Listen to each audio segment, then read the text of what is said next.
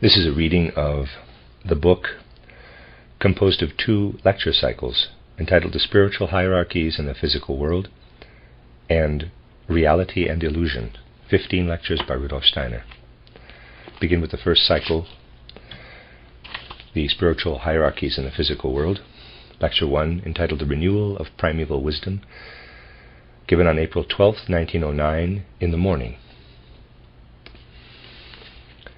This cycle of lectures will lead us into exalted regions of spiritual life, will lead us, as it were, not only from our earthly dwelling place into the vastness of physical space, but even into the spiritual worlds from which the physical aspect of space originates.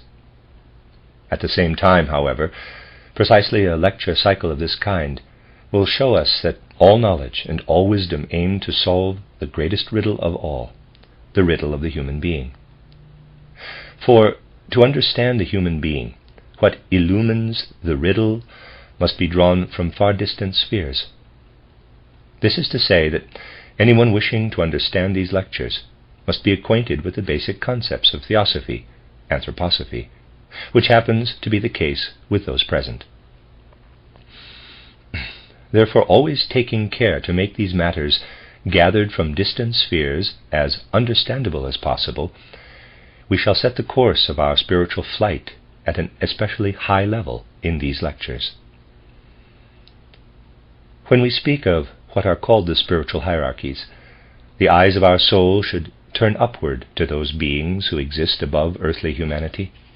With our physical eyes, which perceive what is visible, we can rise, as it were, only through beings representing 4 degrees of one hierarchy, the mineral, plant, animal, and human worlds.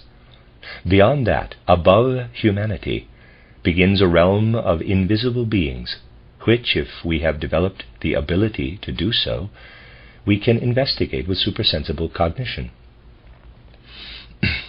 Then we rise toward beings and powers in the invisible, supersensible world, who form a continuation of the 4 stages found on earth.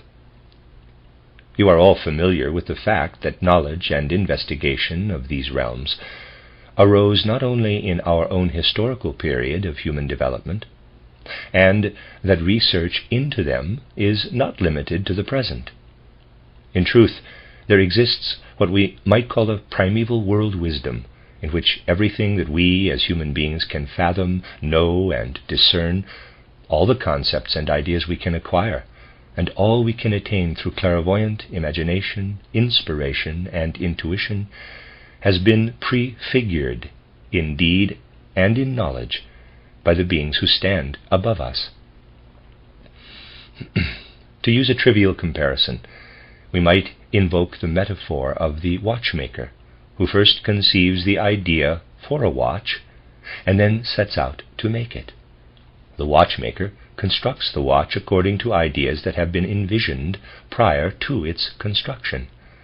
Later we can take the watch apart, analyze it, study it, and thus reconstruct the watchmaker's thoughts from which the watch arose. In this way we can think through again the watchmaker's thoughts. In fact, in our present stage of evolution, this relationship, that of thinking through again, is the only one we can have as human beings to the primeval universal wisdom, that is, to the spiritual beings who stand above us. Spiritual beings originally had the imaginations, inspirations, and intuitions, the ideas and thoughts according to which the world surrounding us was created. Human beings can recover these thoughts and ideas in the world, and if they rise to clairvoyant perception, they can also discover the imaginations, inspirations, and intuitions through which one can gain access once more to the realm of spiritual beings. We may therefore say that even before our world came into existence, the wisdom of which we are going to speak already existed. The wisdom is the plan of the world. How far then must we go back and still remain within the limits of reality if we want to find this primeval universal wisdom? Must we go back to some historical period when this or that great teacher was teaching? Indeed, we could learn much if we could go back here or there within historical epochs and become students of the great teachers. But to gain access to the highest manifestations of primeval wisdom, we must go back to a time when there was not yet any outwardly visible earth, when there was no world perceptible to the senses. For the world originated out of wisdom itself, and this wisdom, according to which the divine spiritual beings formed our world, was later bestowed upon humankind. Human beings, in their thinking, could then perceive the thoughts according to which the gods shaped the world. And after this primeval wisdom, this wisdom of cosmic creation, had evolved through several forms, it came, as you know, following the great Atlantean epochs, to the ancient holy rishis of our first post-Atlantean culture, to the great teachers of India. The form in which the primeval wisdom appeared through the holy rishis is hardly conceivable to human beings today. For human capacities of thinking and perception have changed considerably since the great teachers of India first taught post-Atlantean humanity. If we were to repeat today what the holy rishis said, most souls anywhere on earth would merely hear so many words. To understand the wisdom that was imparted to post-Atlantean humanity, quite other powers of comprehension are necessary than those we have in our time. All that has been recorded of this wisdom, all that is to be found in the best books regarding this original cosmic wisdom, represents only a faint echo of it. In many respects, it is obscured and darkened wisdom. No matter how sublime the Vedas appear to us today, or how beautiful the songs or gathas of Zarathustra sound to us, or how gloriously the ancient wisdom of Egypt speaks to us, indeed we can never sufficiently express our admiration for such documents, they provide only a dull reflection of the original wisdom of Hermes, the great teaching of Zarathustra, or the sublime knowledge proclaimed by the ancient rishis. Yet this sublime wisdom was preserved, and could always be found in certain small circles guarding the mysteries, which is the term by which this knowledge is known. This primeval wisdom of humanity was preserved in the mysteries of India, Persia, Chaldea, and Egypt, as well as in the Christian mysteries, as these have existed up to our own time. Indeed, until recently, one could reach an understanding of living wisdom, not just of wisdom as it is found in books, only in these narrow circles. In the course of these lectures, however, it will become clear that what was kept alive in small circles must today penetrate into the masses of humanity to a greater extent than before. The stream of the ancient wisdom, that of the rishis, for example, never dried up. It continued to flow, as if through a renewing fountain, up to the time that we recognize as the beginning of our own era. This primeval divine wisdom, which streamed over humanity in ancient times, was transmitted by Zarathustra and his pupils, the Chaldean and Egyptian teachers. It streamed into the Mosaic revelation and came forth again with a new impulse, as if renewed in a rejuvenating fountain, in the earthly appearance of Christ. But following Christ's appearance, that is, since the time of the outward proclamation of Christianity, indeed as a result of it, the stream of primeval wisdom became so deep, so inward in character, that it could flow into humanity again only gradually. In other words, we can see that since the time of the outward promulgation of Christianity in the world, the primeval wisdom flowed slowly and gradually into humankind in a most elementary beginning. Its message may be found in the Gospels and in other Christian writings that contain the wisdom of the holy rishis in a form that has been renewed in a rejuvenating fountain. But how was this message understood at the beginning of the Christian epoch, the time period created for its purification, its reformation. The least part of it was understood through proclamation of the Gospels, and only gradually did the Gospels work through to a broader understanding. Indeed, in many ways, the Gospels worked more toward a darkening of understanding. Today, for most people, the Gospels are the most completely sealed of books. In the future, however, those who allow themselves to be renewed by the ancient cosmic wisdom will understand them. Because of this, the treasures lying in the shafts of Christian revelation, which are none other than the treasures of Eastern wisdom, except that they were born from restored powers, were preserved in narrow circles, and subsequently prolonged in various mystery societies, such as the Brotherhood of the Holy Grail and the Brotherhood of the Rosicrucians. These treasures of truth have been closely guarded. They were accessible only to those who, having passed through stringent trials, had prepared themselves to receive this living wisdom. Thus, for centuries, following the beginning of our era, the treasures of Eastern and Western wisdom were almost inaccessible to most human beings. Some small amount of this wisdom trickled here and there into the outer world, but for the most part it remained a secret of the new mysteries.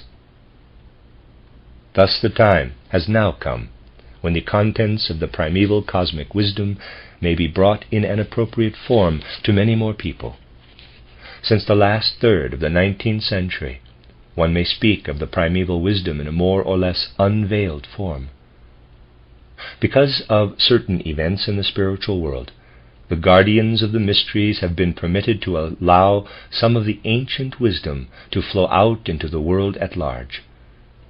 You are all familiar with the evolution of the Theosophical Society, and must realize that the impetus for its development accompanied the proclamation of certain truths, in a form I need not describe here, known as the title Stanzas of Dzyan, which are included in title The Secret Doctrine. These stanzas do, in fact, contain some of the deepest and most significant fragments of wisdom.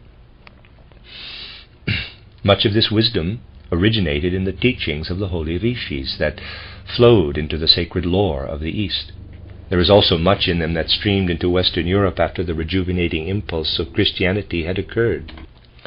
The stanzas of Dzyan contain not only wisdom preserved in the East, but also much that shines like a bright light through the centuries of our era into the Middle Ages and the mystery schools of the West. Much of what is to be found in the stanzas will only gradually be understood in all its depths.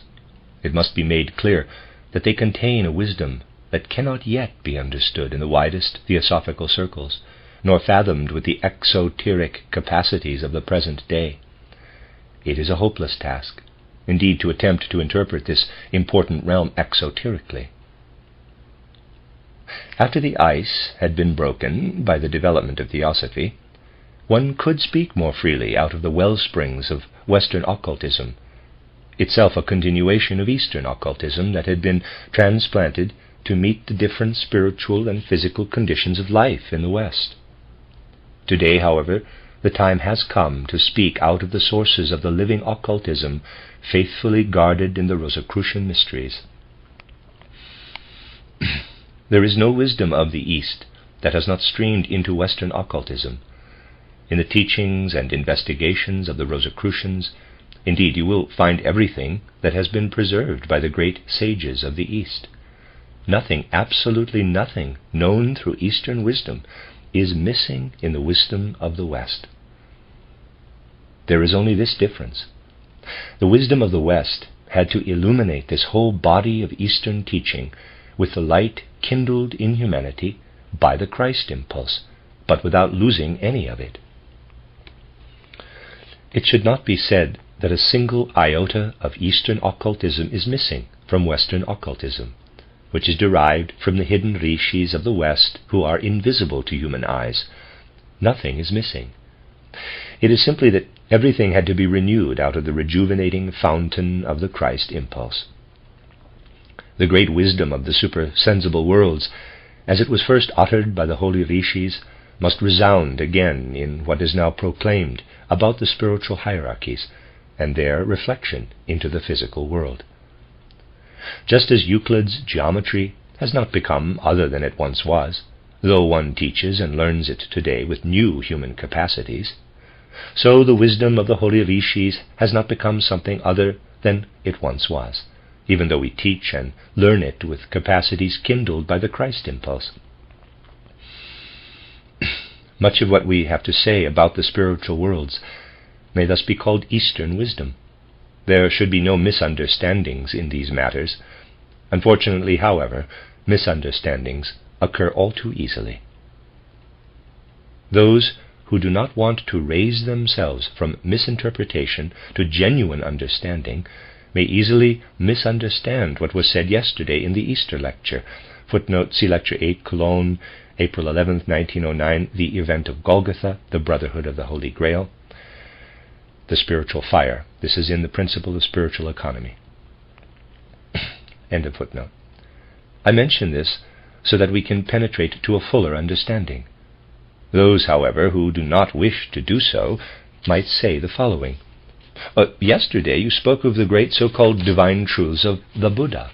You say that the Buddha taught and revealed the divine truths about suffering in one's life, that birth is suffering, illness is suffering, old age is suffering, death is suffering, that to be separated from loved ones and what one loves is suffering, that to be united with what one does not love is suffering, that to be denied what one desires is suffering. But you also said that if we were to consider post-Christian times and those who truly understood the Christ impulse, then we would become aware that through the understanding and penetration of this Christ impulse, the ancient holy truths of Buddha concerning suffering in human life would no longer be entirely valid. For with the Christ impulse comes healing for suffering in life. You have said, Buddha teaches that birth is suffering. But one who understands Christ answers, through birth we enter a life which we share with Christ, and through Christ's participation the suffering of life is extinguished. Even so, the healing power of the Christ impulse eradicates illness. For one who truly understands the Christ, illness, death, and so forth are no longer suffering. Further objections to what you have said might also be made, but I can show you that the same words may be found in the holy writings of the Buddha and in the Gospels. There, too, it is said that life, illness, and so on are suffering. Therefore, it might be assumed superficially that although we possess these modern religious documents, their contents were already present in Buddhism. And from this one might conclude that there is no progress or development in the various religions, since they all embody the same truths. But you have spoken of progress, and have told us that the ancient holy truths of Buddhism are no longer true because of Christianity. End of quote. For someone to come to this conclusion from what I said would be a most grievous misconception, because this is not even implied. Certainly, all of the above was said, with the exception of the last sentence. In matters as subtle as these, it is important to develop a precise understanding. But this can be understood only by one who has developed a capacity for objectivity, certainly not by a fanatic. One who speaks from the source of Rosicrucian wisdom and research will never attack the contents of the writings of the great Buddha, nor claim that anything in them is untrue. Such a person, speaking from the Rosicrucian source, supports Buddha's insights and the whole of Eastern wisdom, and denies none of it. What the Buddha beheld of the great truths of the suffering in life, through illumination in his inner being, is correct in every detail. Nothing, absolutely nothing, may be taken away from these truths. And precisely because everything that the Buddha said, that birth, illness, old age, death, and so on are suffering, is true, the Christ impulse is for us such a powerful and important means of healing. For Christ puts an end to this suffering. This is true because even though the sufferings in life exist, an even greater impulse above the world can lift them up out of the world. The Christ could be effective precisely because the Buddha proclaimed the truth.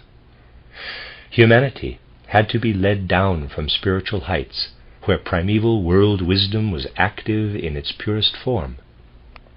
Humankind had to be guided to independence on the physical plane. As a result, life and illness became suffering.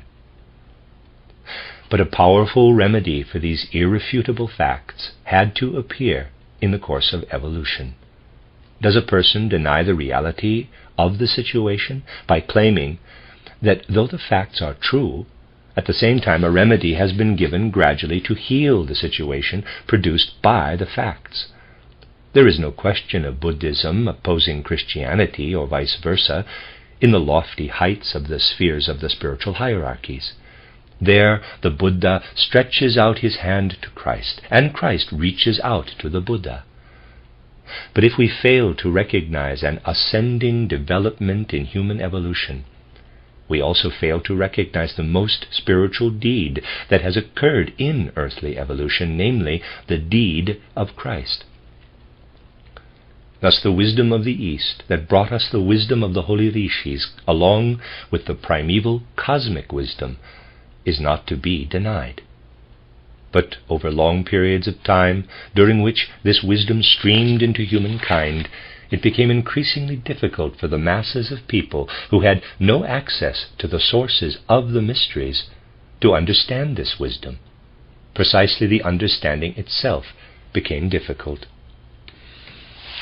In ancient Atlantean times, before the great catastrophe, the mass of humanity was still endowed with ancient, albeit dulled, powers of clairvoyance.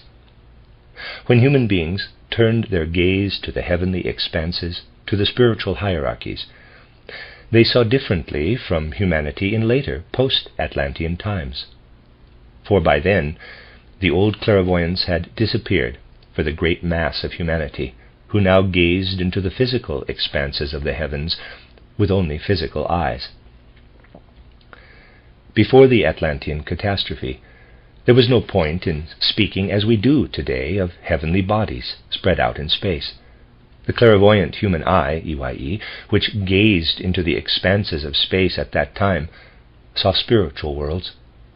It would have been meaningless then to speak of Mercury, Neptune, Saturn, and so on, as astronomy speaks of them today. When astronomy today speaks of the cosmos and its contents, it can report only what the sense-perceiving physical eye sees when it looks into the heavens. This was by no means the case for ancient clairvoyant humanity in Atlantean times. Human beings did not see physical, finite, shining stars then. What we see today with the physical eye is merely an outward expression of the spiritual reality that human beings beheld in former times.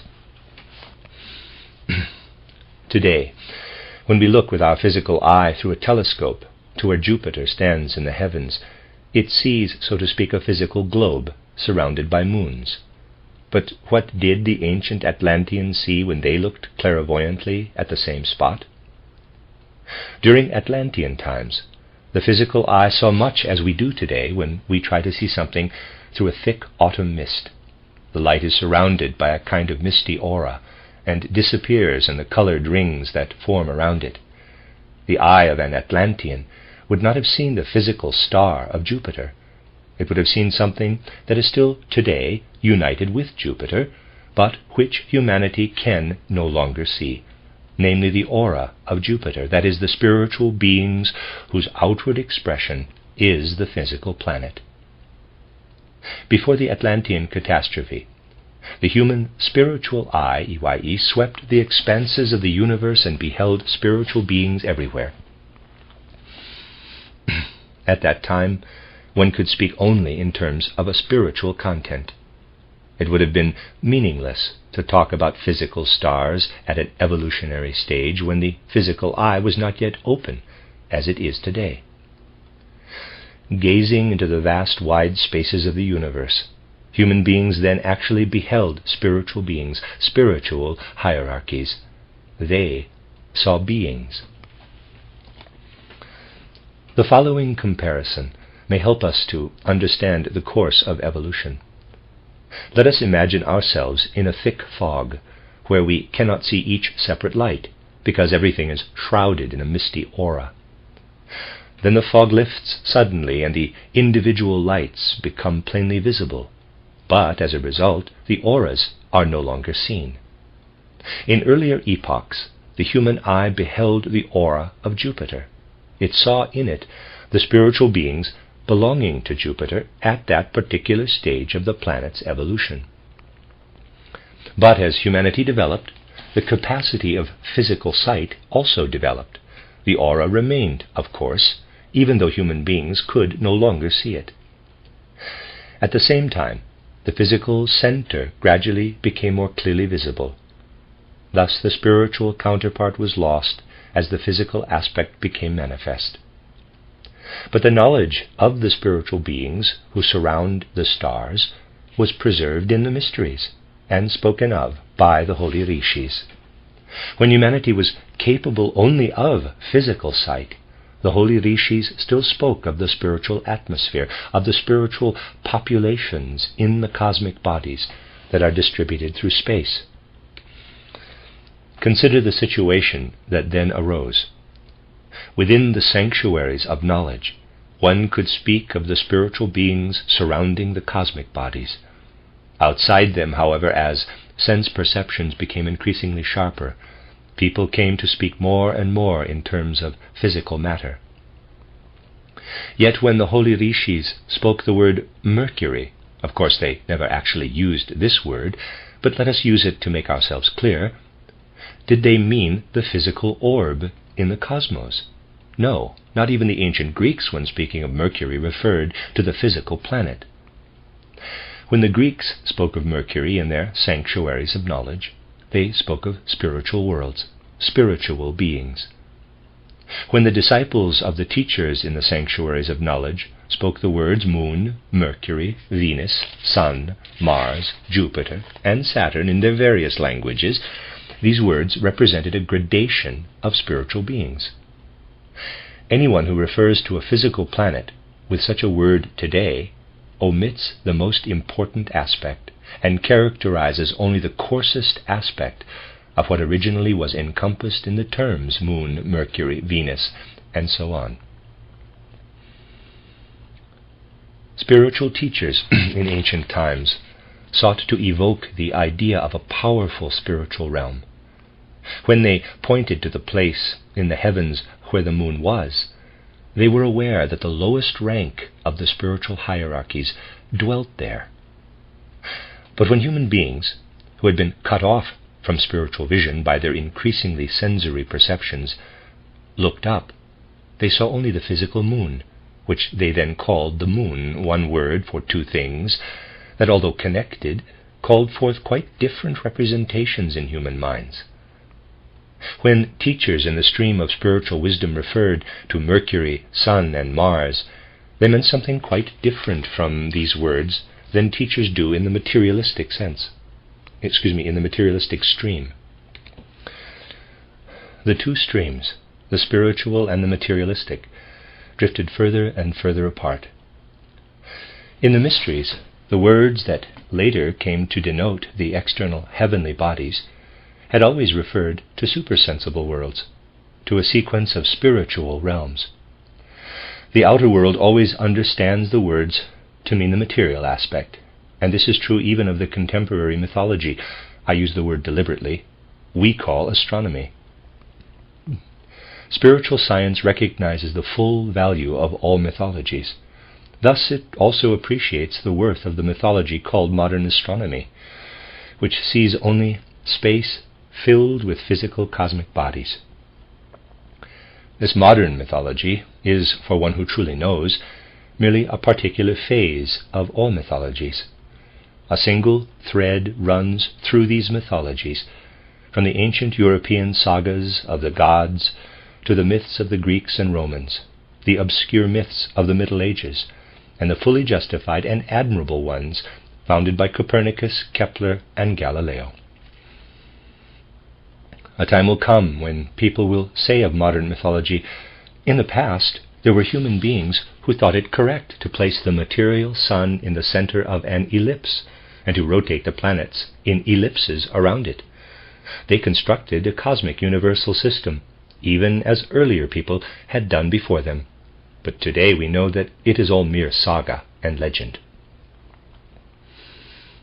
Indeed, a time will come when no matter how much the old mythologies are now despised by the modern world, it will be considered absurd to speak of a Copernican mythology.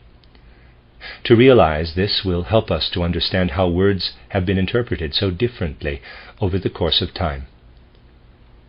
Nevertheless, the primeval cosmic wisdom flowed on exoterically, because it was increasingly interpreted in a materialistic way. It was understood less and less. True spiritual insight ebbed away.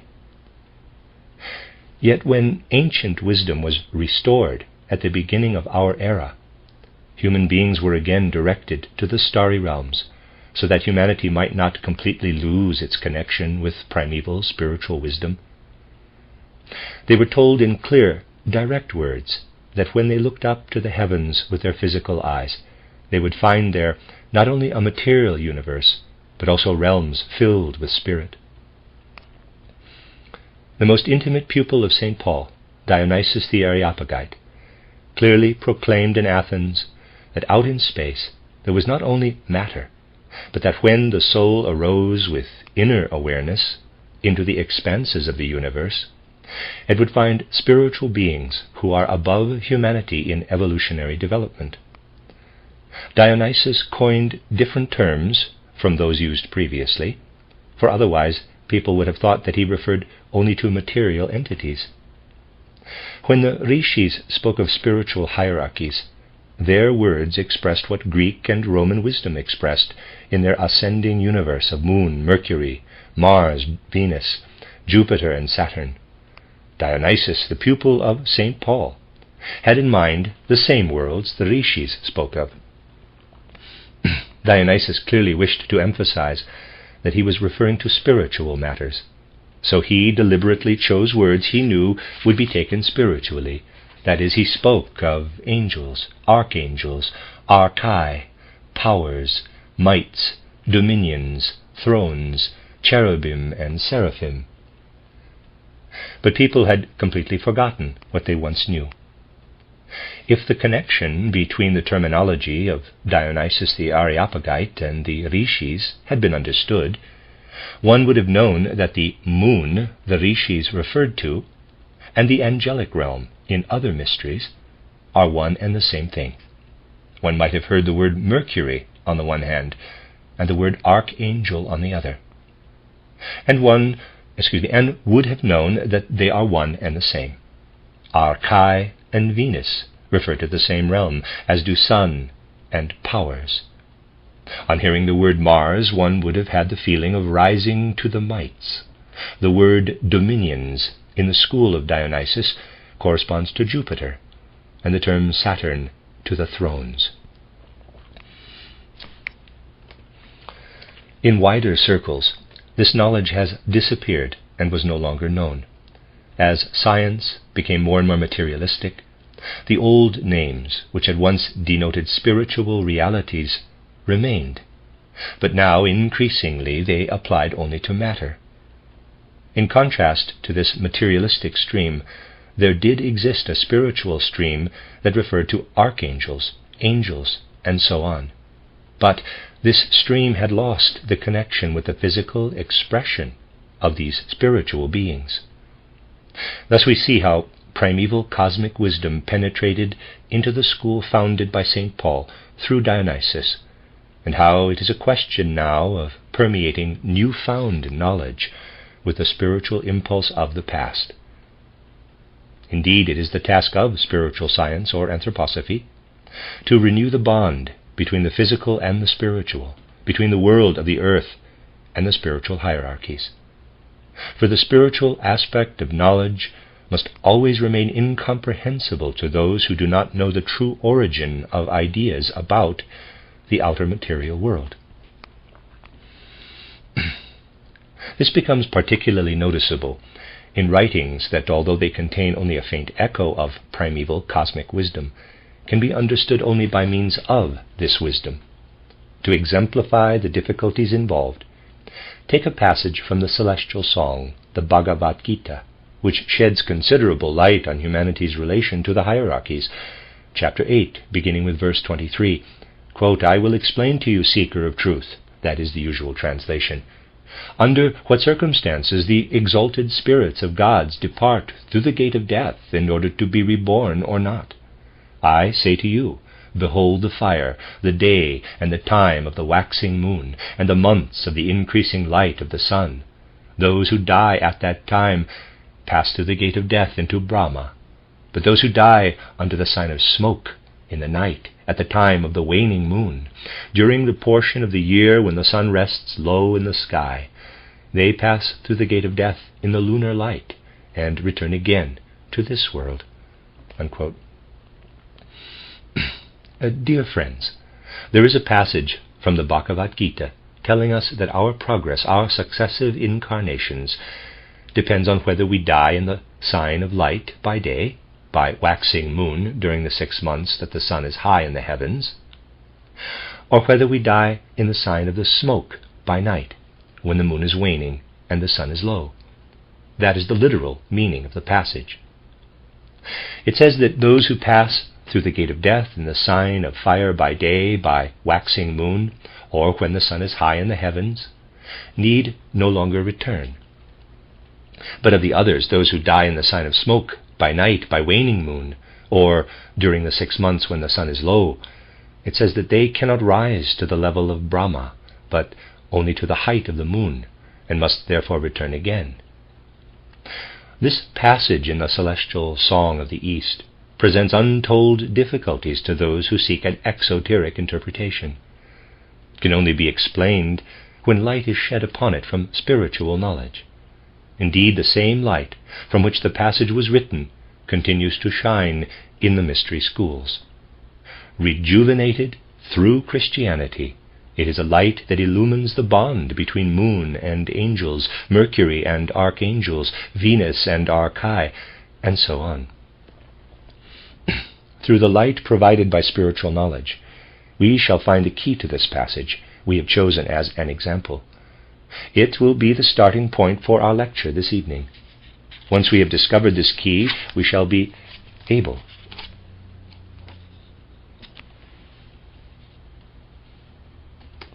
Let me read that again. Once we have discovered this key, we shall be able to rise to an understanding of the spiritual hierarchies. The end of Lecture 1. This is a reading of the lecture cycle by Rudolf Steiner, The Spiritual Hierarchies and the Physical World. Lecture 2 is entitled The Four Elements, Fire, and the Elemental Beings, the lowest realm of the hierarchies, given on April 12, 1909, in the evening. The knowledge that formed the basis of the teachings proclaimed by the holy rishis during the first post-Atlantean period was founded entirely upon the spiritual sources of existence. From the beginning of the post-Atlantean epoch, the most important aspect of this teaching or mode of investigation was that it penetrated deeply into natural processes and discovered the active spiritual principles underlying them. Fundamentally speaking, we are continually surrounded by spiritual happenings and beings. Physical phenomena are merely the expression of spiritual facts. Things that appear to us in material form are but the outward sheaths of spiritual beings. Thus, when the primeval divine teaching spoke of perceptible phenomena in our surroundings, particular emphasis was laid on what was, to human beings of that time, the most important natural phenomenon surrounding humanity on earth, that is, fire. Ancient spiritual science regarded the phenomenon of fire as the most important expression in nature. Spiritual research into fire comprised the central focus of all explanations of what occurred on earth. To understand these teachings concerning fire, so important in ancient times for all knowledge and life, we must first consider how other natural phenomena were regarded in the past by a teaching still valid in spiritual science today. In those ancient times, all that surrounded human beings in the physical world was referred back to the four elements. Modern materialistic science no longer acknowledges the four elements of earth, water, air, and fire. But the spiritual science of that time did not understand these as we do today. When using the word earth, they did not mean what we mean by that word today. Earth denoted a condition of matter, the solid state. Everything we refer to as solid was called earth in ancient spiritual science. It did not matter whether it was a solid lump of arable soil, a crystal, a piece of lead, or a piece of gold. Everything of a solid nature was termed earth. Everything fluid, not only water as we know it, was referred to as watery or water. Iron, for example, when melted by fire so that it became fluid, would be termed water by spiritual science. All metals in the fluid state were called water, while what we call gaseous was termed air, regardless of the particular gas to which it was applied, whether oxygen, hydrogen, or some other gas. Fire was considered the fourth element. Those of you familiar with elementary physics will recall that modern science does not regard fire as comparable with earth, water, or air. According to modern physics, fire is regarded merely as a condition of movement. For spiritual science, however, warmth, or fire, has an even finer substantiality than air. Just as earth or solidity can be transformed into the liquid state, so, according to spiritual science, all airy or gaseous forms gradually change into the condition of fire. Fire is so rarefied that it permeates all other elements. It permeates air, thereby warming it, and the same applies to water and earth. Whereas the three other elements are separate, the fire element possesses an all-pervading quality. Now, both ancient and modern spiritual science agree that there is a still more important difference between what we term earth, water, and air, and what we call fire or warmth. How do we get to know the earth element or solidity? We might try touching it and experiencing its resistance. The same applies to water, though it offers less resistance.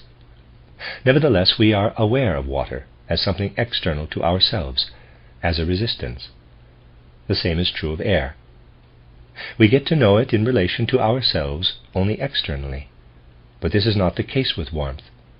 Here we must emphasize an aspect that is regarded as unimportant by the modern way of looking at things, but we shall have to consider it if we wish to fathom the riddles of existence. The fact is, we become aware of warmth without touching it externally. This is the important point. Of course, we can become aware of warmth by touching an object that has been heated, in which case we become aware of it in the same way as we do the other elements. But we also feel the warmth within our own organism. That is why ancient knowledge, even in ancient India, stressed that we become aware of earth, water, and air only in the outer world, while warmth is the first element that can be apprehended both inwardly and outwardly.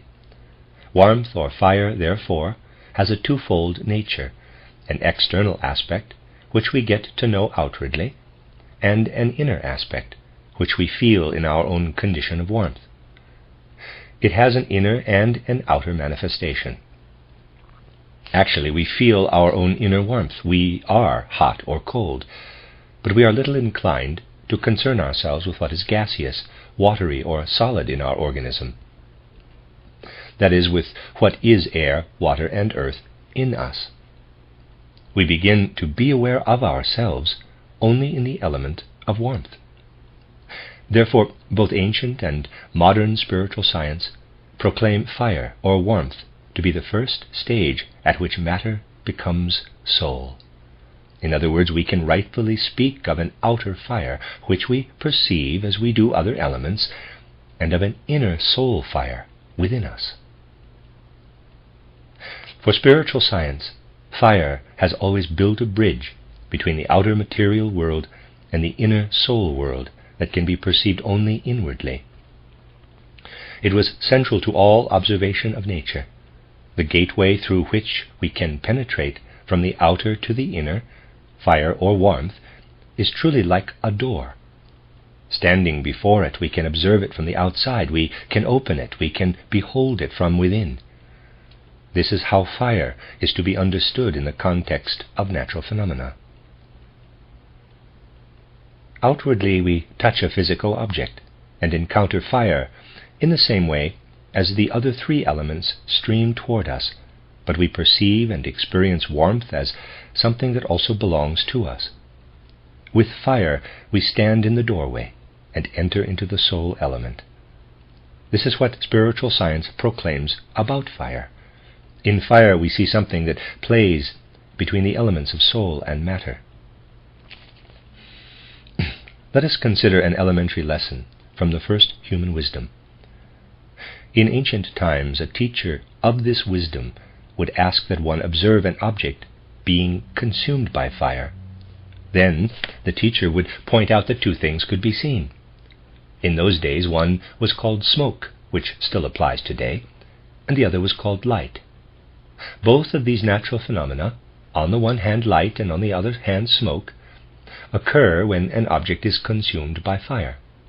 A spiritual scientist saw fire as placed between light and smoke, and the teacher would say that out of the flames were born both light and smoke.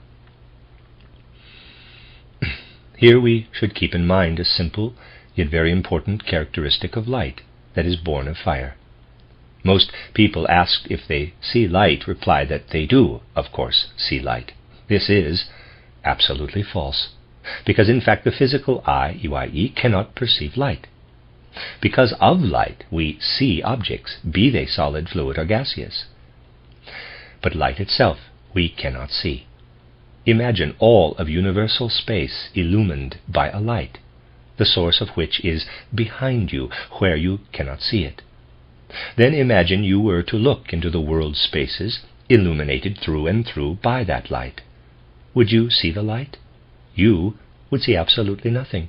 You would perceive something only when an object was placed within the illuminated space.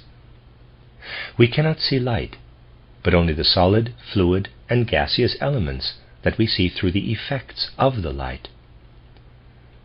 In truth, physical light absolutely is not seen with the physical eye. This is something that presents itself with great clarity to the spiritual eye, EYE. Spiritual science, therefore, says that light makes everything visible, but cannot itself be seen. This is an important statement. Light is imperceptible. It cannot be perceived by means of our outer senses.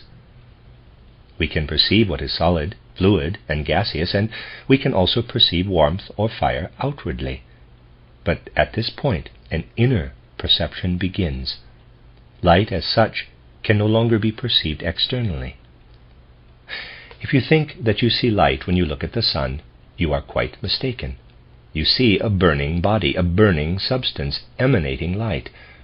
If you were to test this out, you would find that you can experience what is gaseous, fluid, or solid, and that you do not see the light, but only the burning object.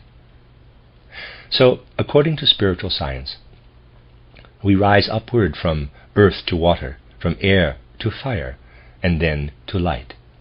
That is to say, we pass from the outwardly perceptible and visible to the invisible, the spiritual etheric realm. Putting it another way, we could say that fire is on the boundary between what is outwardly perceptible and material and what is etheric spiritual, and therefore no longer perceptible. Let us consider what happens to an object consumed by fire. That is what occurs when something burns. On the one hand, light is produced. At first, warmth is generated by an externally imperceptible aspect that is active in the spiritual realm and no longer merely material. This warmth, if it is sufficiently intense, becomes a source of light. A part of this light is then given over to the invisible world, but it must be paid for in the form of smoke. That is, out of the part that was first transparent and translucent, an opaque, smoky portion is separated off. Here we see how fire or warmth is divided into two components. It portions a part of itself into light, and thus opens a way into the supersensible. But as a result, it also has to send something down into the opaque, perceptible material world. Nothing arises in the world having only one aspect. Everything created has two forms. Therefore, on the one hand, warmth produces light, and on the other hand, it also creates opaque, dark matter. That is an ancient basic teaching of spiritual science. That is only the outer physical aspect of the process. At the foundation of the physical material process lies something essentially different. In the case of warmth that does not yet produce light, one perceives warmth as outwardly physical, but this warmth also contains a spiritual element. When the heat becomes so intense that light arises and smoke is produced, a part of the spiritual component that was in the heat goes over into smoke.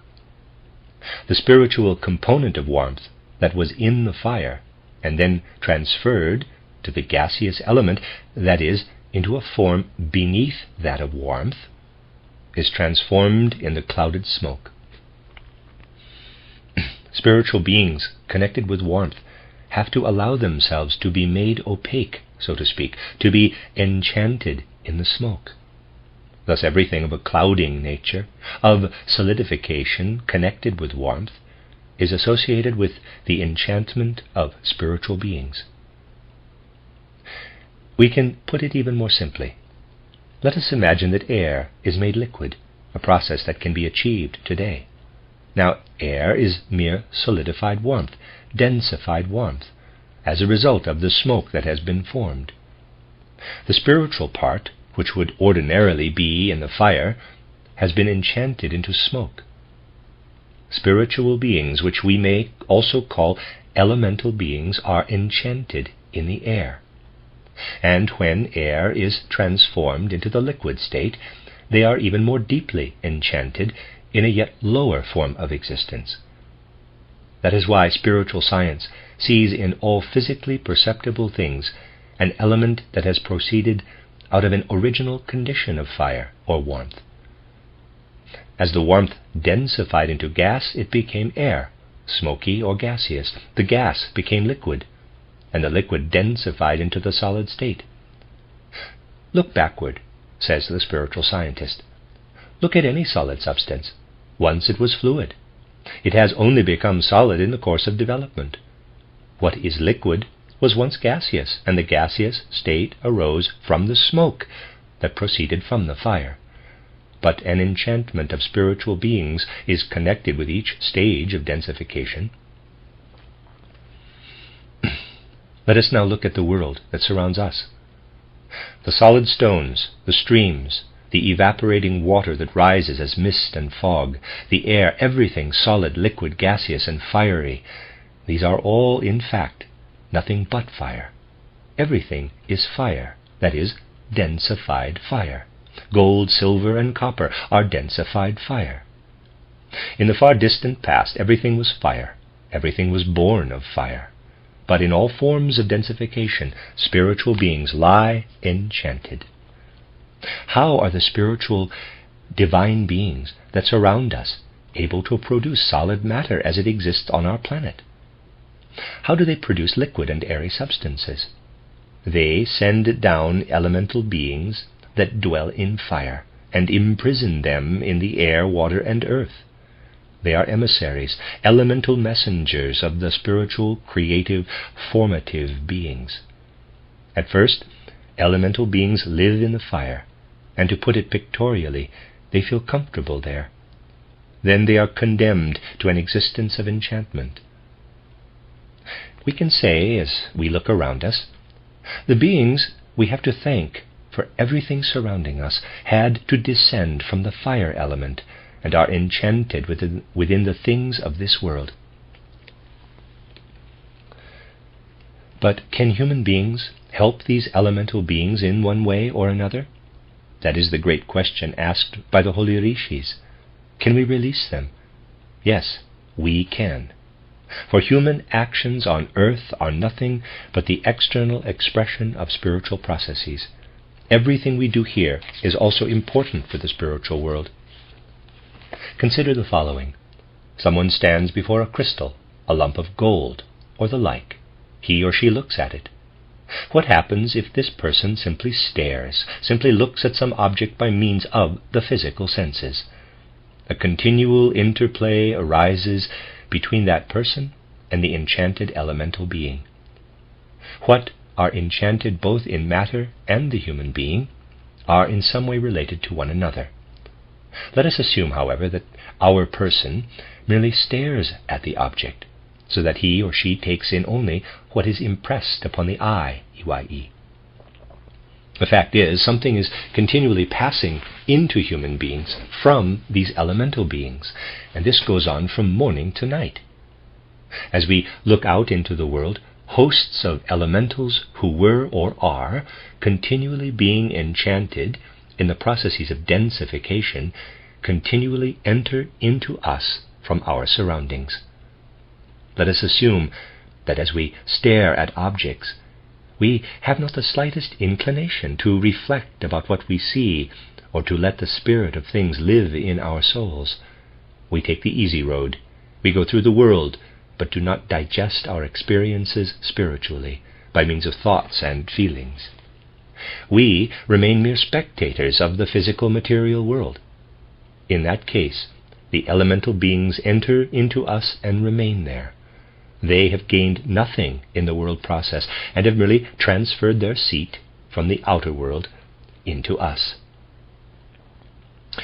But now let us suppose that we digest our impressions spiritually by thinking about them and by forming concepts about the underlying spiritual foundation of the world.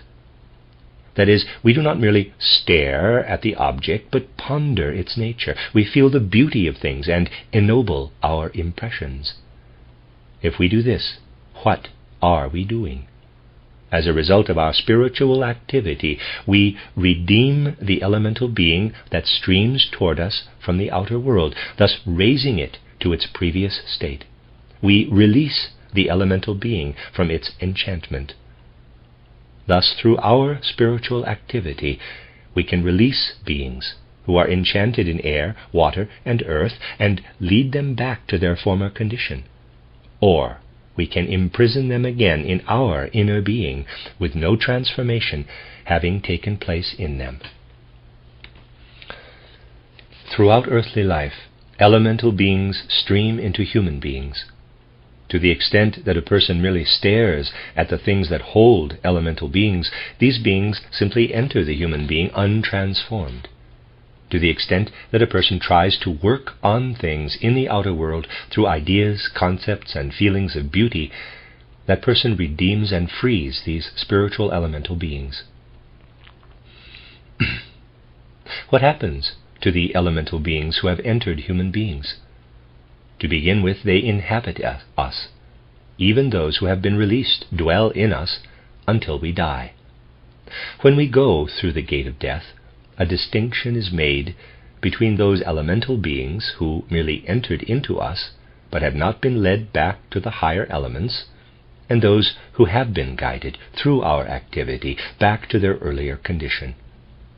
Those who have not been transformed have gained nothing by wandering from the outer world into the human world, but the others who were transformed through human activity are able to return to their original sphere after the human being's death. During earthly life, human beings build a crossroad for elementals. After having passed through life in the spiritual world and returning through the gate of birth, into a subsequent incarnation, a person is accompanied into physical existence by all the elemental beings who were not released. Those who have been released no longer accompany the person, but return to their original element.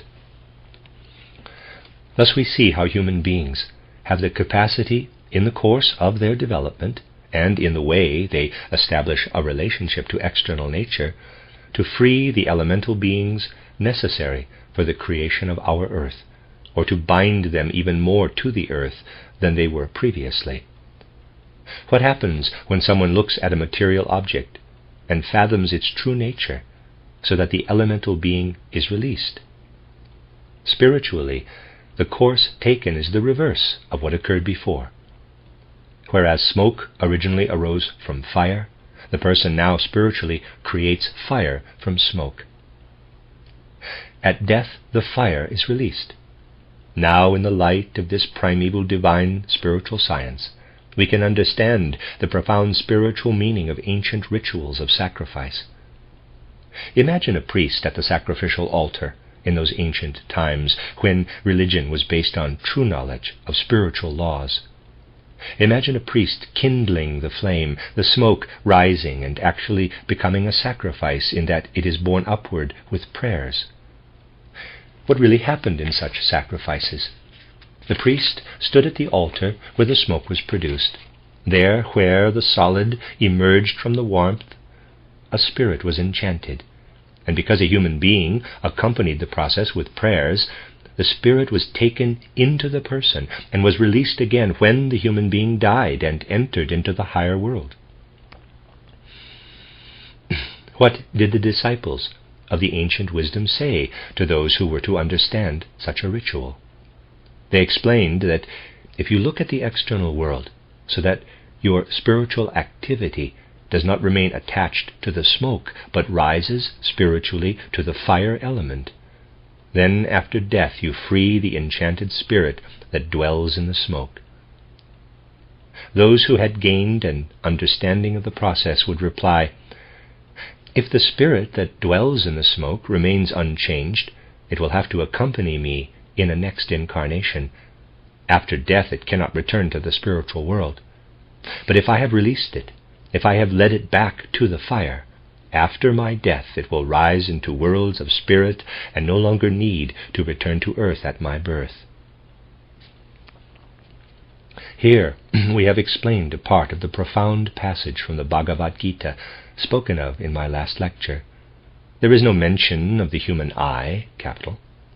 The text refers rather to nature spirits, to elemental beings that enter into us from the outer world. Therefore it says, quote, behold the fire, behold the smoke. What we turn into fire through our spiritual activity are spirits that we liberate at our death. What we leave untransformed in the smoke remains connected with us after death, and must be born when we are reborn. Unquote. Here the destiny of elemental spirits is described. Through wisdom, which we develop within ourselves, we continually liberate elemental beings when we die. But through lack of wisdom, through materialistic attachment to the world of the senses, we bind elemental spirits to us and force them into this world to be reborn with us over and over again. These elemental beings are not connected only with fire. They are emissaries of higher, divine spiritual beings, and are involved in everything occurring in the external perceptible world. The interplay of forces that bring about day and night, for example, could not have arisen unless hosts of elemental beings had been active in rotating the planets in the universe in the appropriate manner. Everything that happens is affected by hosts of lower and higher beings of the spiritual hierarchies. We have been speaking of the lowest order, of the messengers. Such elemental beings live in the processes that transform night into day and day into night. Again, we are closely connected with these beings of the elemental world, whose function it is to bring about day and night. When one is apathetic and lazy and lets oneself go, the human being affects those elemental beings quite differently than one does when one is creative, active, diligent, and productive. When a person is lazy, he or she becomes united with certain kinds of elemental beings, and this also happens when he or she is active, but in a most peculiar way. The elemental beings of the second class, whose lives unfold during the day and who, so to speak, tumble through the day, are in their higher element. But just as fire elementals of the first class are bound to air, water, and earth, so are certain elementals bound to darkness. Day could not be separated from night unless elementals were imprisoned in night. Human beings can enjoy daylight, thanks to divine spiritual beings who have driven forth elementals and have chained them to night. These elementals continually flow into a person who is lazy, but they are left as they are. Through one's idleness, one leaves unchanged those elemental beings who are chained to darkness at night. The elemental beings who enter into us when we are active and industrious are led back into the day. We thus continually release elementals of the second class.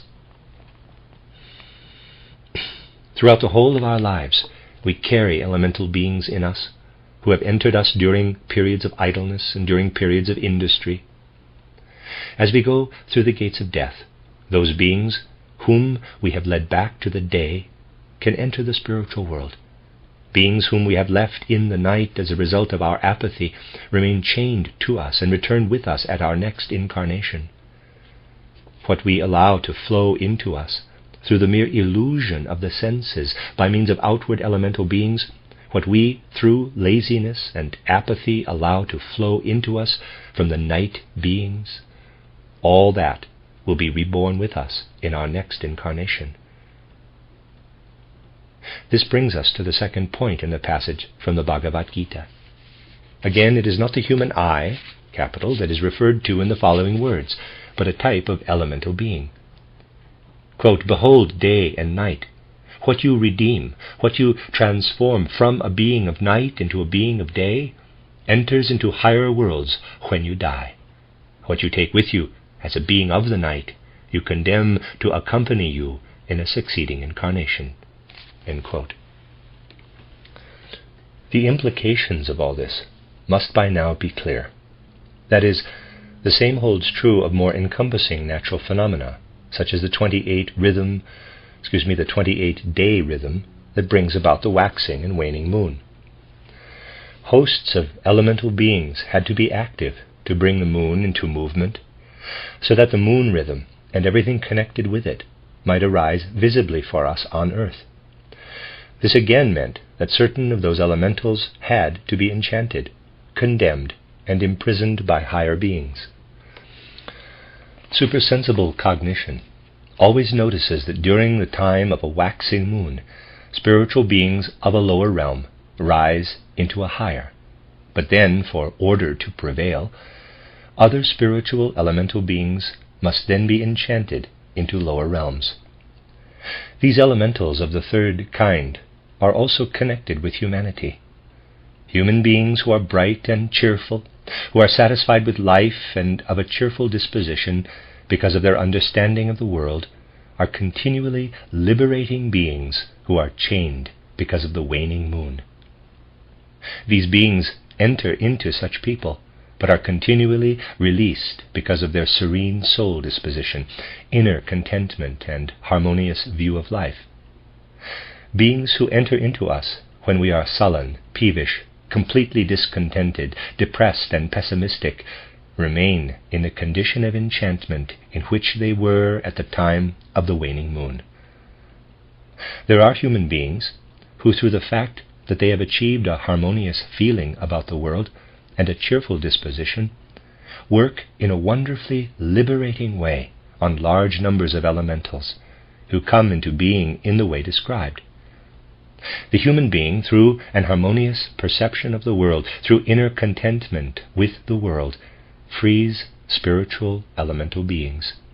Through moroseness, ill humor, and discontentment, a person imprisons elemental beings who could be freed through serenity. Thus we see that one's mood is not only of significance for oneself, but a cheerful or a morose attitude can bring about forces of liberation or of imprisonment that stream out from one's being. The effects of a person's moods stream out in all directions into the spiritual world. Here we have the third point in the important teaching of the Bhagavad Gita. Behold the one who through mood of soul releases, during the time of the waxing moon, spirits which, when the person passes through the gateway of death, then return to higher worlds.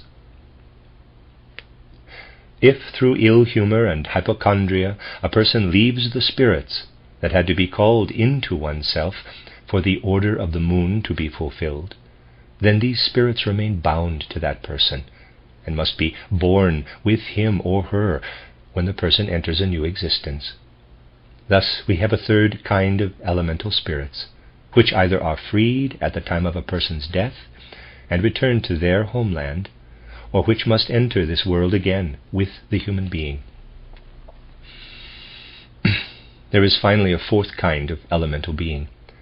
These activate the course of the sun during the year and participate in bringing about the wakening, fruitful activity of the sun during the summer, so that the ripening that occurs from spring to autumn may happen. As a result, during the winter period, certain spirits must be chained, enchanted.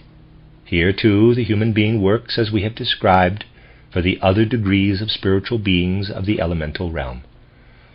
Consider a person who says at the approach of winter, "The nights are growing longer, the days shorter. We are approaching a time of year when the sun withdraws its ripening forces from the earth. Outwardly the sun is dying, but as this process takes place, I feel all the more the need to awaken spiritually. I must now ever more and more receive the Spirit into myself." Consider a person who with the approach of Christmas carries an ever greater feeling of devotion in his or her heart, one who understands the true meaning of this festival, namely that when the outer perceptible world is most fully in death's grasp, the spirit must be all the more alive. Let us assume such a person lives through the winter season, and at Easter realizes that the time of sleep for the spirit is connected with the enlivening processes in nature. He or she then experiences the Easter festival with understanding. Such a person does not merely possess an external religiosity, but a religious understanding of the processes in nature and of the spirit that dwells in nature. By means of this kind of devotion, such a person is able to liberate elementals of the fourth class that continually stream in and out of the human being and are connected with the course of the sun. A person not endowed with this kind of devotion, one who denies or does not perceive the spirit and is caught up by our materialistic chaos, is entered by elementals of the fourth class, who stream into the person, remaining as they are. At one's death, these elementals are either released or chained, so that they must reappear in the world at one's rebirth. Those who connect themselves to the winter spirits without transforming them into summer spirits, that is, without redeeming them through their spiritual activity, condemn them to be reborn with them. If the opposite is the case, the winter spirits will not have to return with them. Quote, "Behold the fire and the smoke." If you so connect yourself with the outer world that your soul's spiritual activity is akin to the process that brings about fire and smoke, if you spiritualize the things around you through your knowledge and your feeling, then you assist spiritual elemental beings to ascend again. If you connect yourself with the smoke, you condemn them to rebirth. If you connect yourself with the day, you liberate the corresponding spirits of the day.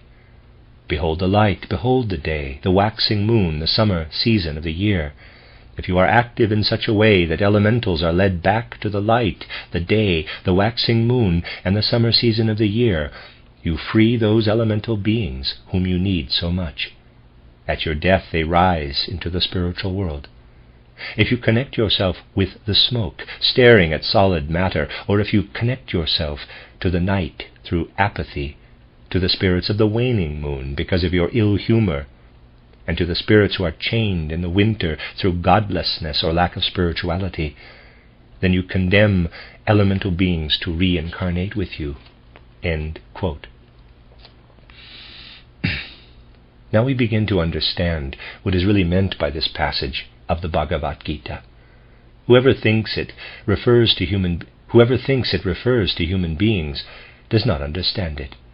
But whoever knows that all human life is a continual interplay between human beings and the spiritual beings that live around them, that these four groups of elemental beings are enchanted and need to be liberated, recognizes their ascension or their need to reincarnate. The mystery regarding the lowest rung of hierarchical beings has been preserved for us in this passage of the Bhagavad Gita. When one has to draw forth from primeval wisdom what is proclaimed in ancient religious documents, one begins to realize their true greatness and how wrong it is to take them superficially and thereby avoid plumbing their depths. One gains a right relation to them only when one says that no wisdom is too exalted to fathom what is contained there. Then the ancient records become permeated by the magic of devoted feelings. Only then do they become what they truly are, ennobling and purifying means for human development. Still they point to fathomless abysses of human wisdom. Only when that which springs from the occult schools and mysteries begins to stream from human beings outward to humanity at large, only then will the reflections of primeval wisdom, and they are but reflections, be seen in their true greatness and appear in their true light. By means of a comparatively difficult example, we have tonight tried to show primeval wisdom's understanding of the interplay that exists between human beings and the beings that surround and stream in and out of them. We have also tried to show something of what primeval wisdom knew of the interplay that arises between the spiritual world and the inner world as a result of human deeds. The riddle of humanity becomes important for us when we begin to realize that we influence the whole cosmos in all we do, even down to our moods, that our little world is of infinitely far-reaching importance for all that comes into being in the macrocosmos. A heightened feeling of responsibility is the finest and most important fruit that can be gained from spiritual science. It teaches us to grasp life in the truest sense, and to take it so earnestly that this life which we cast upon the stream of evolution may be meaningful. The end of Lecture 2. This is a reading of a lecture cycle by Rudolf Steiner entitled The Spiritual Hierarchies and the Physical World. Lecture 3. Planetary Evolution, Saturn and Sun Stages of Evolution and the Spirits of Personality. Given on April 13th, 1909, in the morning. At the end of the previous lecture, about the lowest realm of the spiritual hierarchies, questions arose in your minds.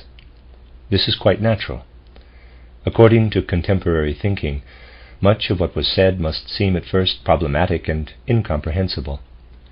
Light will be shed on several points during the following lectures.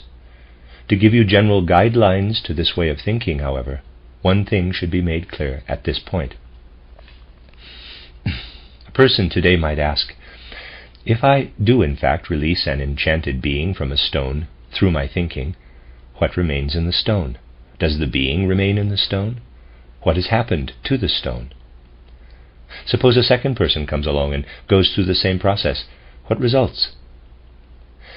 Such questions can easily arise. Some will be dealt with in the course of these lectures, but it should be borne in mind that earthly thinking cannot grasp such matters. Everything on earth is veiled and cloaked in Maya, and reality is other than it appears to our thinking. We need not blame the things themselves that such questions remain unanswered. The questions are wrongly put.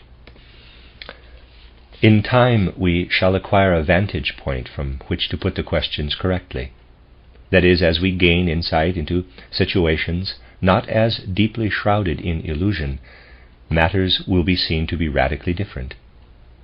On earth, things are jumbled together, and as a result our thinking is continually led astray. Purer concepts can be gained by looking back into ancient times. Just as a human being passes from one incarnation to another, from one metamorphosis to another, so all the beings of the universe, small or great, go through re-embodiments. The earth, a planetary being, also passes through incarnations. In the beginning of its existence, our earth did not appear in its present form. Other states preceded it. This subject has often been dealt with in our circles. Just as a human being in his or her present existence is a reincarnation of a previous life, so the earth too represents a re-embodiment of an ancient planet. We call that former planetary incarnation moon, but we do not mean our present moon, which is only a part, a residue of the ancient moon. By moon we mean a former state of the earth that existed in the past, and then, just as a human being passes through a spiritual state after death, went through the spiritual state called pralaya. Just as a human being reincarnates, so this lunar planet reincarnated as Earth. Further, what we have characterized as this lunar planetary state is in fact the reincarnation of a still earlier state, which we call sun. This sun is not the present sun, but quite a different planetary state. It is the first reincarnation of the primeval planet we call Saturn. This is what we look back to when speaking of the incarnations of our Earth. Thus we have 4 successive planetary incarnations: Saturn, Sun, Moon, and Earth. Each planetary state has a special task. What is the task of the Earth? To make human existence possible. All effecting circumstances on Earth are such that through them human beings can become I beings, capital. This was not the situation during previous planetary states. Humanity only became human in the present sense of the word on Earth. Earlier planetary states of the Earth had similar objectives. Beings who are now above humanity reached their human state on earlier planets. From my book titled Christianity as Mystical Fact, you may recall that an Egyptian sage once pointed out to Solon, the Greek, a remarkable intimation of an important truth that was known in the mysteries. The sage told Solon that the gods had once been human beings. In ancient times, a pupil of the mysteries had to accept the truth that the gods who dwell in exalted regions had not always been gods, but had once been human beings, had risen from the human state to their present exalted heights. Of course, some students of the mysteries immediately inferred the perilous truth that at some time in the future human beings would also become gods. This truth was viewed as dangerous because it absolutely required that one add to the former truth the fact that human beings can become a god only when they are ripe for that condition.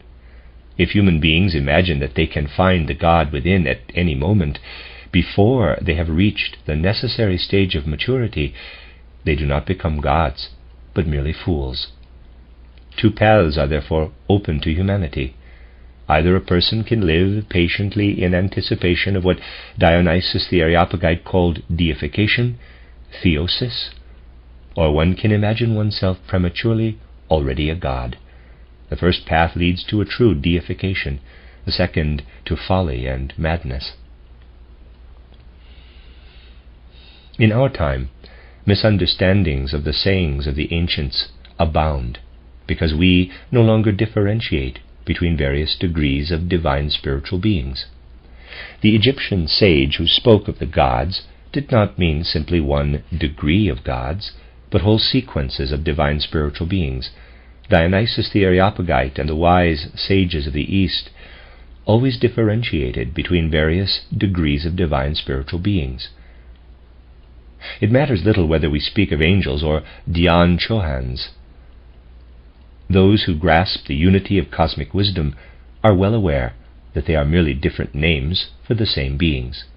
But one must differentiate within this realm. In Christian esotericism, the invisible beings immediately above humanity are called angels, angeloi, or messengers of the divine spiritual world. The beings one stage higher, that is, 2 ranks above humanity, are called archangels, archangeloi, or spirits of fire. Beings who, when they have accomplished their normal development, are at a still higher stage, are called spirits of personality, primeval beginnings, or archai. To begin with, then, we have 3 ranks of beings above humanity. All of these were once human and passed through a human stage. Beings who are angels today, when seen from the aspect of universal time, passed through their human stage relatively recently. They were human on the moon. Just as we, as human beings, can inhabit the earth because of the conditions here, so the angels could pass through their human stage on the moon. The archangels went through their human evolution on the sun. The spirits of personality, archai, or primeval beginnings, went through their human evolution on ancient Saturn. Such beings rose beyond humanity by degrees. Today they are higher beings at higher stages of the hierarchy than human beings. Thus, as we begin to enumerate the stages of the cosmic realms from a spiritual aspect, we can simply say that first we have the visible earthly kingdoms, the mineral, plant, animal, and human realms, and then above these the invisible realms of the angels, archangels, and archai. In the course of the spiritual ascent of these beings, as they develop from human beings to gods, or more exactly to messengers of the gods, as they ascend in spiritual existence, the conditions of the planets they lived on also change. If we look back to ancient Saturn, when the archai were at the human stage, we find that conditions were totally different from those of Earth. Yesterday we said that on our Earth we distinguish 4 elements: earth, water, air, and fire or warmth. The first 3 elements were not present on ancient Saturn. Only fire or warmth existed on Saturn. A modern materialistic philosopher would say that we can become aware of heat only through outer objects, warm solid bodies, warm water, and that heat cannot exist by itself. The materialistic philosopher believes that, but it is not true. If we could have observed ancient Saturn with our present senses, what would have been presented to us? Let us assume, hypothetically of course, that you could have flown through universal space at the time of old Saturn. You would not have seen where ancient Saturn was. There was nothing to see. You would only have been aware of heat. Flying through ancient Saturn would have felt rather like flying through a heated oven. There would not have been the slightest breeze. You would not have been able to swim because air and water did not exist. You would not have stood up because there was no earth. Your hand could not have touched anything. There was only a huge ball of heat. Ancient Saturn came into existence from the element of warmth or fire. Our Earth's metamorphosis began with a planet of heat, and this shows how correct Heraclitus was when he said, "Everything is derived from fire." Yes, truly the Earth is only a transmutation of ancient Saturn. Everything on Earth arose from fire. Heraclitus knew this truth from the ancient mysteries. This is indicated when it is said that his book, containing this truth, was dedicated to the goddess of Ephesus, and that he placed it on her altar there. In other words, Heraclitus acknowledged that he owed this truth to the mysteries of Ephesus, where the teaching of the primeval fire of Saturn was proclaimed in all its purity. You will have deduced also that the beings called primal beginnings, the archai, or spirits of personality, passed through their human stage under quite different conditions than we live under today. In bodily constitution, in their blood and bony system, human beings today can assimilate solids, liquids, and gases.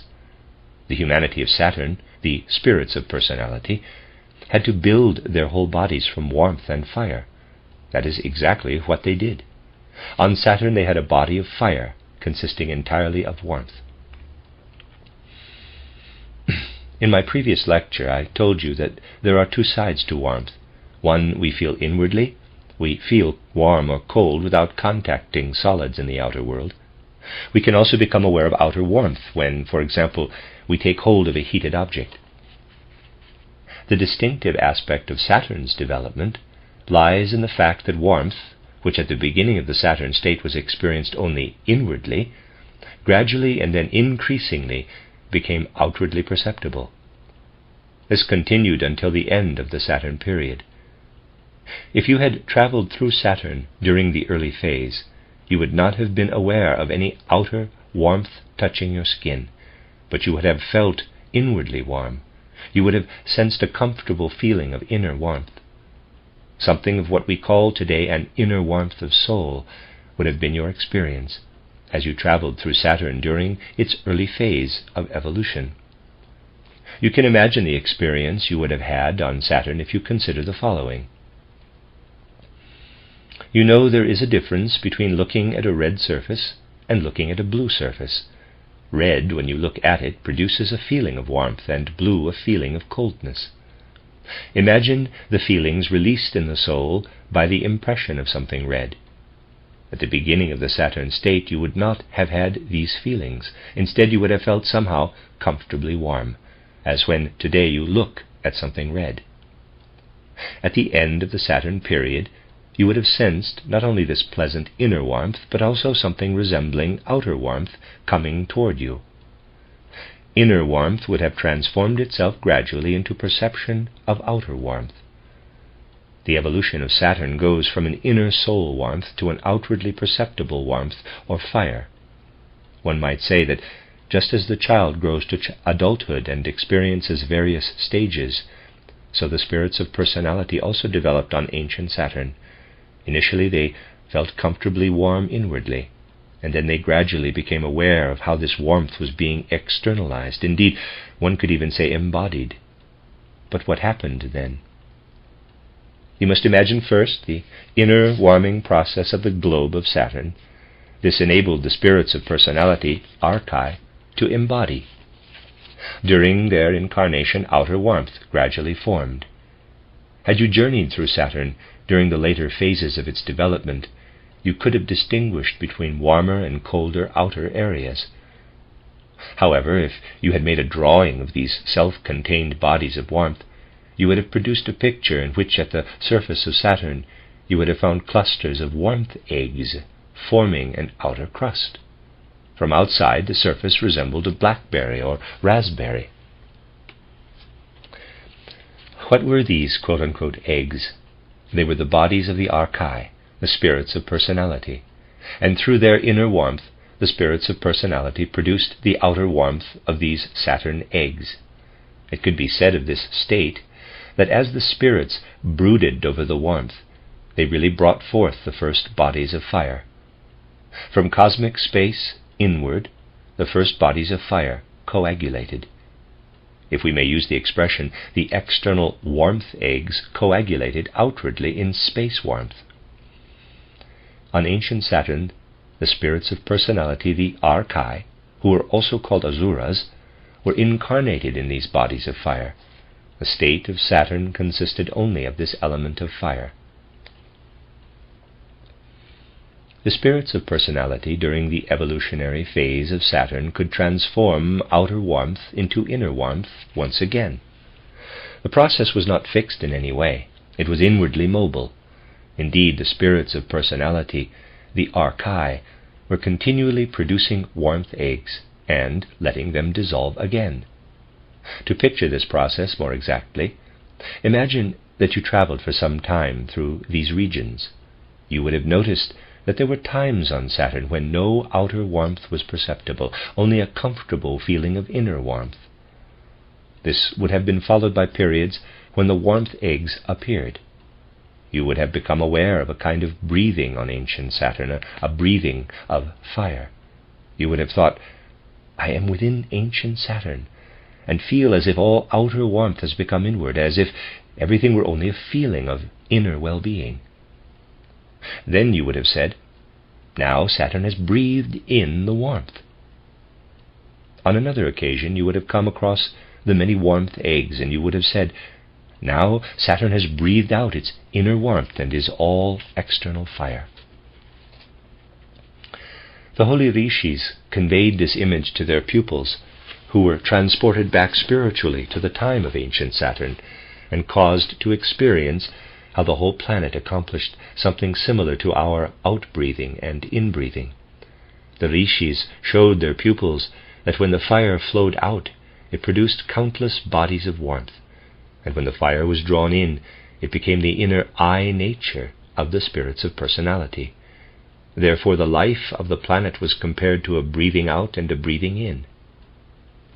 But in the Saturn state there was only a fire breathing. Air was not yet present. Let us now imagine that all of these spirits of personality on Saturn would have continued to breathe fire in and out. They would then have gone through their regular Saturn stage of development. The result would have been that after a certain period, everything would have been gathered up again into inner warmth. The external fire planet would have disappeared, would have been taken up once more into the spiritual world. This could have occurred, but in that case there would have been no sun, moon, and earth states, because everything breathed out would have been gathered up into inner warmth again and returned to the spiritual world. A trivial expression can easily characterize what actually happened. Certain spirits of personality preferred to take back only a portion of the warmth breathed out. Something continually remained behind, so that when there was a breathing in, all the Saturn eggs did not disappear. As a result, a duality arose on Saturn. Inner warmth and then outer warmth were incorporated in the eggs. Not everything was taken back again.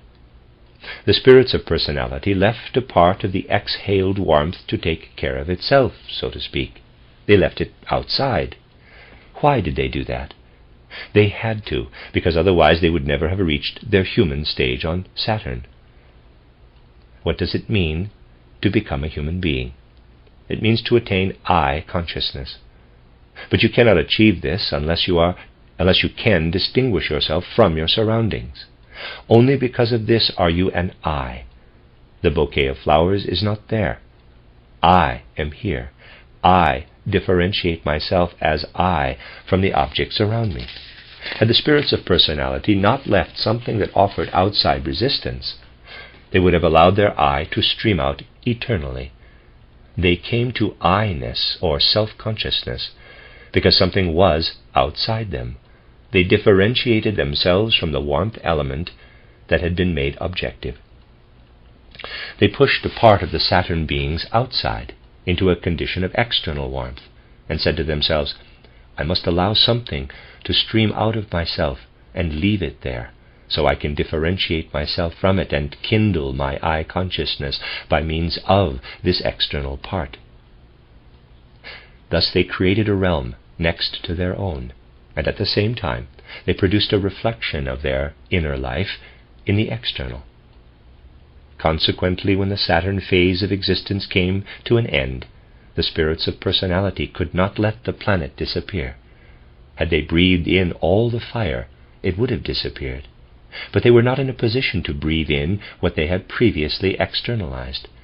They could not intervene in the sphere that had offered them the possibility of self-consciousness.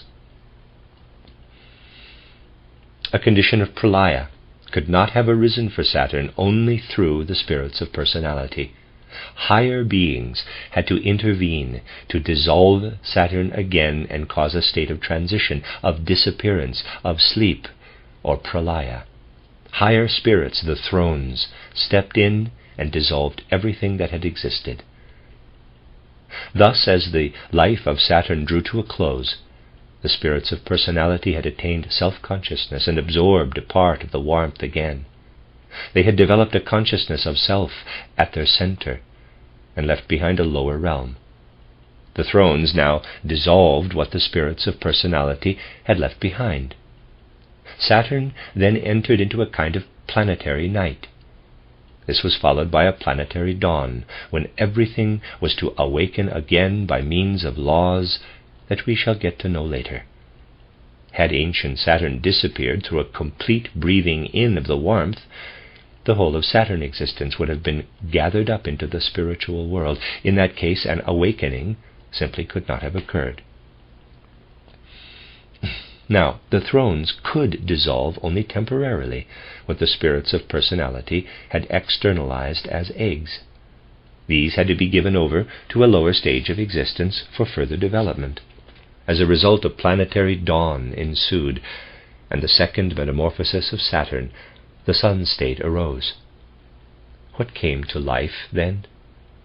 The spirits of personality, who had attained self-consciousness and no longer needed to go through what they had previously experienced, came over from ancient Saturn after the planetary sleep. The warmth eggs, which they had exhaled, now differentiated themselves again from the general mass. The spirits of personality were now bound, so to speak, to what they had previously left behind. Had they been able to gather everything into the spiritual world, they would not have been bound to the sun existence. They would not have had to descend. But they had to do so, because they had left a part of their own being behind. They had to concern themselves with it. Indeed, it drew them down into a new planetary existence.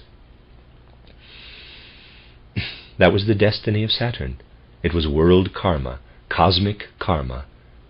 Because the spirits of personality had not taken everything into themselves on ancient Saturn, they prepared the karma that obliged them to return. Down below they found, as a heritage of ancient Saturn, what they themselves had brought about. What happened as the spirits of personality took up the karma they had created?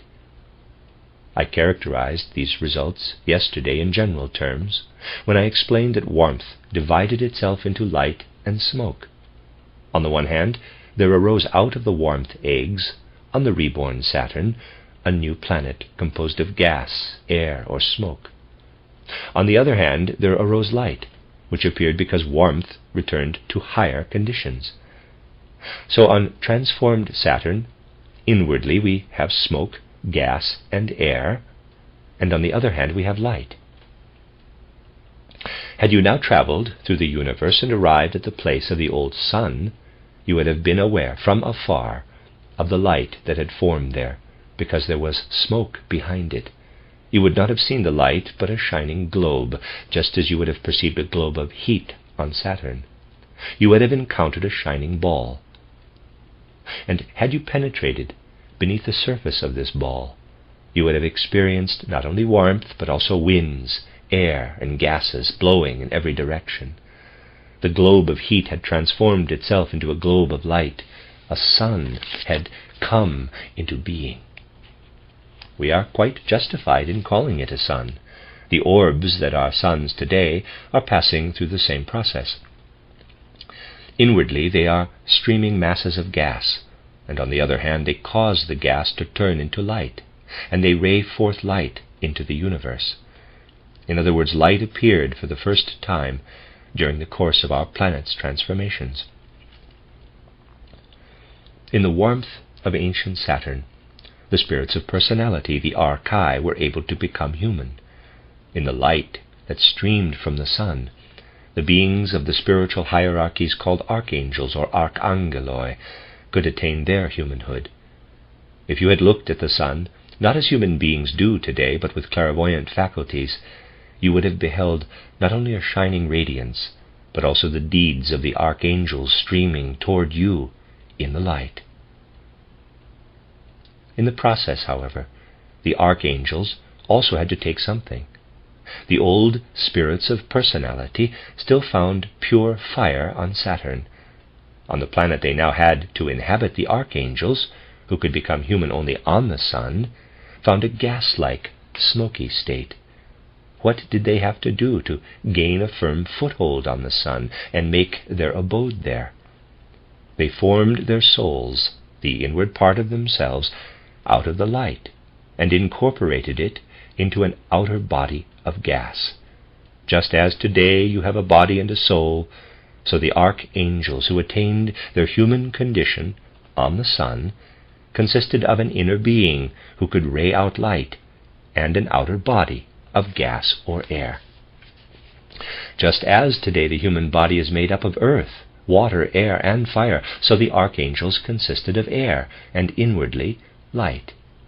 They had, of course, brought over the fire element with them, for it was precisely this that they developed into smoke and light. Thus these archangels also contained fire.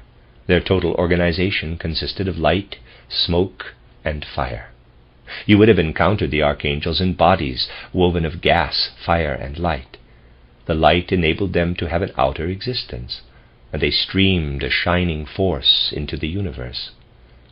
Through the fire, they had an inner life and experienced the well-being of warmth. Because they dwelt in a gaseous body, they were able to live on the sun planet as such. They could now differentiate their own gaseous body from the general substance on the old sun. They collided with this general substance, and this kindled a kind of consciousness of self. But this consciousness could be developed into higher stages only because the archangels preferred to remain connected, so to speak, to their gaseous, smoke-like bodies, or at least to remain in the sun substance.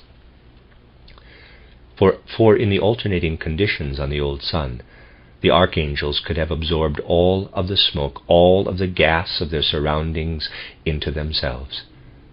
We now have a real breathing process on the sun. You would have experienced the currents of gas on the old sun as a breathing process. You would have found conditions of absolute stillness, and you would have said, "Now the archangels have inhaled all of the gas." But then the archangels would begin to exhale again. Inner currents would begin to flow, and at the same time light would appear. These were the alternating conditions on the sun. The archangels inhaled all the gas, stillness and darkness, the night of the sun followed. The archangels exhaled, and the sun became filled with streams of smoke and shone forth. The sun's day had begun. The whole of the sun's body went through a real breathing process. During exhalation, that is, the sun's day, the surrounding world became illuminated. During inhalation, the sun's night, everything became dark. Here you have the difference between the old sun and the present sun. Our present sun is always shining, and darkness is produced only when an object is placed in front of the light. Such was not the case on the old sun. It had the power to produce alternating conditions of light and darkness that consisted of a breathing out and a breathing in. Let us imagine very vividly what happened outwardly. Take the condition of exhalation, that is, when the light rays out and at the same time the sun fills itself with smoke. These forms of smoke, these currents of smoke, have a regular configuration. At each exhalation, a sum of regular forms is imprinted upon the sun's substance. What had previously been mere egg-shaped warmth bodies were transformed into various regular forms. Quite remarkable smoke forms containing an inner life and regularity now arose. It was as if the eggs had hatched. This might be compared to a process of densification.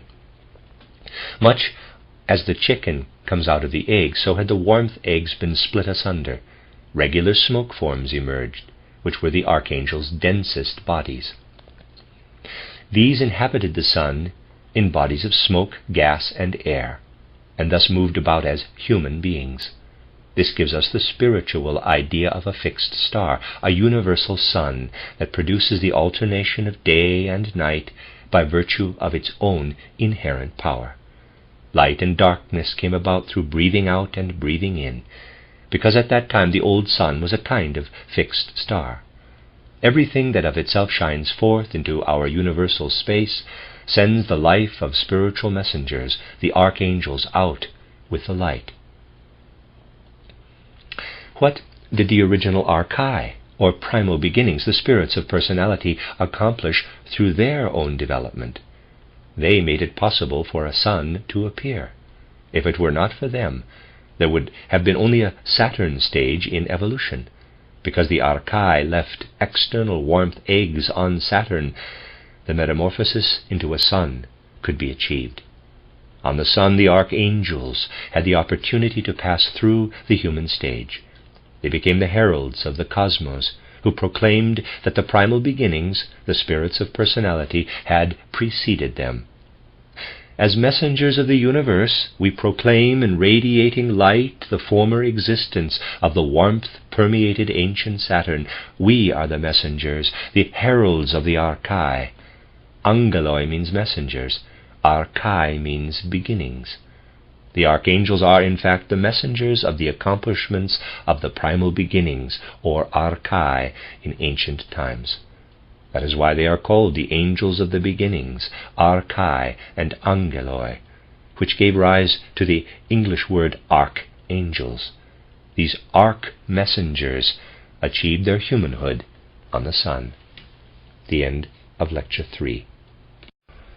This is a reading of the lecture cycle by Rudolf Steiner entitled The Spiritual Hierarchies and the Physical World. Lecture 4 is entitled The Work of the Spiritual Hierarchies and the Zodiac, given on April 13th, 1909, in the evening. When we consider, as we did this morning, the conditions on ancient Saturn that are more transparent and less shrouded in illusion or Maya, we can better understand the redemption or further imprisonment of those beings we encountered yesterday in relation to the profoundly significant passage in the Divine Gita. You will recall that Saturn's development would have come to an end and everything would have been reabsorbed into the spiritual world if the spirits of personality had completely drawn into themselves the egg-shaped heat bodies and left nothing behind on ancient Saturn. Yet, as I pointed out, this did not happen. The spirits of personality compressed more intensively than they should have and left their seal on all of Saturn. They did not take everything back into themselves. Indeed, they left behind outwardly perceptible warmth bodies. What was the power working in the spirits of personality on ancient Saturn? It was the force we know today as the human power of thinking. The spirits of personality did nothing on ancient Saturn but exercise their power of thought. The warmth eggs were formed because they were able to call forth the idea of these eggs. The power of conceptual thought in the spirits of personality was thus far greater than in human beings today. For what kind of power does the conceptual capacity of contemporary humanity have? If we have an idea or thought today, we create a form only in the astral world. It goes no further. That is why the form cannot be verified in an outer physical way. But on ancient Saturn, the spirits of personality were mighty magicians. They formed and left behind the warmth eggs of Saturn through the power of their thinking. It was the power of the spirits of personality that caused the residue of ancient Saturn to be left behind. And this residue reappeared repeatedly even during the solar phase of evolution. Since what was formed into eggs was made out of the surroundings of Saturn, eggs that were then enchanted and chained to a further existence, we can now grasp the fact that an entity or being at the human stage creates forms from its surroundings. On this basis, the conditions are not yet so complicated. We can now present comprehensively what was said yesterday.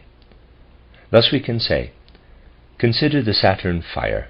Consider what was repeatedly spiritualized from the ancient Saturn fire, and then repeatedly retracted as inner soul fire, warm comfortableness, and then ascended to higher realms.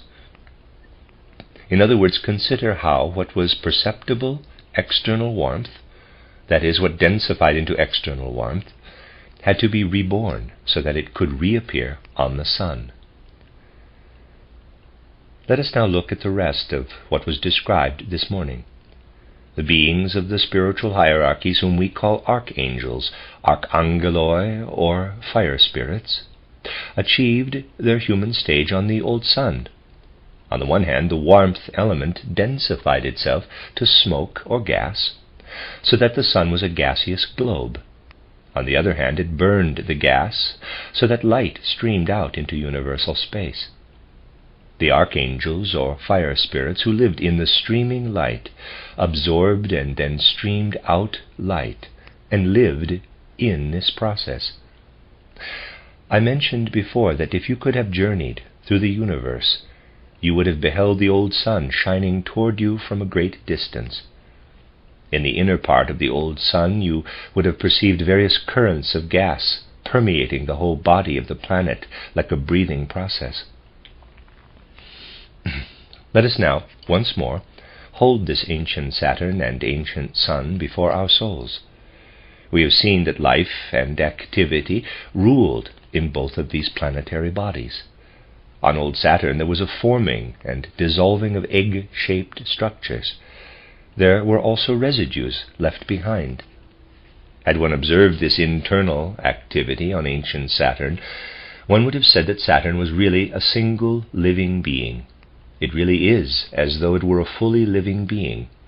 It was alive and lived in and of itself, producing forms continuously out of its own life. This was even more so on the old sun. We meet this planet as a unit with conditions alternating between the sun's day and the sun's night, a breathing in and out of light. If one could have observed it, everything would have given the impression of a universal body permeated with life, not of something dead.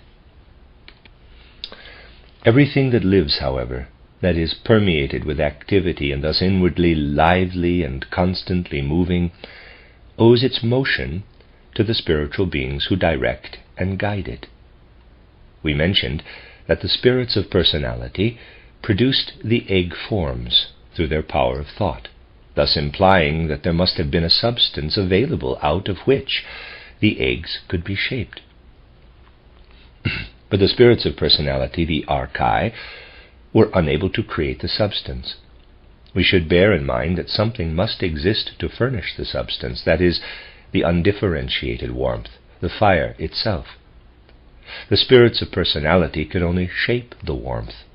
The substance had to be provided from elsewhere. We must ask, what conceived the whole realm of Saturn, especially the spirits of personality, and what was the source of the warmth substance or fire element?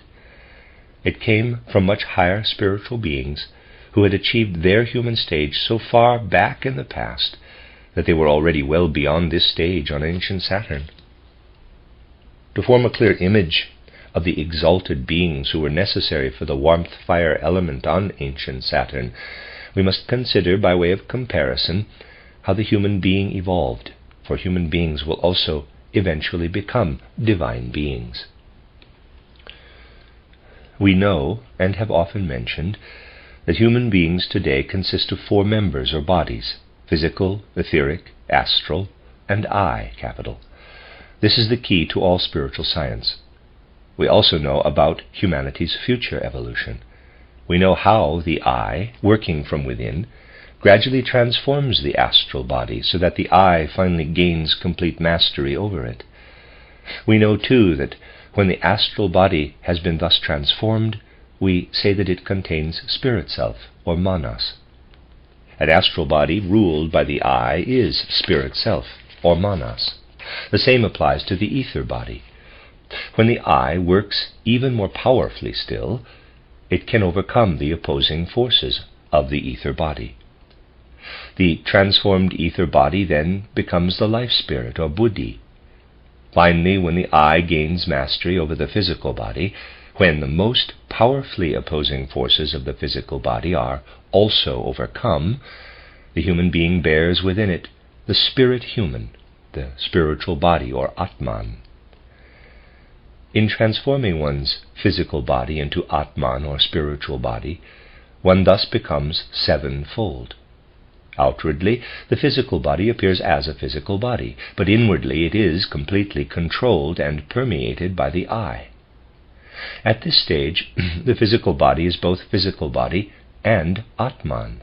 The ether body is both ether body and life spirit, or buddhi, and the astral body is both astral body and spirit self, or manas. The I has now become ruler over all of the other members.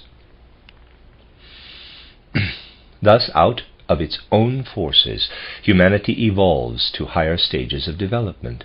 People strive toward their own deification, as the friend and pupil of St. Paul, Dionysius the Areopagite, called it. But this is not the end of human development. Once human beings have reached the stage of complete mastery of the physical body, still higher stages of development await them. The process continues higher and higher. We can look up to sublime beings who, dwelling in exalted spiritual heights, become ever mightier. How do such beings become greater? At first, they require something from the world. Later they develop so that they can give something. The fundamental spirit and purpose of development is that one proceeds from taking to giving. We can find an analogy in human development between birth and death. Children are helpless and must accept help from individuals in their surroundings, but gradually they outgrow this helplessness and become helpers in their own circle.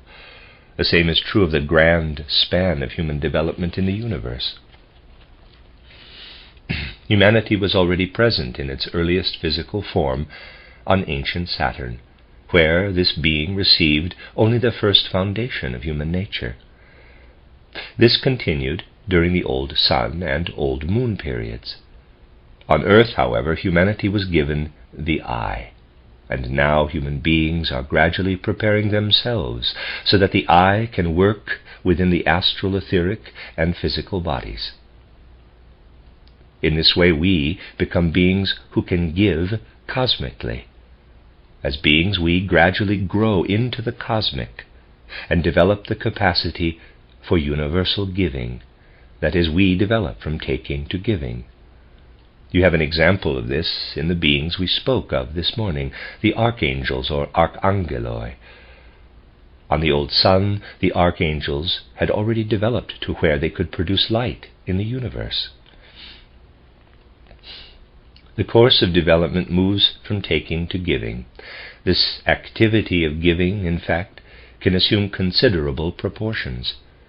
When some beings, for instance, merely give their thoughts, this still denotes a somewhat restricted activity of giving. For whoever gives thoughts, even if one has many thoughts, and goes away, leaves the situation as it was before. In a higher sense, nothing visible, nothing substantial has been produced.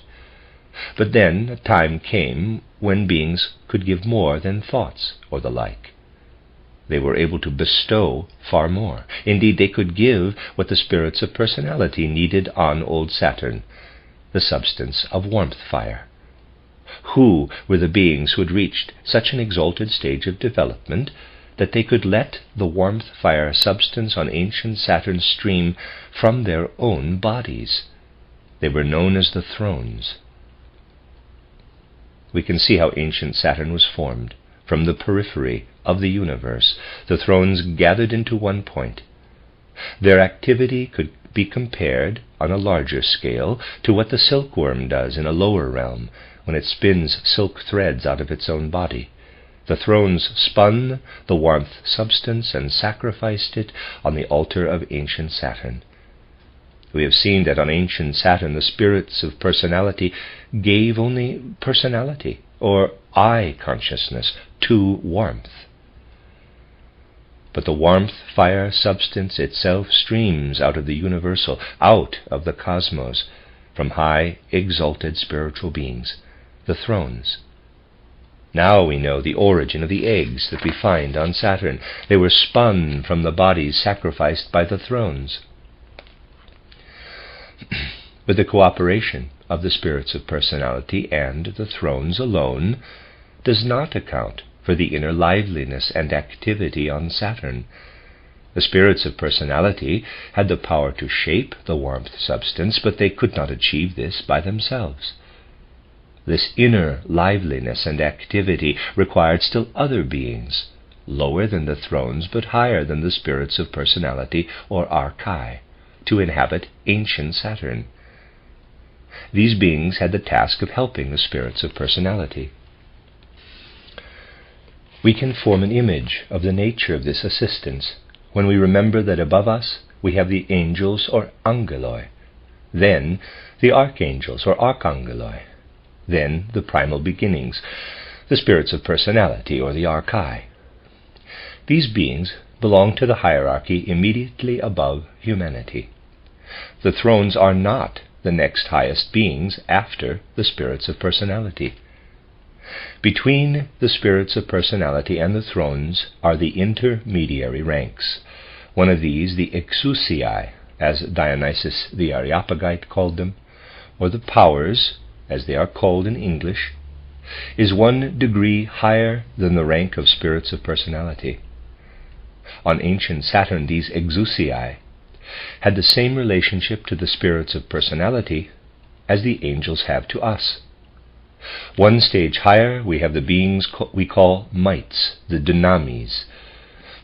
On ancient Saturn, the dunamis had the same relationship to the spirits of personality as the archangels have to us today. Still another stage higher than the mites or dunamis are the dominions or kuriotetes. They held the same relationship to the spirits of personality on ancient Saturn as the spirits of personality hold to us today. Only after we have reached the dominions or kuriotetes do we come to the thrones. On ancient Saturn, therefore, we have a progression of beings, the spirits of personality who awaken and bring about I consciousness, and the thrones who stand 4 stages higher than the spirits of personality and give forth the fire substance. Between them, so that life on Saturn may be ordered and guided, we have from below upward the powers, the mites, and the dominions, that is, the exousiae, dunamis, and kuriotetes. These, so to speak, are the inhabitants of ancient Saturn. In our characterization of evolution from ancient Saturn to the old Sun, the beings just mentioned evolved 1 degree higher. The archangels went through their human stage. Outwardly, warmth is physically densified into gas. The old Sun is a gaseous body, and whereas ancient Saturn was a dark body of warmth, the Sun begins to shine forth and alternates between sun days and sun nights. It is particularly important to note this alternation between sun days and sun nights, because a considerable difference exists between these 2 conditions in the life on the old Sun.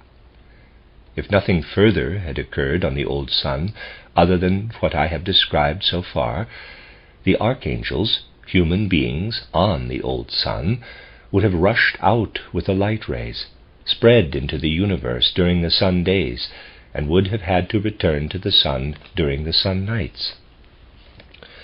There would have been a breathing in and a breathing out of light. There also would have been creatures weaving in the light, but this was not the situation. Let me characterize the nature of the archangels quite simply, almost trivially. They enjoyed floating out into the cosmos. They even preferred floating out and merging into the spirit of the universe rather than contracting and drawing themselves back together, which seemed narrowing an inferior state of existence. It suited them better to dwell in the light ether. But their existence in the light ether could not have extended beyond certain limits if something had not come to their assistance. Had these beings been totally dependent on themselves, they would have had no choice but to return docilely to the Sun during the sun nights. Yet this is not what they did. Increasingly, they prolonged their stay in the universe, remaining longer and longer in the spiritual world. What came to their assistance? Let's imagine a circle that represents the globe of the old Sun. The archangels sped outward in all directions from the globe, spread out spiritually into the cosmos. Beings from the cosmos came to help the archangels in their outward movement. Just as on ancient Saturn the fire element was previously brought from the cosmos by the thrones, so now other beings higher than the thrones came to meet the archangels in their outward movement. These beings helped the archangels to remain longer in the spiritual world than would otherwise have been possible. The beings who came to meet and receive the archangels out of the spiritual expanse of space are called cherubim. The cherubim are especially sublime spiritual beings, for they have the capacity to receive the archangels, so to speak, with open arms. As the archangels spread out, the cherubim come to meet them out of the universe. Around the globe of the old sun we thus have the approaching hosts of the cherubim. We could say that just as the earth is surrounded by the atmosphere, so is the old sun surrounded by the realm of the cherubim for the benefit of the archangels. The archangels, as they went forth into cosmic space, beheld their mighty helpers. How did these great helpers meet them, and what was their appearance? Naturally, this can only be seen by looking with clairvoyant perception into the Akashic record. These great universal helpers appeared in quite definite etheric forms.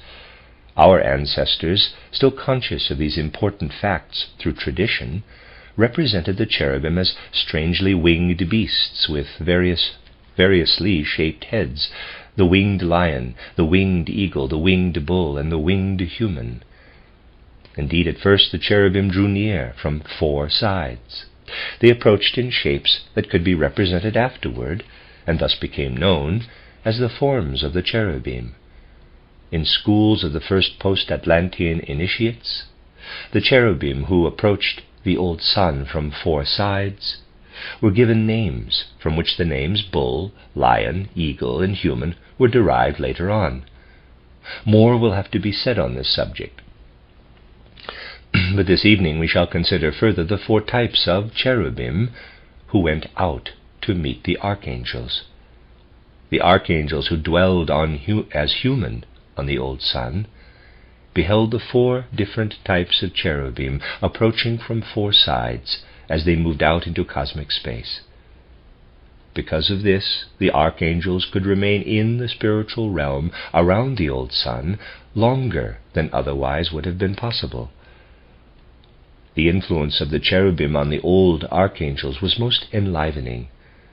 Further, because the cherubim drew closer to the old sun, they made their influence felt in yet another way. Influences are never one-sided.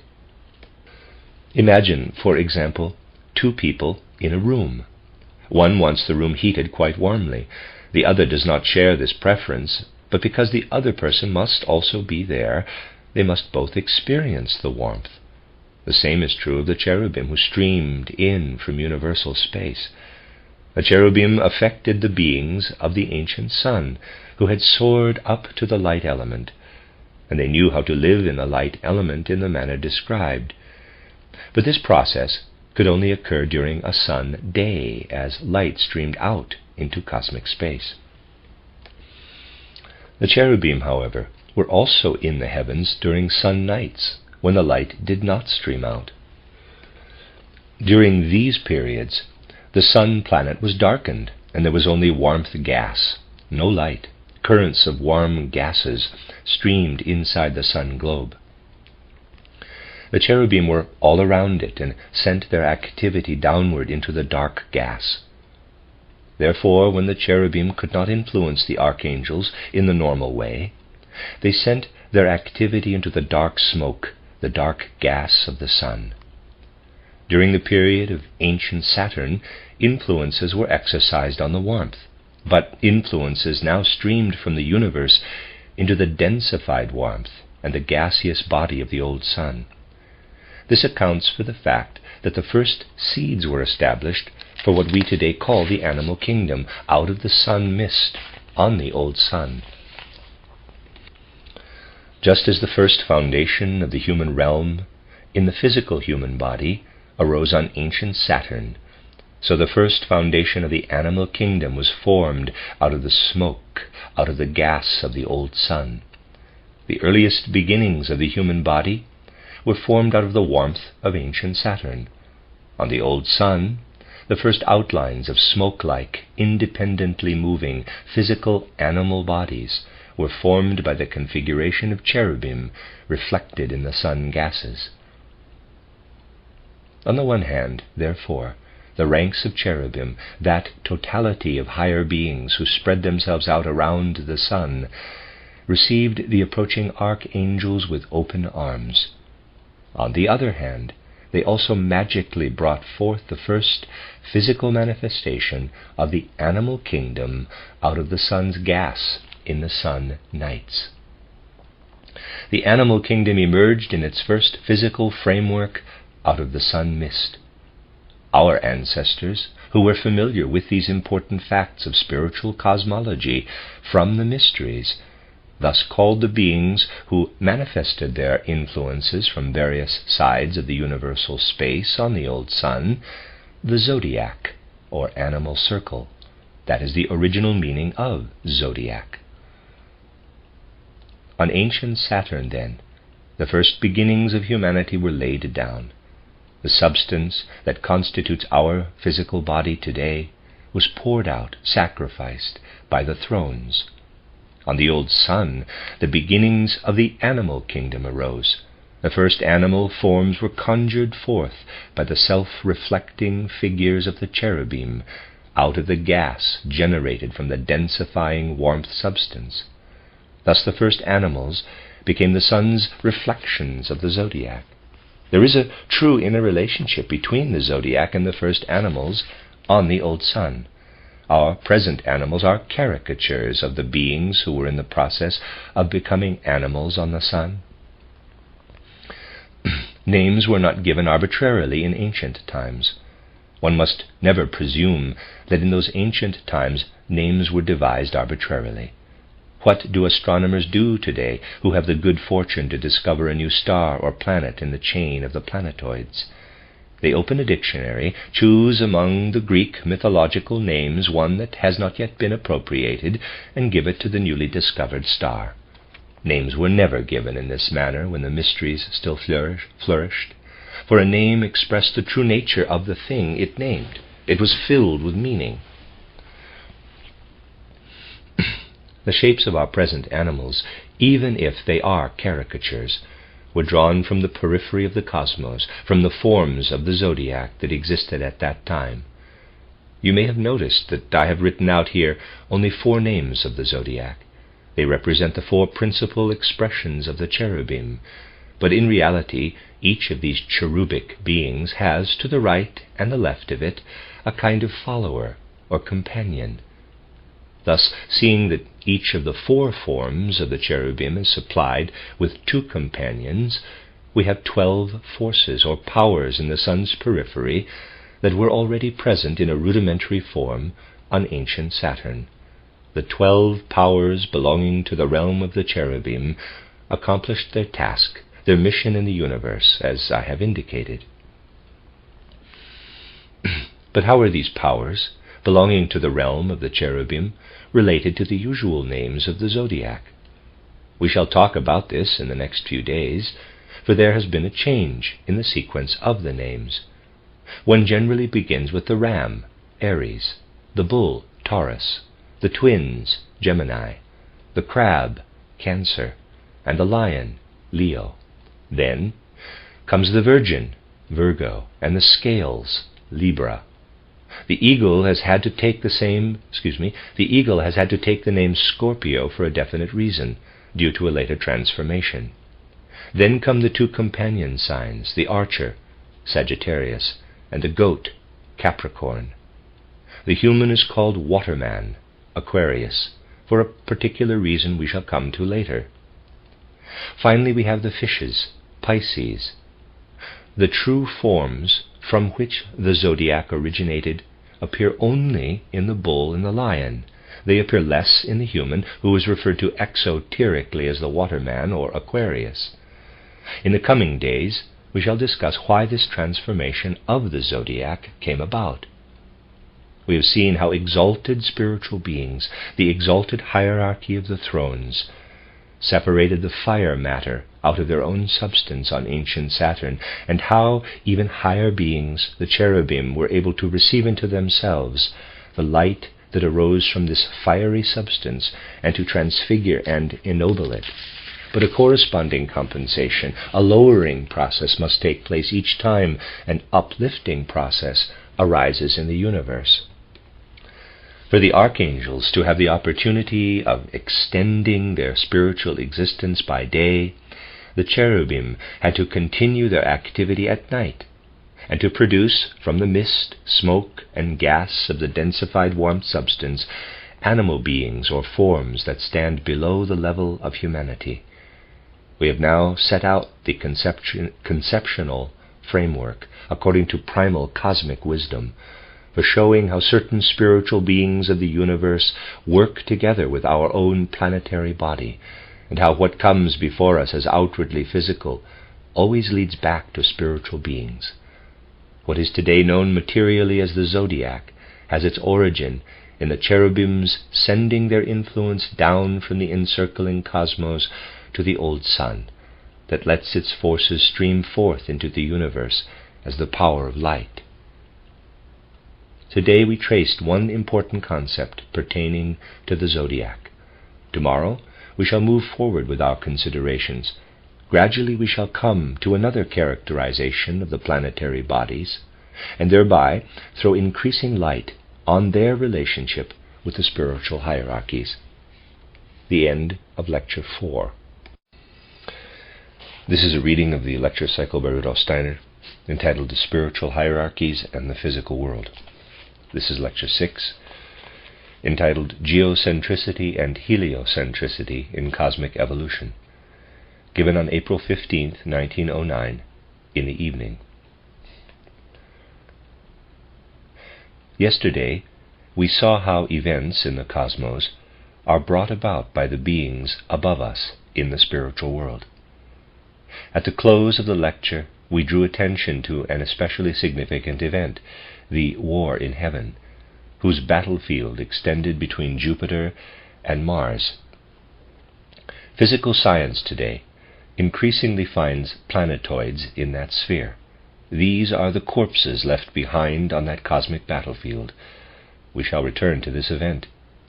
We shall also see that this event in heaven is reflected in certain events that occurred in the earth's development. In fact, we shall find a reflection of the war in heaven in the opening of the Bhagavad Gita. Today we shall first continue our observations by describing briefly the other beings of the spiritual hierarchies we referred to in passing yesterday. The beings that are closest to human beings as we ascend are known in Christian esotericism as angels, archangels, and prime powers, or primal beginnings.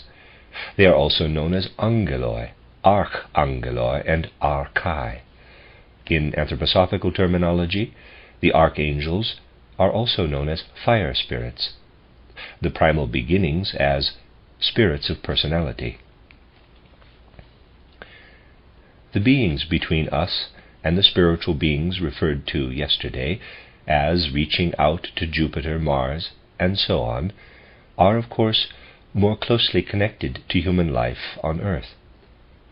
Let us first consider the angels, or angeloi.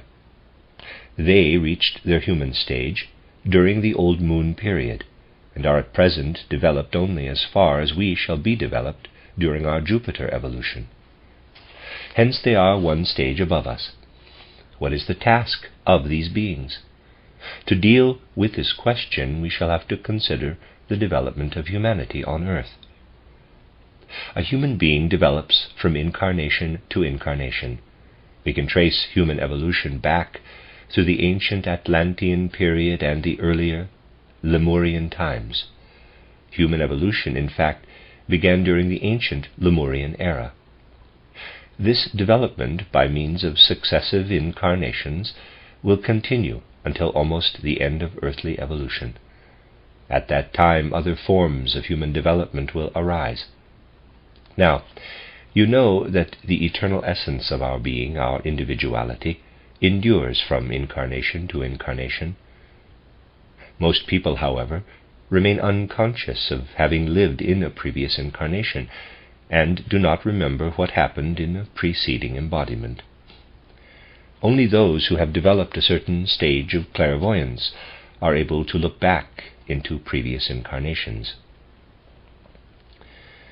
Since we cannot yet remember previous incarnations, however, what kind of continuity could exist between our incarnations if there were no being to link together our individual incarnations and guide our progressive development from one incarnation to the next? We must presume, therefore, that for every human being who cannot remember, there is a being who is a level higher than humankind and leads the individual from one incarnation to the next. We should remember that these are not the beings who order karma. They are simply guardian beings who preserve the memory of one incarnation until the next, as long as a person cannot do so. These beings are angels, or angeloi. In each incarnation, each of us is an individuality, but a being watches over us, who carries the consciousness of what has occurred in our lives from incarnation to incarnation. This explains why, at certain lower stages of initiation, a person, even though he or she does not yet know of former incarnations, has the possibility of asking his or her angel. This is absolutely within the bounds of possibility for certain lower levels of initiation. It is the task of the angels, therefore, to stand watch over all the threads that an individual weaves from one incarnation to another. Now, let's consider the next group of beings, known as archangels, archangeloi, or fire spirits. These beings are not concerned with single individuals. Their task is more encompassing. They bring the life of the individual and the life of broader groups of humanity, that is, peoples, races, and so on, into harmonious order. Within earthly evolution, they have the task of bringing the individual soul into relationship with what we call folk soul and race soul. For anyone who can penetrate spiritual knowledge, folk souls and race souls are quite different from what is generally understood by these terms today, especially by the abstract modern scientist. A certain number of people live in a particular area, for example in Germany, France, or Italy. Because our physical eyes perceive human beings as only so many outer physical forms, abstract thinkers merely conceive of the folk spirit or folk soul as the abstract sum total of so many people. For them, only the individual human being is real, not the folk soul or folk spirit. But for anyone who can look into the true workings of the spiritual world, a folk soul or a folk spirit is a reality. A fire spirit or archangel manifests in a folk soul, governing the relationship between individual human beings and the whole of a people or race. Ascending one stage higher than the archangels, we come to the beings known as the spirits of personality, primal beginnings or primal powers or archai. These are still higher beings who have an even more exalted task in the interrelatedness of human affairs. Essentially, they govern all the interrelationships of the whole human species on earth. They live in such a way that from age to age, through the waves of time, they can, at a particular point in time, transform themselves and take on a different spiritual body. You are all familiar with something that for the abstract thinker of today's typical education is just an abstract idea, but is a reality for anyone who sees into spiritual reality. I mean the dreadful expression we used to refer to the zeitgeist, footnote literally spirit of the times, end footnote. This expression refers to what constitutes the significance and mission of a given human epoch. Take, for example, the mission and significance of the first millennium following the Atlantean catastrophe. Such time spirits encompass something that goes beyond single peoples or races. The spirit of the age, the Zeitgeist, is not restricted to a particular people. Its influence goes beyond the frontiers of any particular country. The true spirit of the time, or spirit of an age, is the spirit body of an archai, primal beginning or spirit of personality. Such archai, for example, are responsible for certain human individualities appearing on the earthly scene at the appointed times. You will readily understand that earthly tasks have to be accomplished largely by earthly individualities. Certain epoch-making personalities have to appear at particular times.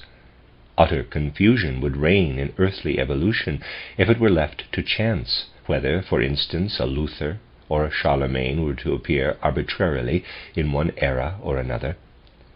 Such appearances must be conceived of within the whole of human earthly evolution. The right souls must appear at a particular epoch within the overall significance of earthly evolution, as it were. This is regulated by the spirits of personality, or archai. Beyond the archai we find the beings mentioned yesterday, the so-called powers, or exousiae, also known as the spirits of form. Here we come to tasks that reach beyond the earth. In human development we have distinguished the evolutionary stages of Saturn, Sun, Moon, Earth, Jupiter, Venus, and Vulcan. From all that occurs within the earth itself, we have seen how everything that happens to individual human beings on earth is regulated by angels. Archangels are responsible for the relation between individuals and groups. Spirits of personality, by contrast, are responsible for human evolution, as it extends from the Lemurian period to a future period, when human beings will be so spiritualized that they will virtually no longer belong to the earth. But something else must be regulated too. Humanity must be guided from one planetary condition to another. There must be spiritual beings whose task during the whole of earthly evolution is to make sure that when that phase comes to an end, humanity rightly passes over into a pralaya and finds its way to the next goal, that of Jupiter. This task belongs to the powers, or spirits of form, the exousiae. They are the spirits who ensure humanity's guidance from one planetary stage to another. Yesterday we characterized their tasks from above downward. Now we shall do so from below upward. So, let us acquaint ourselves with the cosmic position of these beings. In spiritual science, in what should be continued as anthroposophy today, indeed in what is known as mystery wisdom, the beings of the spiritual hierarchies have always been spoken of in the same way. Yesterday we saw that the present Saturn represents the limit of the workings of the thrones. Jupiter represents the boundary of the activity of the dominions, and Mars is the frontier for the influence of the mights, the dunamis, or virtues. Let us now characterize how the spheres of influence of these beings are distributed spatially in our solar system. Here we touch on something that, even for those of you who are prepared to a certain extent, will seem somewhat strange, although it absolutely corresponds with the truth. In school, we learn that from very ancient times until Copernicus, a concept of the solar system existed, known as the Ptolemaic system. Footnote: Claudius Oleaginus, or Ptolemy, 2nd century AD astronomer, mathematician, and geographer of Alexandria. His title, Megala Syntaxis tes Astronomias, known as the Almagest, from the title of its Arabic translation, described the Ptolemaic system of astronomy and geography based on the theory that the sun, planets, and stars revolve around the earth. End of footnote. It is said that People then believed that the Earth was at the center of our solar system, as indeed it appears to ordinary visual perception, and that the planets rotated around the Earth. But since Copernicus, so it is said, we know at last what human beings formerly did not, that the Sun is at the center, and the planets circle around it in their respective elliptical orbits. In fact, however, and this must be made clear, if one is to present the matter correctly and honestly, according to the current understanding of that standard, the true description of what occurred is something quite different. One should rather say, until the time of Copernicus, people knew only certain forms of movement in the heavens, and according to these, calculated how our solar system might be organized. What Copernicus then did was not to take a seat, so to speak, outside of the universe, to observe how the Sun was placed in the center of a circle or ellipse, and how the planets moved around it. Rather, Copernicus contrived a mathematical calculation, and this formula corresponded more closely to what one saw than the previous explanation. The Copernican world system is nothing but the result of thinking. Putting Ptolemy's view aside for the moment, let us place the Sun in the middle and calculate where the planets should be in relation to it. Then let us consider whether or not this corresponds to our immediate experience. Indeed, from mere physical observation, this experiment coincides completely with our experience. Various cosmic systems have been built up upon this premise, including the Kant-Laplace theory. But in the light of subsequent discoveries, we come to a position that scientifically is not quite honest.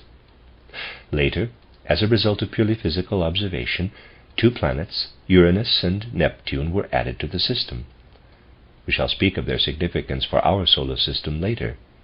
Indeed, in describing our solar system, one should point out that the appearance of Uranus and Neptune brings a considerable amount of confusion into the calculations. If one wishes to accept the Kant-Laplace cosmic system, it follows that Uranus and Neptune should move with their corresponding moons, just as other moons rotate around other planets. But this is not the case. Among these outermost, more recently discovered planets, we have one that behaves in a singular way. If the Kant-Laplace cosmic system were correct, we would have to imagine that after all of the planets had split off, someone turned the axis about 90 degrees, because the courses of the outermost planets are different from the other planets. Neptune and Uranus differ considerably from the remaining planets of our solar system. We shall see their situation later. For the moment, we merely want to point out that the Copernican view is the result of calculations, that it is an hypothesis, an assumption made at a time when human insight into the spiritual reality behind outer happenings had completely ebbed away. The Ptolemaic view, on the other hand, is not merely a physical system. It was derived from spiritual observation, at a time when it was still known that the planets represented the boundaries of influence of higher beings. To characterize the realms of influence of these higher beings, our planetary solar system must be drawn very differently. I will now draw this planetary system as it was made clear in the mystery schools of Zoroaster.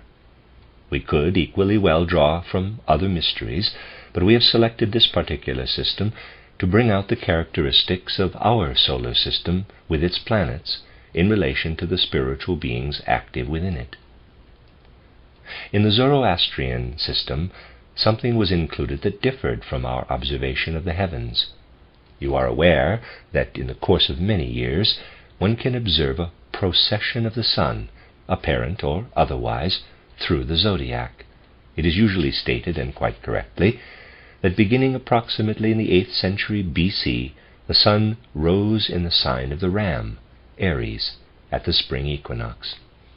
Each year, however, the sun advanced a little further, so that in the course of long periods of time the whole of the sign of the Ram was traversed.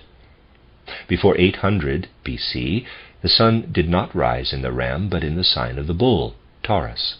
This lasted about 2200 years, so that the sun had traversed the whole sign of the bull with its vernal point. Before this, the sun rose in the twins, Gemini. That is, the sun rose in the twins before 800 plus approximately 2200 years BC. If, therefore, we look back to the 4th and 5th millennia BC, we find the vernal point in the sign of the twins. This was the period when the mysteries of Zoroaster flourished. They flourished in the distant past, when all the appearances in the heavens were calculated in relation to the sign of the twins. So if we draw the zodiac as it was described yesterday, we would have to place the constellation of the twins here at the top. We would then have to draw what served as the boundary of the throne's sphere of activity in immediate relation to the zodiac. That is, we must draw what made up the boundary of Saturn. After that, we must delimit the sphere of activity of those spiritual beings known as the dominions, or spirits of wisdom, the outermost boundary of Jupiter. Next, we delimit the sphere of influence of the mites, or spirits of movement. This is delineated by the boundary of Mars. We have seen that the battlefield left by the war in heaven is between these two. To differentiate correctly between the various realms of power, however, we must also draw the boundary line of the sun. Just as Mars marks the outer boundary of the influence of the mites, so the orbit of the sun represents the frontier of the authority of the powers, or spirits of form. Here, then, is the boundary marked out by Venus, that represents the sphere of influence of the archai. Next we come to the realm marked out by Mercury. This is the sphere of influence of the archangels, the fire spirits. We are now coming quite close to the earth. We reach the realm of influence bounded by the moon. Therefore, here we must draw the earth. You must picture the earth as the starting point, and around it a sphere of influence reaching to the moon. This is followed by a realm reaching up to Mercury, then one to Venus, and then one to the sun. You may be astonished at the sequence of the planets as I have given it here. You might think that if the earth is here, and here the sun, you would believe I should draw Mercury here near the sun, and here Venus. This is, however, not right, because both planets were, with regard to their names, mixed up by later astronomy. What is called Mercury today was called in ancient teachings Venus, and the planet referred to as Venus today was in all the old teachings called Mercury. Mark this well. One does not understand the old writings and teachings if one applies what is said there about Venus and Mercury to what is meant today by the same names. What is said about Venus had to be applied to present-day Mercury, and what is said about Mercury to Venus, because both of these designations were mixed up later. At the time when one turned the world system around, when the earth was stripped of her central position, one not only changed the perspective, but allowed Mercury and Venus to roll around each other in relation to the old designations. Footnote: for background to this complex question of the relationship of Mercury and Venus, see appendix page 251 in this edition. Now you can reconcile what has been drawn here with the physical planetary system.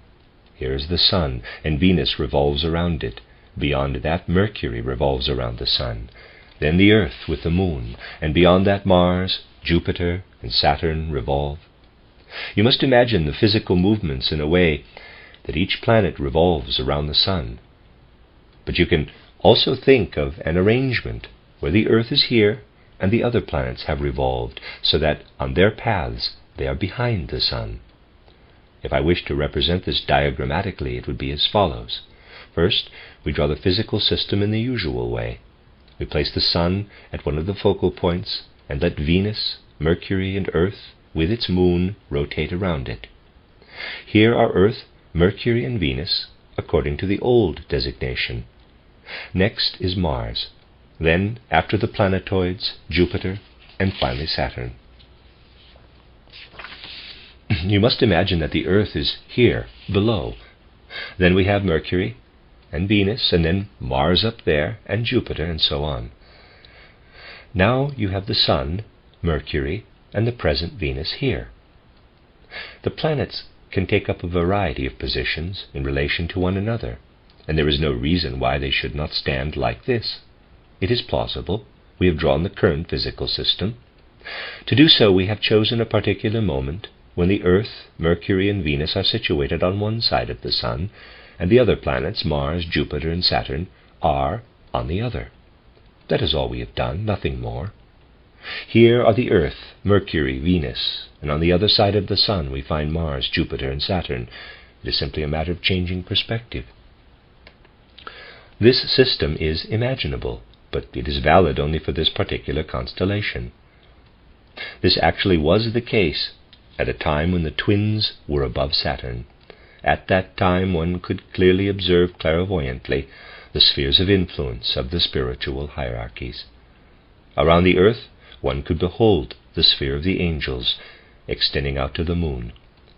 Truly, if we do not take the physical system as our basis, but this unique constellation, we then find around the Earth a round of angels extending to the moon. Beyond that, the sphere of archangels extending to Mercury, outward to Venus, the spirits of personality, finally the powers, exousiae, or spirits of form, extending to the Sun. Then, as I told you yesterday, we come to the sphere of the virtues, mights, and after that the spheres of the dominions and thrones.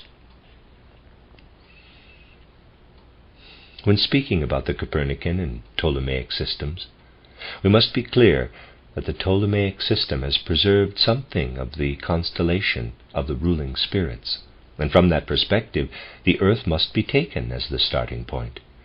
A time will come when this cosmic system will again be correct, because humanity will again know of the existence of the spiritual world. It can be hoped that human beings will then be less fanatical than our contemporaries. The modern view holds that before Copernicus, people talked nonsense and had a primitive cosmic system. But since Copernicus, we know that what is correct at last, everything else is false. Today, people more or less think that, for example, because the Copernican system is right, it will be taught into the infinite future, even after millions of years. Human beings have rarely been as superstitious as modern theoretical astronomers, and hardly ever was there such fanaticism as there is in this field.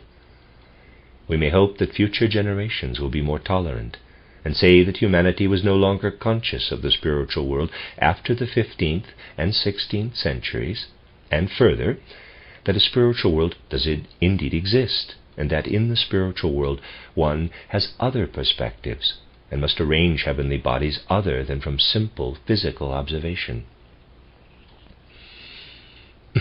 Previously, such vantage points were useful. Then a time came when the arrangement of the heavenly bodies had to be established physically. People of the future will say it is understandable, and that after the 16th century the physical view was also correct. For a while humankind had to ignore anything connected with the spiritual world, but then people began to think again in terms of a spiritual world and returned to the original spiritual viewpoint. One hopes that future generations will understand that astronomical mythology, as well as other forms of mythology, was once possible, and that they will not regard our age with the same disdain that contemporary humanity, in its superstition, shows toward its ancestors. We see, therefore, that the Copernican system became a different one, because mere physical perceptions were considered. Before then, remnants of spiritual perception remained in the Ptolemaic system. But we can gain an idea of the working and weaving of spiritual beings in our cosmic and planetary system only by considering this other Ptolemaic system. Thus we are true to the spiritual context when we say that the angels have authority extending to the moon, the archangels to Mercury, the spirits of personality to Venus, the powers to the Sun, and the mights to Mars. Then come the beings known as the dominions and finally the thrones. We merely have to draw other lines in the physical system to delimit the boundaries of the spheres of influence of the various hierarchies. As far as the spiritual influences are concerned, the earth, not the sun, is at the center of the cosmic system. The following, therefore, was maintained by people of all periods who placed emphasis on spiritual evolution. Though the sun is a nobler heavenly body, and beings who are superior to humankind have developed there, nevertheless, in evolution, everything depends on human beings living on earth. Furthermore, the sun separated so that human beings could develop further in the right way. Had the sun remained united with the earth, humankind could not have advanced at the right pace. That only became possible because the sun withdrew, together with beings who could bear very different conditions. The earth was left to itself, so to speak, so that humanity could establish the appropriate tempo for its evolution. A cosmic system will assume this or that configuration according to its chosen starting point and perspective. If one asks where the center of our cosmic system is, viewed purely from the perspective of our physical senses, then the answer will be that the center is as found in the Copernican system. But if one inquires about the arrangement of our solar system in relation to the spheres of influence of the hierarchies, then the earth must be at the center. In this case we use other boundary lines, because the planets are also something entirely different in this regard. They mark out the limits of the realms of the spheres of influence of each spiritual hierarchy. You will now understand the relationship between the spatial distribution of the spheres of influence and what was said earlier about the task and mission of the various hierarchies. The beings closest to the earth, who are active in its immediate vicinity as far as the moon, are the angels. From this realm they guide the lives of individual human beings from incarnation to incarnation. But more is required to distribute the masses of people appropriately, to allot their tasks on earth. A simple reflection will show that here cooperation with the cosmos is necessary. Whether a group of people is endowed with this or that in its character does not depend on earthly, but on the cosmic context. Consider how the conditions of skin and hair in one race is different from those of another race. Cosmic conditions, which must be ordered out of heavenly space, affect these characteristics. That occurs out of a sphere of influence reaching to Mercury. In other words, to the boundary of the influence of the archangels. The guidance of the whole of earthly human evolution is effected from more distant heavenly spaces, extending as far as Venus. When the task of the earth itself needs to be directed and guided, this proceeds from the very center of the whole system. Humanity develops through Saturn, Sun, Moon, Earth, Jupiter, Venus, and Vulcan. The powers, or the spirits of form, are the beings of the spiritual hierarchy who direct the mission of humanity from one planet to the next. They must operate from a specially selected position. Their sphere of influence extends as far as the sun. The sun was already a special body when it was next to the ancient moon. The sun is now again in close proximity to the earth. In the future it will be near Jupiter. Its realm of influence extends beyond that of the individual planets. Therefore, the existence of the sun is connected with those spiritual beings whose sphere of influence goes beyond that of individual planets. The sun is an extraordinary heavenly body, toward which each sphere of influence reaches, and whose own sphere of influence reaches beyond those of the individual planets. This is to say that we find the external dwelling place of the hierarchies, their external sphere in space, not so much on the individual planets, as within the orbits, marked out by the planets as if they were boundaries. Imagine an entire sphere surrounding the earth extending to the moon. This space is filled with angelic activity, while the sphere from the earth to Mercury is likewise filled with the workings of the archangels, and so on. Thus we are concerned with spheres in space, and the planets mark the boundaries of these realms of activity of higher beings. We find a continual progression of perfection from humankind outward. As human beings we are chained to the earth, but our eternal part that passes from incarnation to incarnation is guided by beings not bound to the earth, but who traverse the air sphere, and what lies beyond extending to the moon, and so on. Humanity has been developing on earth since primeval times. Earthly human development is similar to the relationship between the small child and the mature adult. The adult teaches the child. The same is true of the hierarchies in the cosmic totality. Human beings bound to the earth can struggle through to the knowledge needed for their necessary destinies on earth only gradually. They must be taught by higher beings. But what must happen for this goal to be achieved? In the early phases of the earth existence, beings not ordinarily bound to the earth had to descend from higher spheres. This actually occurred. Beings who needed only to live in the sphere surrounding the earth descended to impart to humanity what they already knew as older, more perfect members of the hierarchies. They did not have to incarnate into human bodies for their own evolution. They did not need that.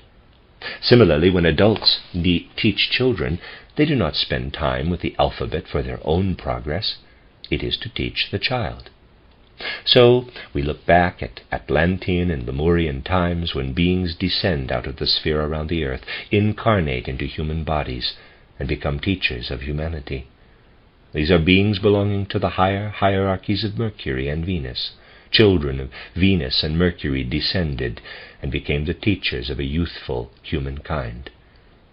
Thus, within this youthful human species, in its early stage of development, there were human beings who represented Maya in their sojourn on earth. Truly such beings existed. Let us suppose, in order to characterize it more clearly, that a normally developed Lemurian human being had met such a being. Outwardly, this being did not appear particularly different from other human beings, but a spirit dwelt in that body, whose realm reached up to Mercury or Venus. Thus the outer appearance of such a human being represented Maya, an illusion. This being looked like other human beings, but was something entirely different, a child of Mercury or Venus. This phenomenon occurred throughout the dawn of human evolution. The children of Mercury and Venus descended and sojourned among human beings, so that they also had in an inner way the character that the Mercury and Venus beings have. These Venus beings are spirits of personality. Such beings wandered on the earth as human beings, who were narrowly limited human personalities externally, but guided humanity through their enormous power. Those were the forceful, guiding relationships of the Lemurian time, when the children of Venus piloted the entire human species. The children of Mercury led portions of humanity, and were as powerful as what we call today the race or folk spirits.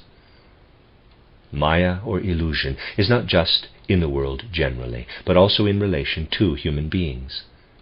People who stand before us can appear so that their appearance is true, so that what is external corresponds precisely to their souls. Or it could be Maya. Then the person has a task that corresponds to the task of a child of Mercury or Venus. This is what is meant by saying that the leading individuals of ancient times, as they walked the earth with their ordinary names, fundamentally represented Maya. That is what H.P. Blavatsky meant when she indicated that the Buddhas represented a Maya. You can find this expression entitled The Secret Doctrine. Such things are derived from the teachings of the Holy Mysteries. We need only understand them correctly. We must now raise the question, how does it come about that a child of Venus descends to earth? How can a bodhisattva live on earth? the being of a bodhisattva, the being of a child of Mercury or Venus, forms an important chapter in the evolution of our earth in relation to the cosmos itself. Tomorrow, therefore, we shall consider the nature of the children of Mercury and Venus, of the bodhisattvas or dhyana buddhas. The end of Lecture 6. This is a reading of the lecture cycle by Rudolf Steiner entitled The Spiritual Hierarchies and the Physical World. Lecture 7, The Constitution of Spiritual Beings and Humanity, given on April 16th, 1909, in the evening. I would like to begin by making an observation about the end of yesterday's lecture. I noticed that some of you attached a certain amount of importance to the fact that in the blackboard sketch each planet was in line with the Sun, so that a kind of common conjunction was depicted. I want to emphasize that this is of absolutely no importance in relation to what we are considering now, though we shall need such concepts later. Nevertheless, it is important that we do not give ourselves over to erroneous ideas. To repeat, first we drew the Sun according to the Copernican system, then Mercury, esoteric Venus, then Venus, esoteric Mercury, followed by the Earth with its moon, then the orbits of Mars, Jupiter, and finally Saturn. This represents the Copernican cosmic system. Having done this, as I said yesterday, I would now like to place before you the system taught in a school of Zoroaster. You must not think, however, that Zoroaster personally taught it. I am rather talking of elementary truths that were current in the schools of Zoroaster. The constellation of the twins, Gemini, is thus at the top. Then we take those points on the line from Gemini to the Sun, and irrespective of whether there is such a conjunction or not, we connect the Sun with the constellation of the twins. The positions of Saturn, Jupiter, and Mars do not matter. The purpose of the sketch is merely to show the orbits. They mark out the boundary of the various hierarchies. Now, to designate the realm of Saturn, we have to imagine the Earth, not the Sun, at the center. To do so, we must draw a circle with the Earth at the center. Actually, it is not really circular, but egg-shaped. We proceed in a similar manner for the other heavenly bodies.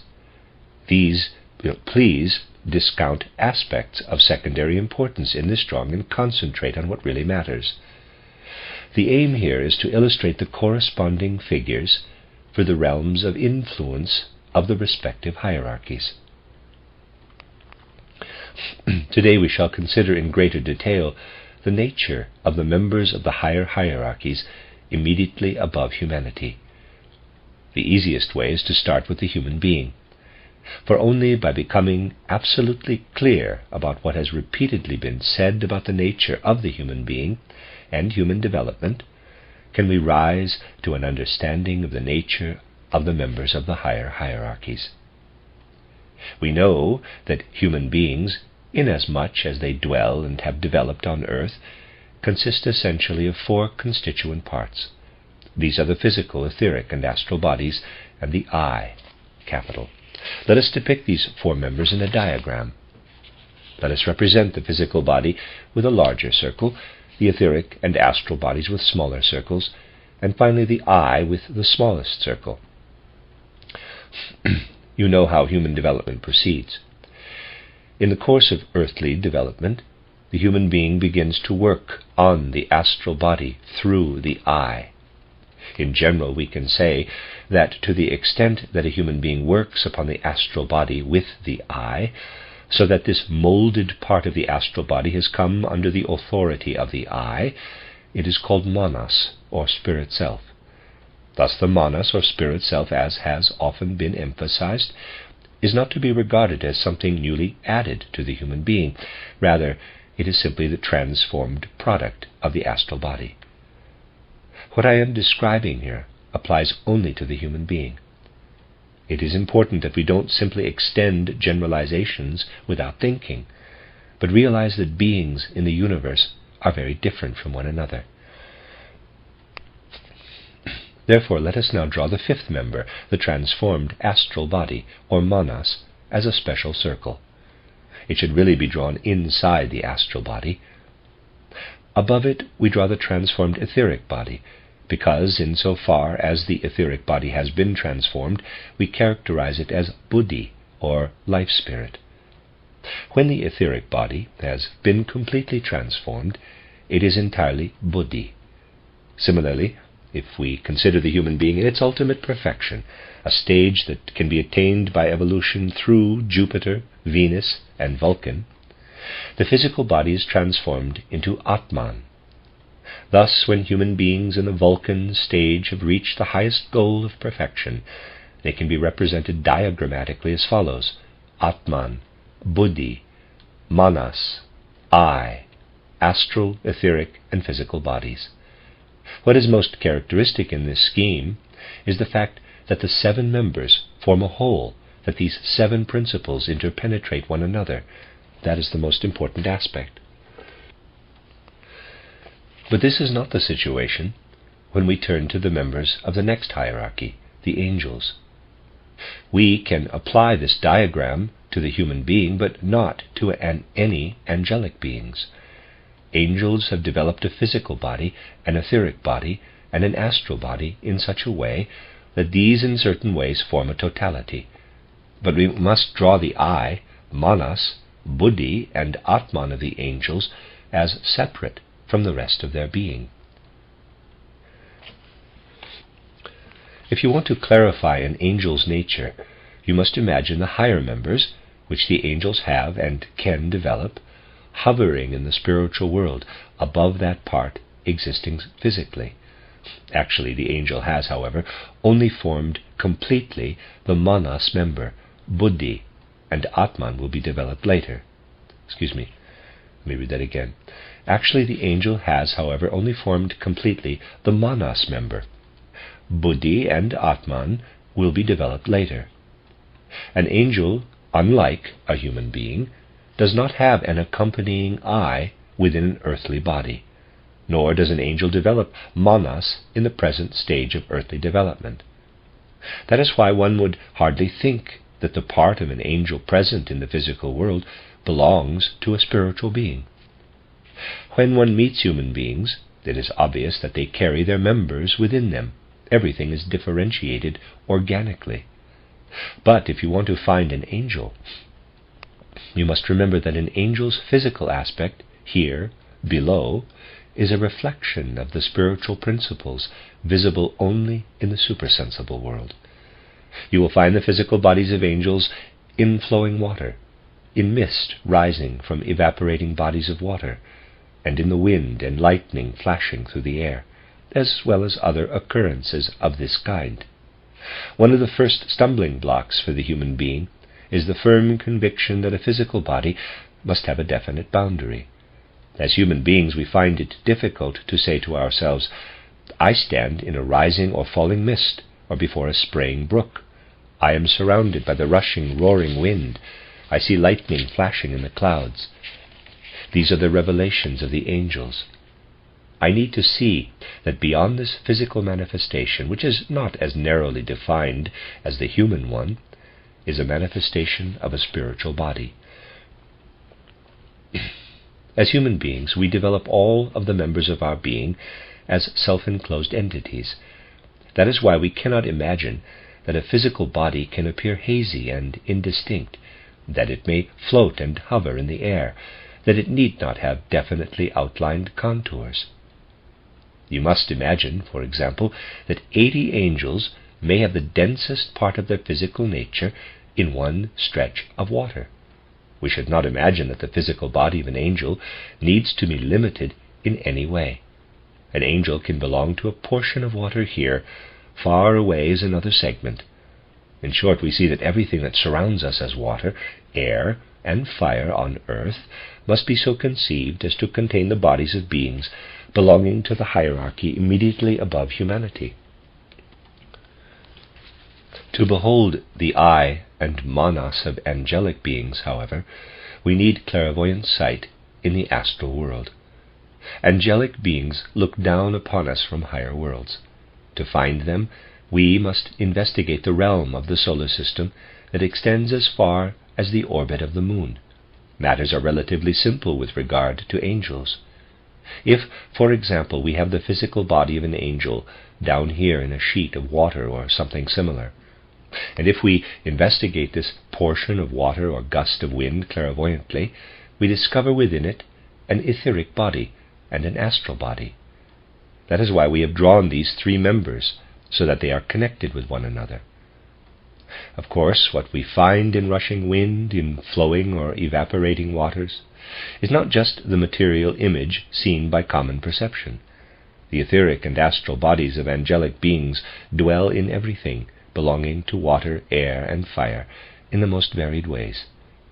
But if you wish to find the soul spiritual nature of these angels' being,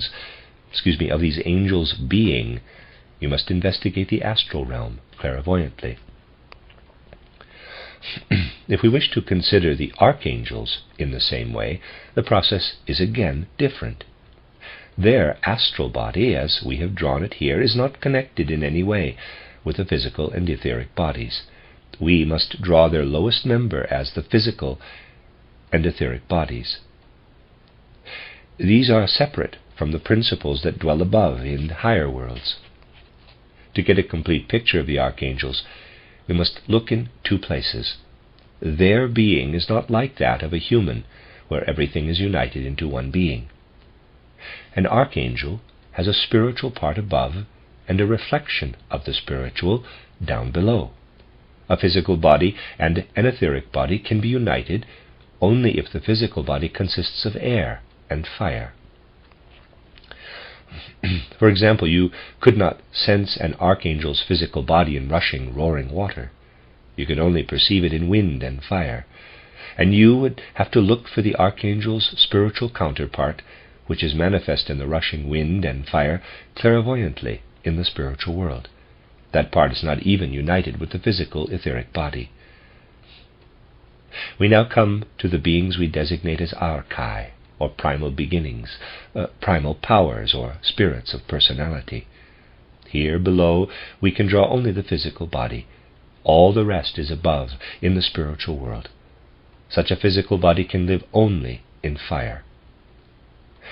The physical bodies of the archai can be perceived only in flames of fire. When we see the flashing fire of lightning, we can say that there we have something of the body of the archai, but above, in the spiritual world, we can find clairvoyantly the spiritual counterpart, that in this case is separate from the physical body. Indeed, the clairvoyant faculty can investigate the archai with comparative ease. These spirits of personality dwell in a realm extending to the astronomical Mercury, esoteric Venus. Let us assume that someone has developed the capacity to observe what develops up there in the sphere of Mercury. Such a person could then behold the highly developed beings known as spirits of personality, the archai. Suppose this person gazes clairvoyantly up to Venus to observe the gathering of the spirits of personality, and then turns to the lightning flashing through the clouds. The person would see in the lightning the reflection of the spirits of personality, because the lightning contains their physical bodies. Next we reach the more exalted spiritual beings, who extend their influence to the orbit of the sun. These powers, or exousiae, will concern us less today. It should only be pointed out that the archai act through the instrument of Venus and Mercury beings, that is, through Venus beings who have their physical bodies in fire, and Mercury beings who have their physical bodies in fire and wind. You must imagine that as the lower organs of their influence, the beings who dwell in the sun make use of Venus spirits in flaming fire and of Mercury spirits in roaring wind. Quote, "And God makes the flames of fire into his servants, and the winds into his messengers." Unquote.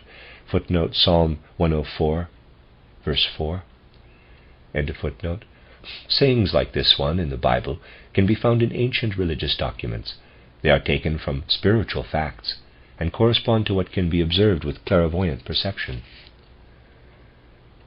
We have thus seen that the three hierarchies immediately above us are closely connected with our own existence.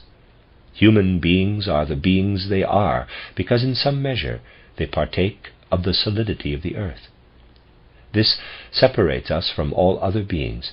It makes a human being into a self-contained entity composed of separate members. On the moon, a human being will still, on Old Moon, a human being was still a being like others. There the human being went through transformations that were very much like water masses in a constant state of flux. It was on the earth that, for the first time, so to speak, human beings were caught in their skins. They became self-contained beings consisting of a physical, etheric, and an astral body and an I. This occurred only comparatively recently. If we go back to Atlantean time, we find in the first epoch of that time human beings who did not experience their I fully within themselves. They were still waiting to receive their I into themselves. If we were to go back still further in earthly development, we find human beings who, we may say, consisted initially only of physical, etheric, and astral bodies. If we go back to Lemurian times, we find that a human being has no more of a physical, etheric, and astral body on earth than the angels have. From this point on, with the growth of the I, from the Lemurian through the Atlantean epoch, the union of the different members begins. In Lemurian times there were human beings on earth who consisted of only physical, etheric, and astral bodies. These were not human beings in the present sense of the word, beings who could think and develop humanly as we understand it today. Then something remarkable happened on our earth. The human beings, who in Lemurian times sojourned on earth and had only physical, etheric, and astral bodies, couldn't help themselves. They could not manage their earthly existence and didn't know what they should do on earth. Heavenly beings, inhabitants of Venus, now came down to those who lived on earth, and because the inhabitants of Venus had an affinity with the physical body, they could radiate into and inspire the physical body of the first earth dwellers. Thus we have some of Lemurian humanity who went among the masses of human beings in a very remarkable way. They had a physical body different from the others. The physical body of such an exceptionally endowed human being was not ordinary, but was permeated, ensouled by a Venus spirit, a spirit of personality. Consequently, human beings who moved about in ancient Lemurian times, having a Venus spirit within the physical body, had a powerful impact on their entire surroundings. Outwardly, such Lemurians could not be distinguished fundamentally from their contemporaries, but because a spirit of personality was active in their physical bodies, these specially chosen individuals exerted a subtle yet powerful influence in the highest sense on their surroundings. They were objects of reverence, of awe, of obedience, unlike anything anywhere today. All of the migrations undertaken to populate the various regions of the earth were led by beings permeated with the spirits of personality. Speech was unnecessary. There was no speech then, and no signs were necessary.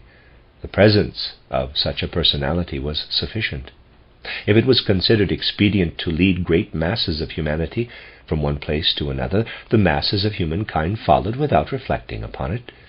Reflection was also non-existent then, and developed only later.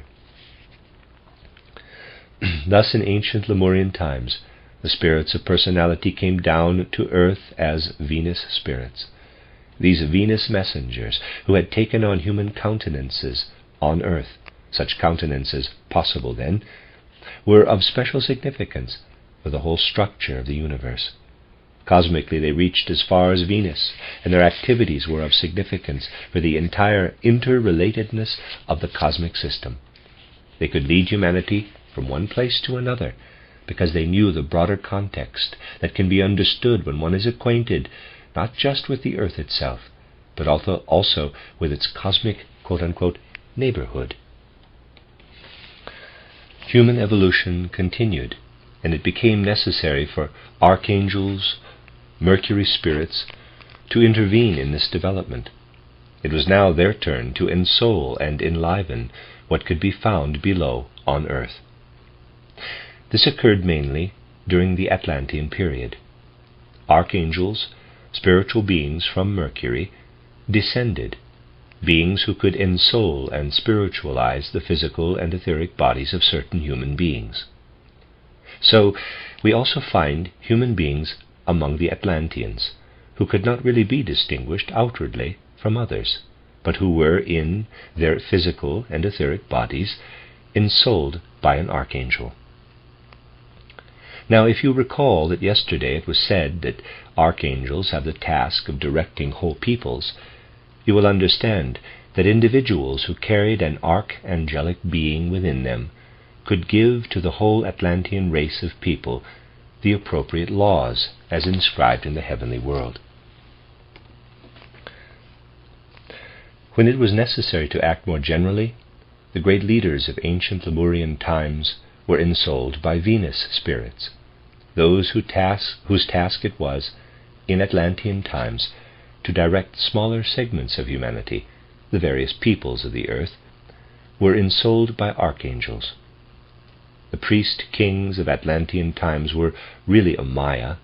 They were not what they appeared to be outwardly. An archangel dwelled in their physical and etheric bodies, and this was the actual acting agent. We can go back into ancient Atlantean times and search for the hidden centers of these leaders of humanity. They worked from hidden places where they investigated the mysteries of the universe. Although the word originated later, we may call what was investigated and ordered from those ancient Atlantean mystery centers oracles. The term oracle is very appropriate for the teaching and governing centers of Atlantean humanity, which the archangels carried within themselves. From these centers, great teachers carried out their work, so that they could draw other human beings to them and could train them to become servants and priests in the oracles. It is important to know that in Atlantean times human beings existed who were actually archangels, that is, in whose physical and etheric bodies an archangel was embodied. Clairvoyantly, one would have seen the physical body of such a being, and behind him a gigantic figure rising above and losing itself in indefinite regions, the inspiring archangel. Such a personality was a twofold being, as if behind the physical human being, arising out of the indeterminate, there were the archangel who inspired the person. At the end of such a being, the physical body was destroyed according to Atlantean practice. The physical body which had been inspired by the archangel dissolved, but the etheric body did not dissolve. There is a spiritual economy that requires exceptions to what must generally be represented as spiritual scientific truth. We usually say, and in general it is correct, that when someone dies, the physical body is laid aside, and after a certain time the etheric body is likewise laid aside. Apart from an extract that remains, the etheric body dissolves. This, however, is only generally the case. There is an enormous difference between the etheric body of an initiate of the Atlantean oracles, which was permeated by an archangel, and an ordinary etheric body. Such a valuable etheric body is not lost. It is preserved in the spiritual world. The 7 most important etheric bodies of the 7 great founders of the oracles were preserved by the mightiest leader of the Atlantean oracles. These etheric bodies had been woven through by archangelic beings who at death had naturally returned to higher worlds. Something was preserved, not in boxes, of course, but according to spiritual laws. The Atlantean initiate of the Sun Oracle is none other than the one, often referred to as Manu, who led the remainder of the Atlantean population over to Asia in order to establish the post-Atlantean cultures there. He took a handful of people with him and led them across to Asia. Through generations he cultivated people, and when the qualified 7 had been produced and called to serve, he wove into their etheric bodies the 7 etheric bodies that had been permeated by archangels and preserved on ancient Atlantis. The 7 sent down by the powerful leader to found the first post-Atlantean culture were the 7 holy rishis of ancient Indian culture. They bore within their sheaths the etheric bodies of the great Atlantean leaders, who, in turn, had received them from archangels themselves. Thus past, present, and future worked together. You would have found the 7 holy rishis to have been simple people, for their astral bodies and eyes had not reached the development of their etheric bodies. In the etheric body was woven their real capacity. Thus they had certain times when inspiration worked in their etheric bodies. Then they said things that they could not have said out of themselves. What had been inspired through their etheric bodies flowed from their lips. They were simple people, even by their own estimation. However, when they were inspired and their etheric body was active, they revealed the profoundest mysteries of our solar system and the whole universe. Even in post-Atlantean times, human beings had not advanced sufficiently to dispense with ensoulment from above. We have seen that this ensoulment took place in Lemurian times because a spirit of personality permeated the physical body. During the Atlantean period, physical and etheric bodies were ensouled by archangelic beings, while in post-Atlantean times the great leaders of humanity were ensouled by angelic beings who had descended into their physical, etheric, and astral bodies. The mighty leaders of the first post-Atlantean periods had not just human physical, etheric, and astral bodies. Each leader was permeated by an angel. This enabled the leaders to look back into their former incarnations. The ordinary person is not able to do so, because he has not yet developed his manas. He must first become an angel. These leaders, born of ordinary people, embodied in their physical, etheric, and astral bodies an angelic being who ensouled and penetrated them. That was again Maya, for they were something very different from what they appeared to represent on earth. The principal leaders of humanity in ancient times were quite different from what they appeared to be. They were personalities in whom dwelt an angel, who inspired them with what they needed to be the teachers and leaders of humankind. The great founders of religion and religious leaders were persons possessed by angelic beings. Angels spoke through them. Things in the world may be described as existing in a state of absolute regularity. Nevertheless, the stages of development are constantly overlapping. What is described as a process of complete regularity does not actually function with complete regularity. What has been said is mainly valid, namely, in Lemurian times, spirits of personality spoke through human beings, in Atlantean times, archangels, and in post-Atlantean periods, angels.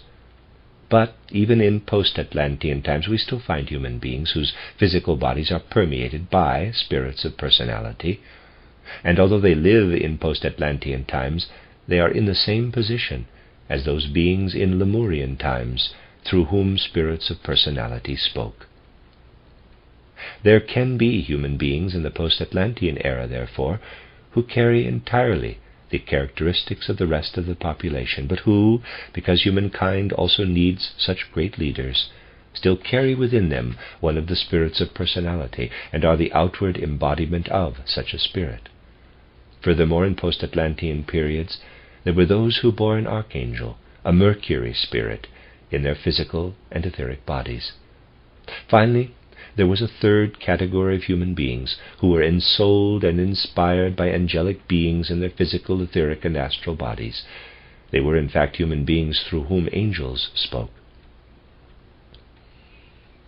According to traditions of the East, such personalities among human beings received special names.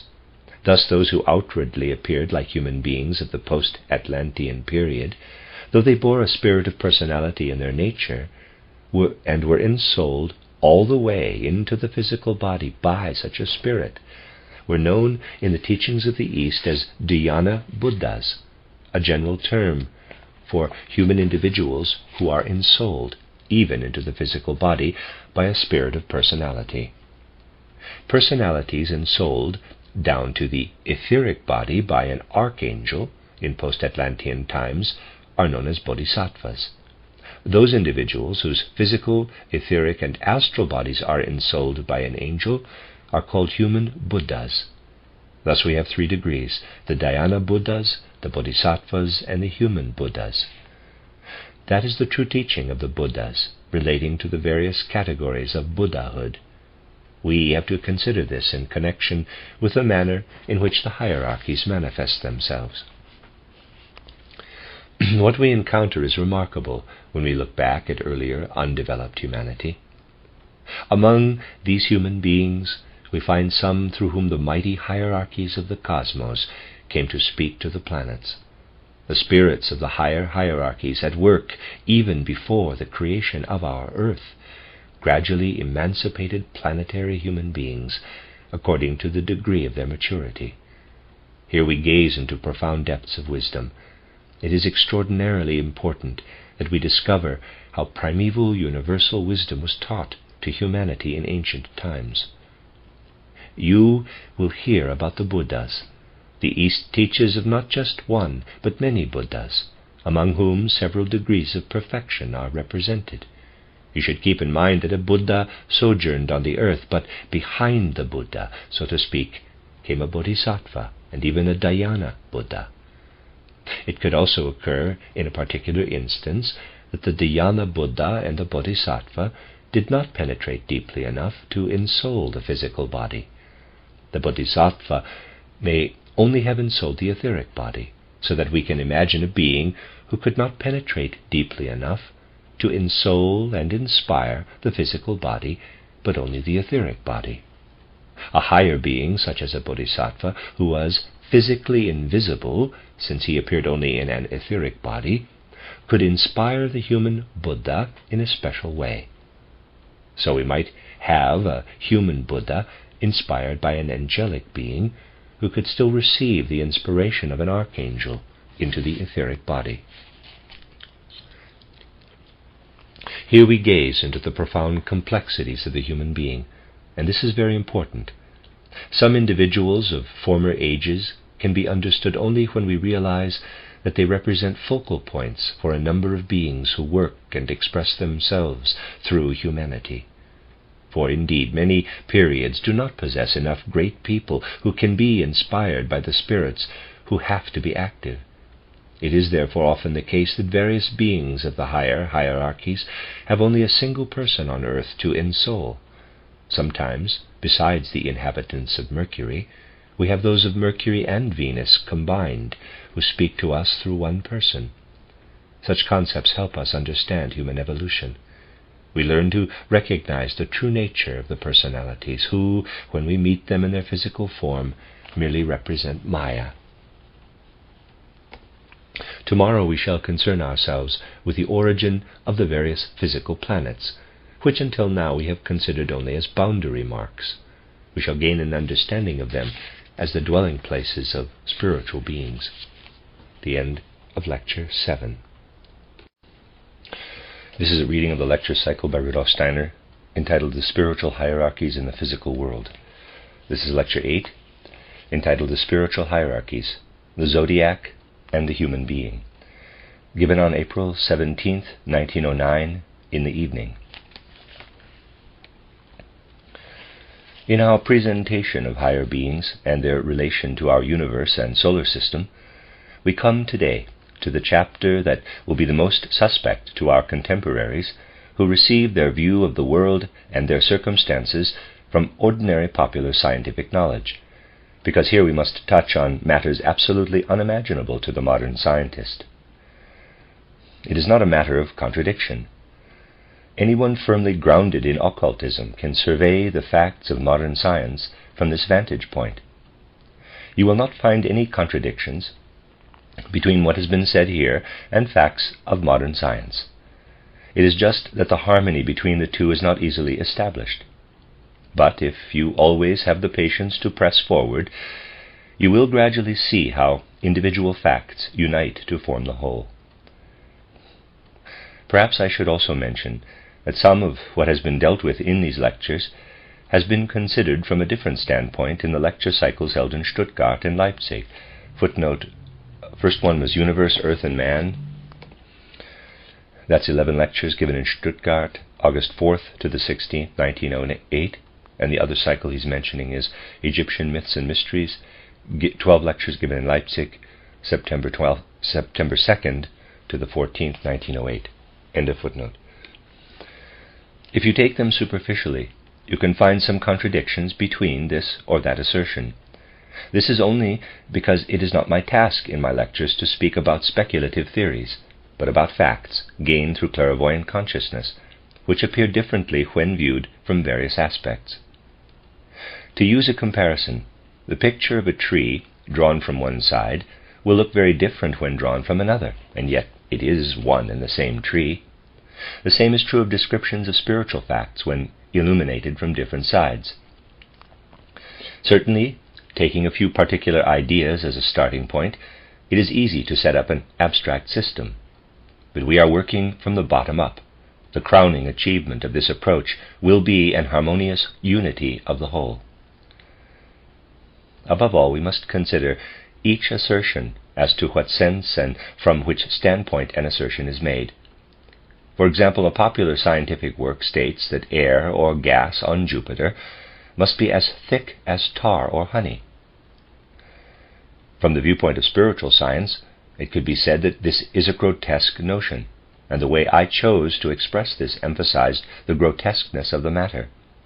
Yet from the modern scientific side, one could argue, quote, "Don't you know that modern physics can produce liquid air as thick as honey or tar?" Unquote. Although this is a self-evident scientific fact, it is irrelevant to our considerations.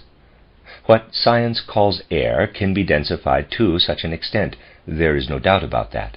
But from the viewpoint of spiritual science, this is as valid as saying water can be turned into something as hard as stone, namely ice. Indeed, ice is water, but this is not the point. What matters is whether we learn to consider things in their various functions in a living way, or in the dead manner of modern science. It is obvious that ice is water, but what would be the response of someone who is used to driving a mill with water if advised to use ice instead of water? The abstract concept that ice is water is irrelevant. What matters is that we come to understand the universe in its dynamic activity. This requires perspectives very different from abstract notions of a purely material metamorphosis related to density. We could no more breathe air as thick as honey or tar than drive a water mill with ice. This distinction is important for spiritual scientific observation, for we do not observe orbs in the universe as they are typically regarded today, namely as some material lumps of a particular size that move around in cosmic space, which modern astronomical mythology views as simply material orbs. We observe them in their living soul spiritual state. That is, we observe them in their entirety. Thus we must consider within this totality what we call, in a spiritual scientific sense, the creation of the individual bodies of the universe. For our first example of the creation of a cosmic body, let us take ancient Saturn, from which we know our evolution proceeded. To begin with, ancient Saturn was as large as our whole present solar system. What one calls old Saturn, in its beginning stage, was about as large as our solar system. But we should not simply imagine it as a material globe. You will remember that on ancient Saturn nothing existed yet of what we have today as the three physical states, solid, fluid, and gaseous. There was only warmth or fire. Let us represent this primeval globe of warmth by a circle.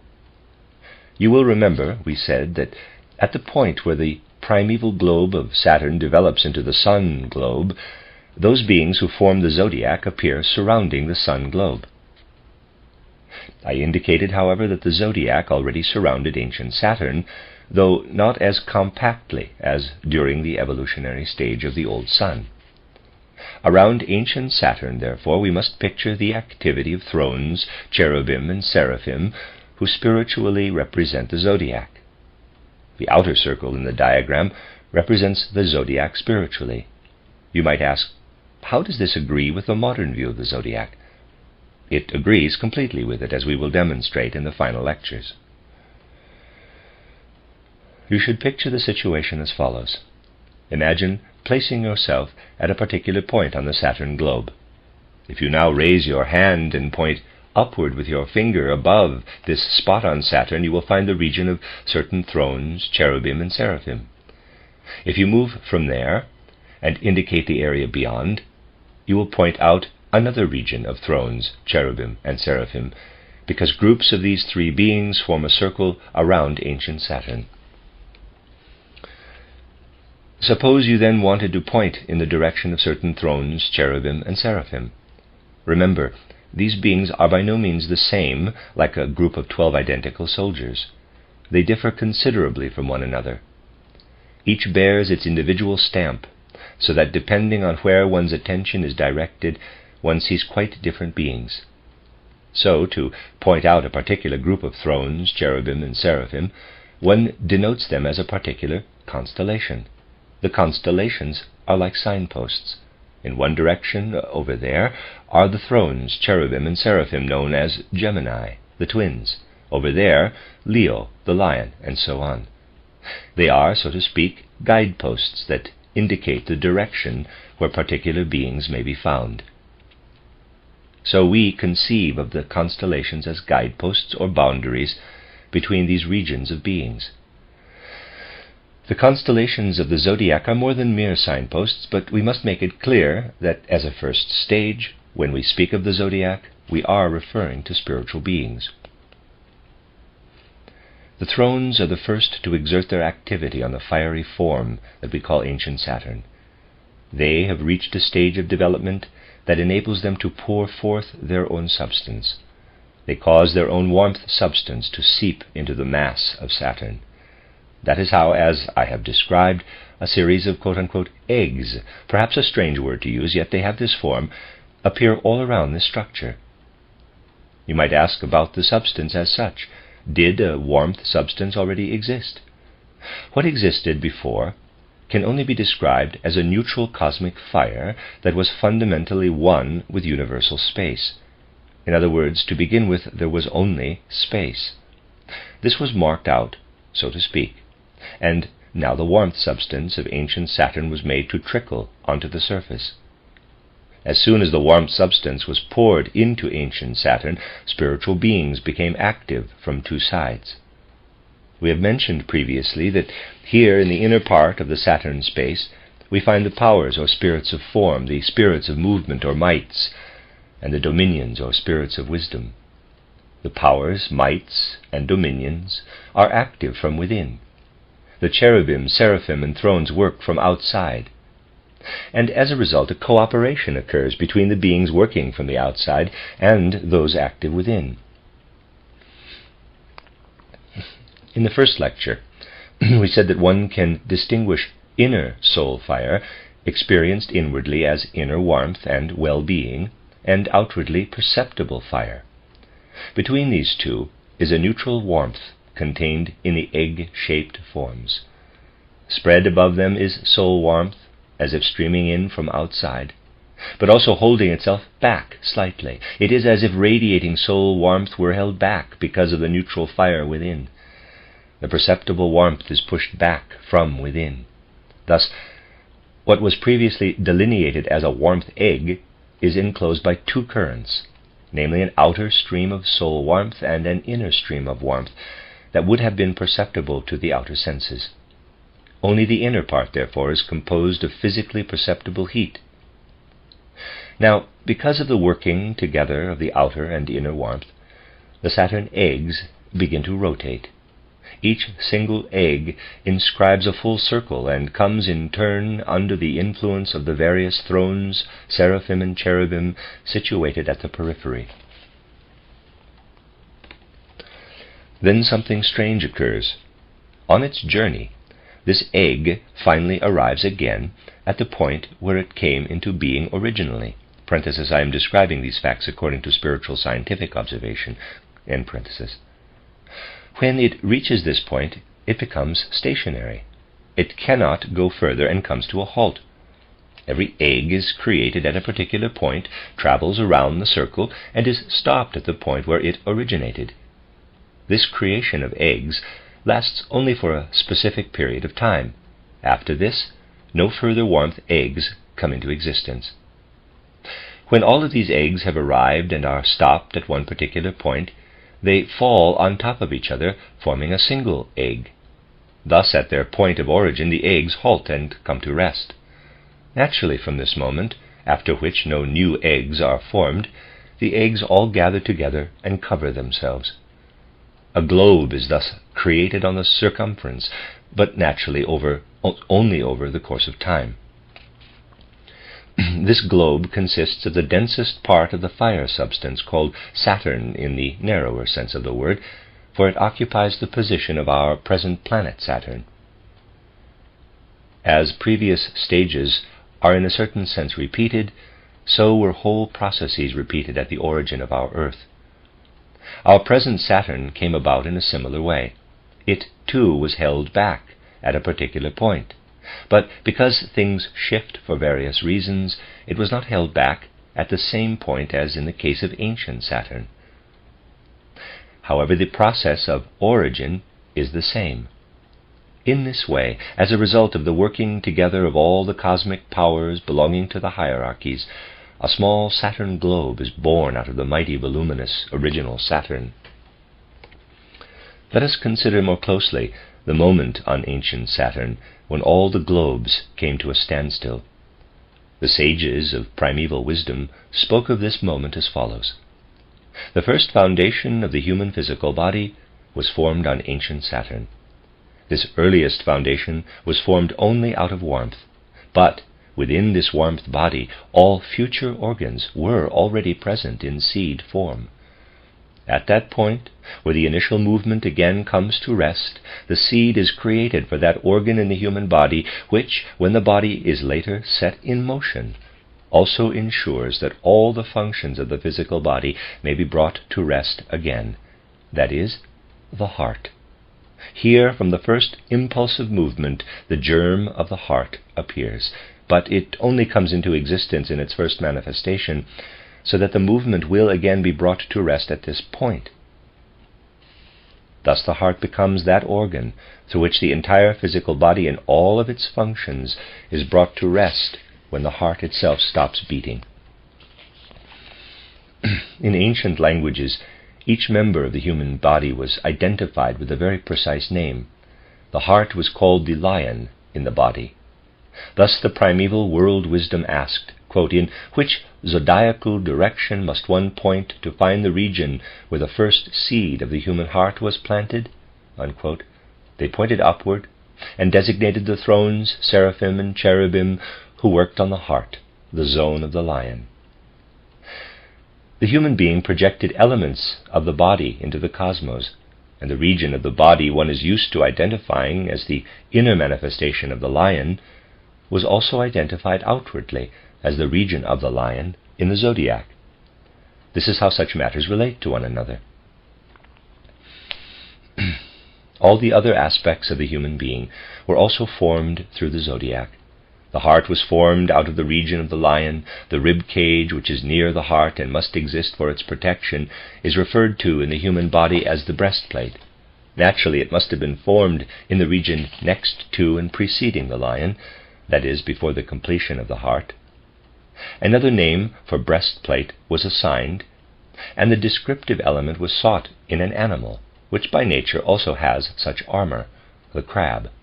The breastplate that appears in the zodiac is called Cancer, because the crab embodies a natural protective shield. Hence this region was called Cancer, and is to one side of the lion. The other regions of the zodiac were named according to the same principle. Indeed, the names of the various regions of the zodiac arise as a result of the human form being projected outward into the cosmos. It is not always easy to discover the original intention from the frequently distorted or misrepresented names, as you can see in an example such as cancer. In several instances, the name has not been handed down correctly, and so one has to go back to the source to obtain a clear picture.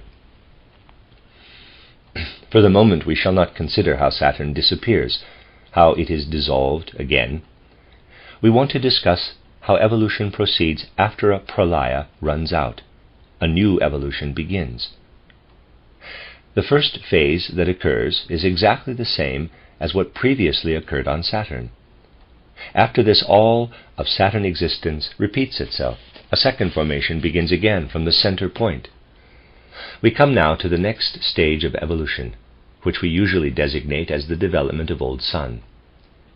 Just as previously the thrones sacrificed themselves, we now have the sacrifice of another rank of the spiritual hierarchies, the dominions or spirits of wisdom.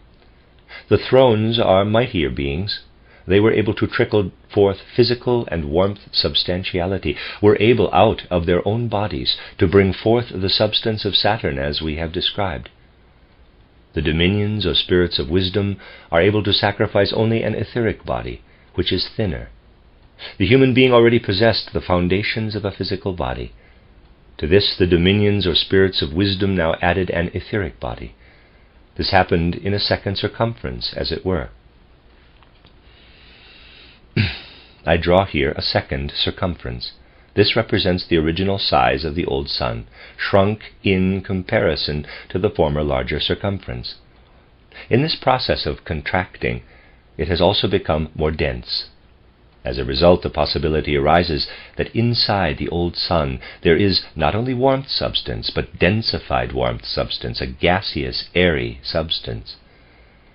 Now, out of the periphery, the beings previously mentioned, the thrones, together with the dominions, begin to work, and within the circumference of the sun, only the powers and the mights, or the spirits of form and the spirits of movement, remain.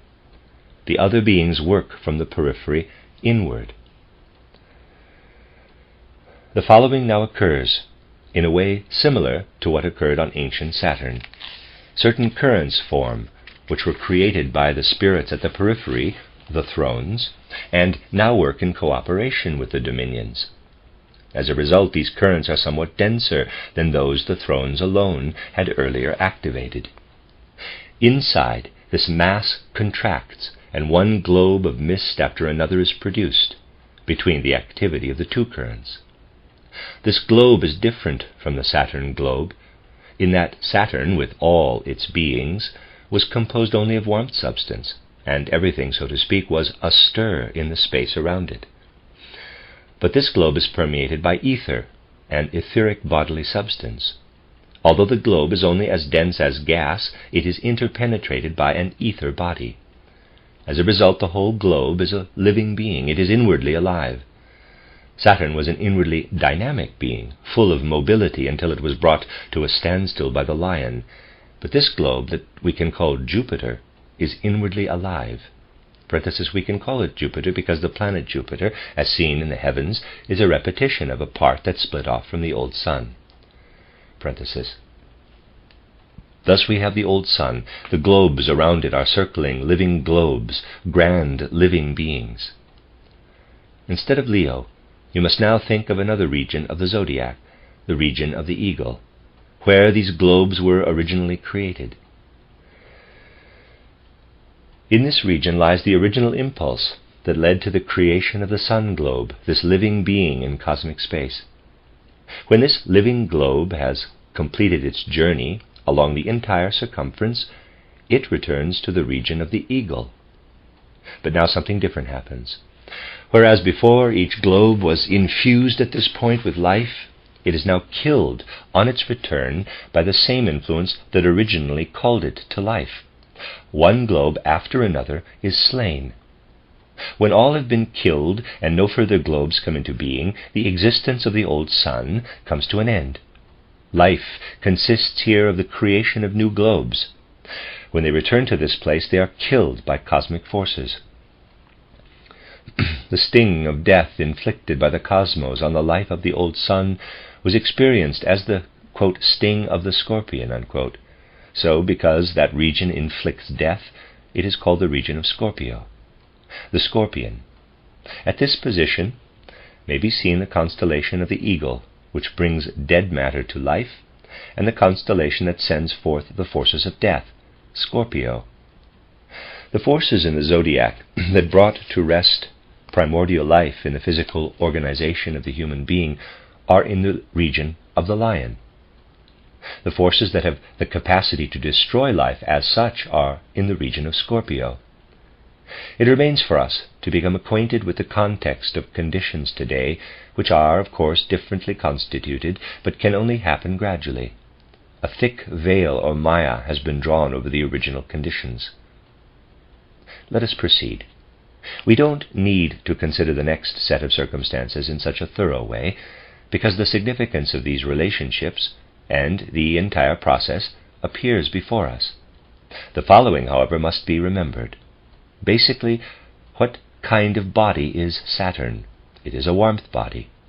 When you look at Saturn, you would be very wrong if you assumed Saturn to be a body that can be compared with other planets, such as Jupiter or Mars. What exists there is actually no more than an expanse of warmth. You only see it as you do because you can look at it through an expanse of light. You glimpse it through illuminated space. Visualize how an unilluminated object appears when seen through a light-filled space. It would appear bluish. You can observe this in the flame of a candle. The flame appears blue in the middle and is surrounded by a kind of radiance. If you look at darkness through illuminated space, it always appears blue. I am very aware that I am in danger of talking nonsense according to the modern mechanistic school of optics. The fact is, this nonsense is correct. Modern physics does not know why the expanse of the heavens looks blue. It appears blue to you because it is, in fact, dark, black, and you see it through an illuminated space. Darkness seen through the light appears blue. That is why Saturn, when you observe it, also appears as a somewhat bluish cosmic body. Everything said here agrees with the facts of science, but not with the fanciful theories that have been contrived around them. It would lead too far astray if I explained to you, along the same lines, the cause of the rings of Saturn, because with each Saturn one is concerned. Let me read that again. It would lead too far astray if I explained to you, along the same lines, the cause of the rings of Saturn, because with each Saturn one is concerned with 3 layers of warmth: a neutral layer, a layer of soul warmth, and a physically perceptible warmth. When looking at these various layers through an illuminated space, the illusion of a gaseous globe arises, surrounded by a kind of dust ring. We are simply experiencing an optical phenomenon. Saturn is still today a heavenly body consisting only of warmth substance. These things can, of course, be said only in a context such as the current one.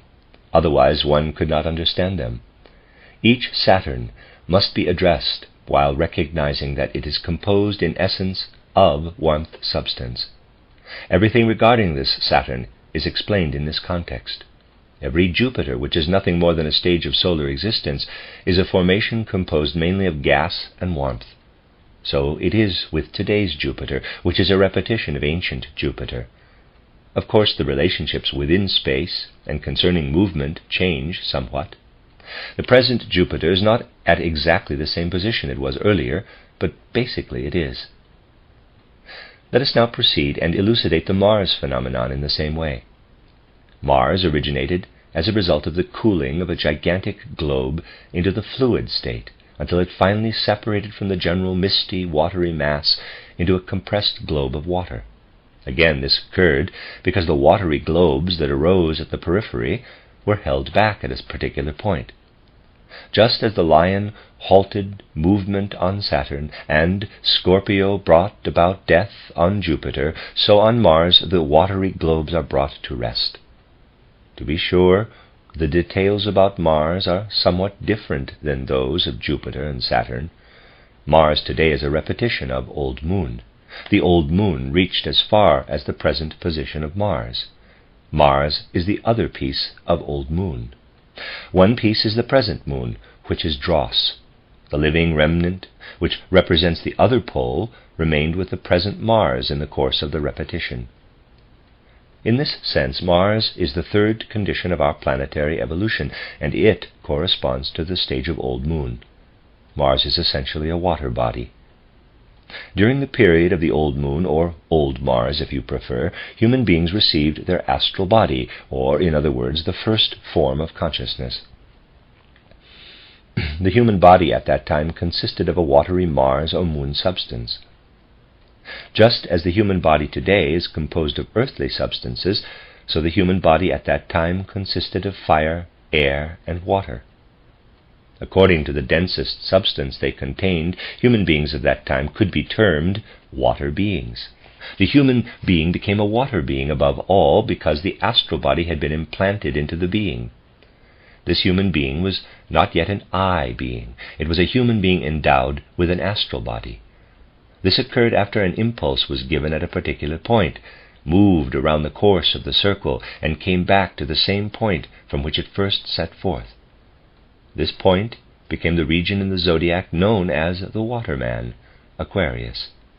Here the significance of the zodiacal sign of Waterman can be found, for there humankind received consciousness on the old moon, or old Mars, after having completed a single circuit.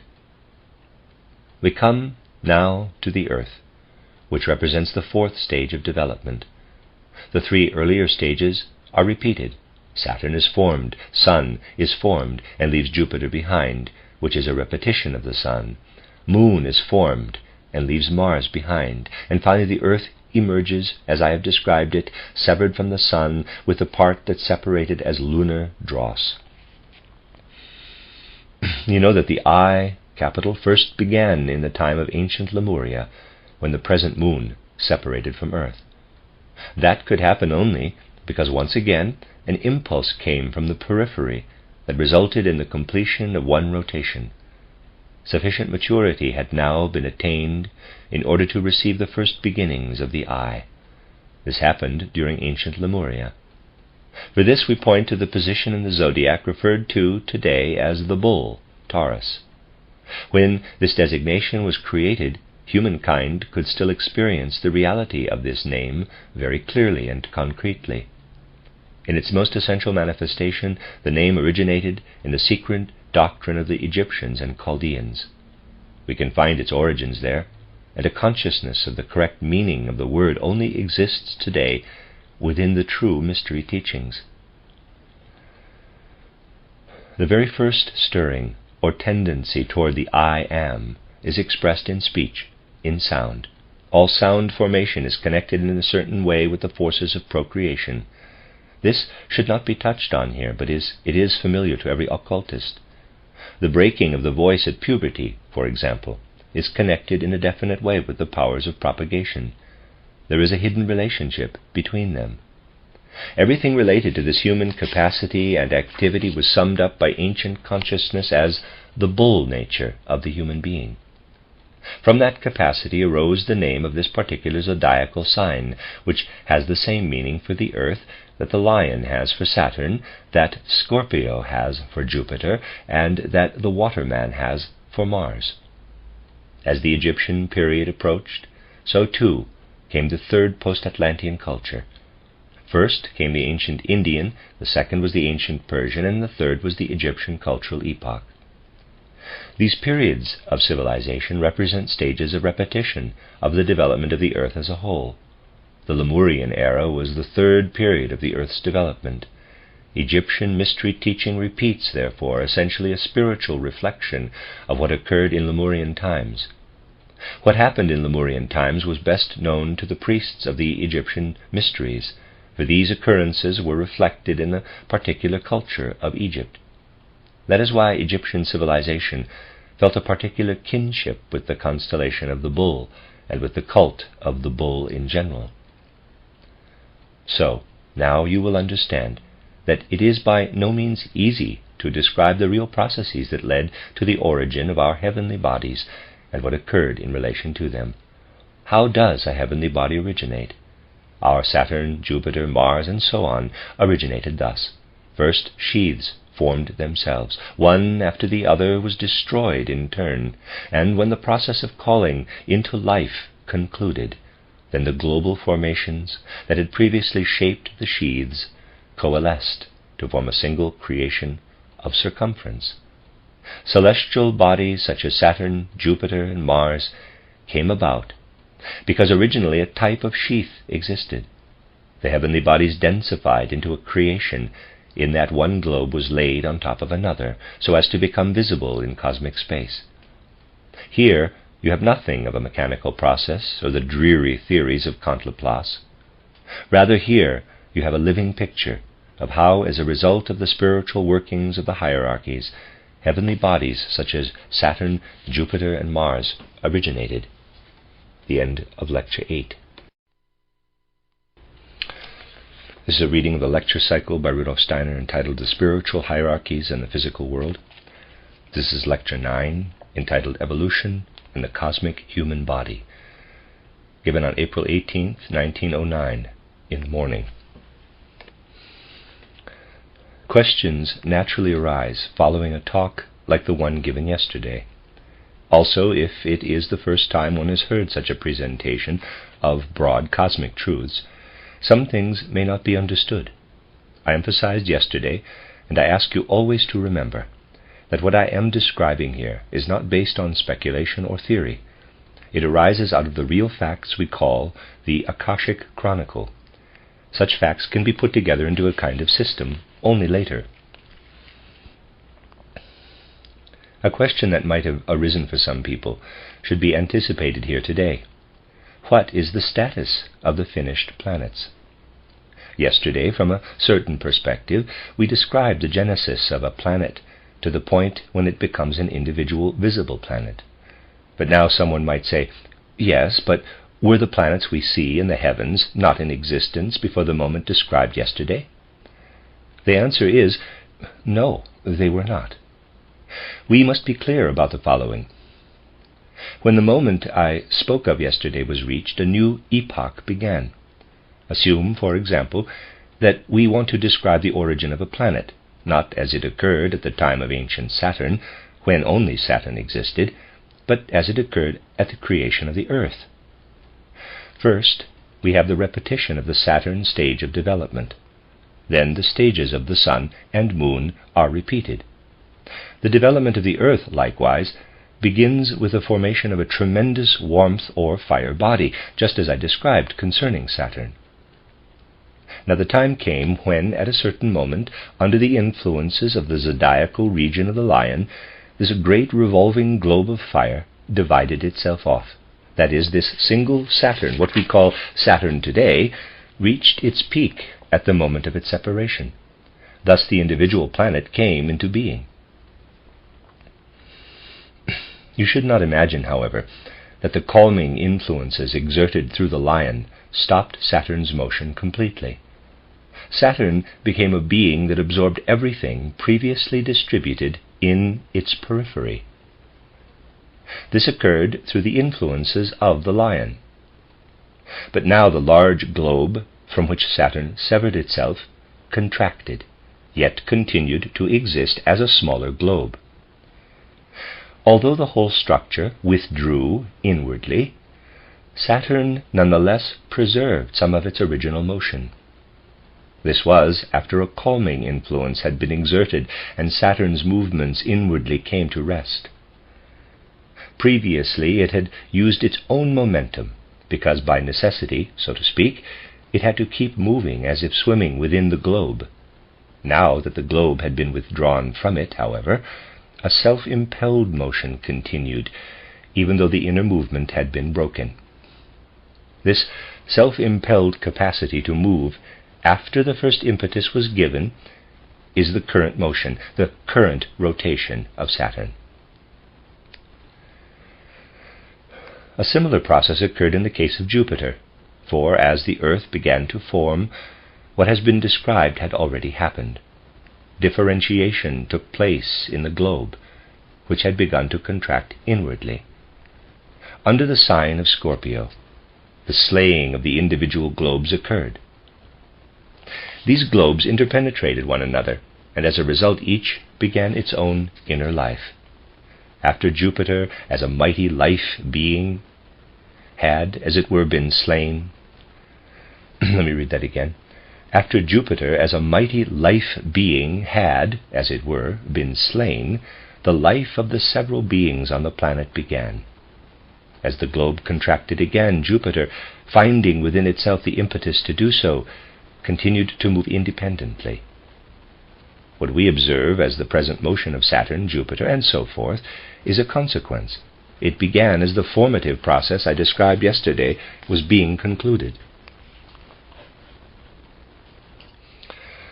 Another difficulty appears to have arisen because I referred to Jupiter as the second planet and Mars as the third to detach themselves, whereas, chronologically, I mentioned first a Saturn stage of evolution, followed by Sun and Moon evolutions.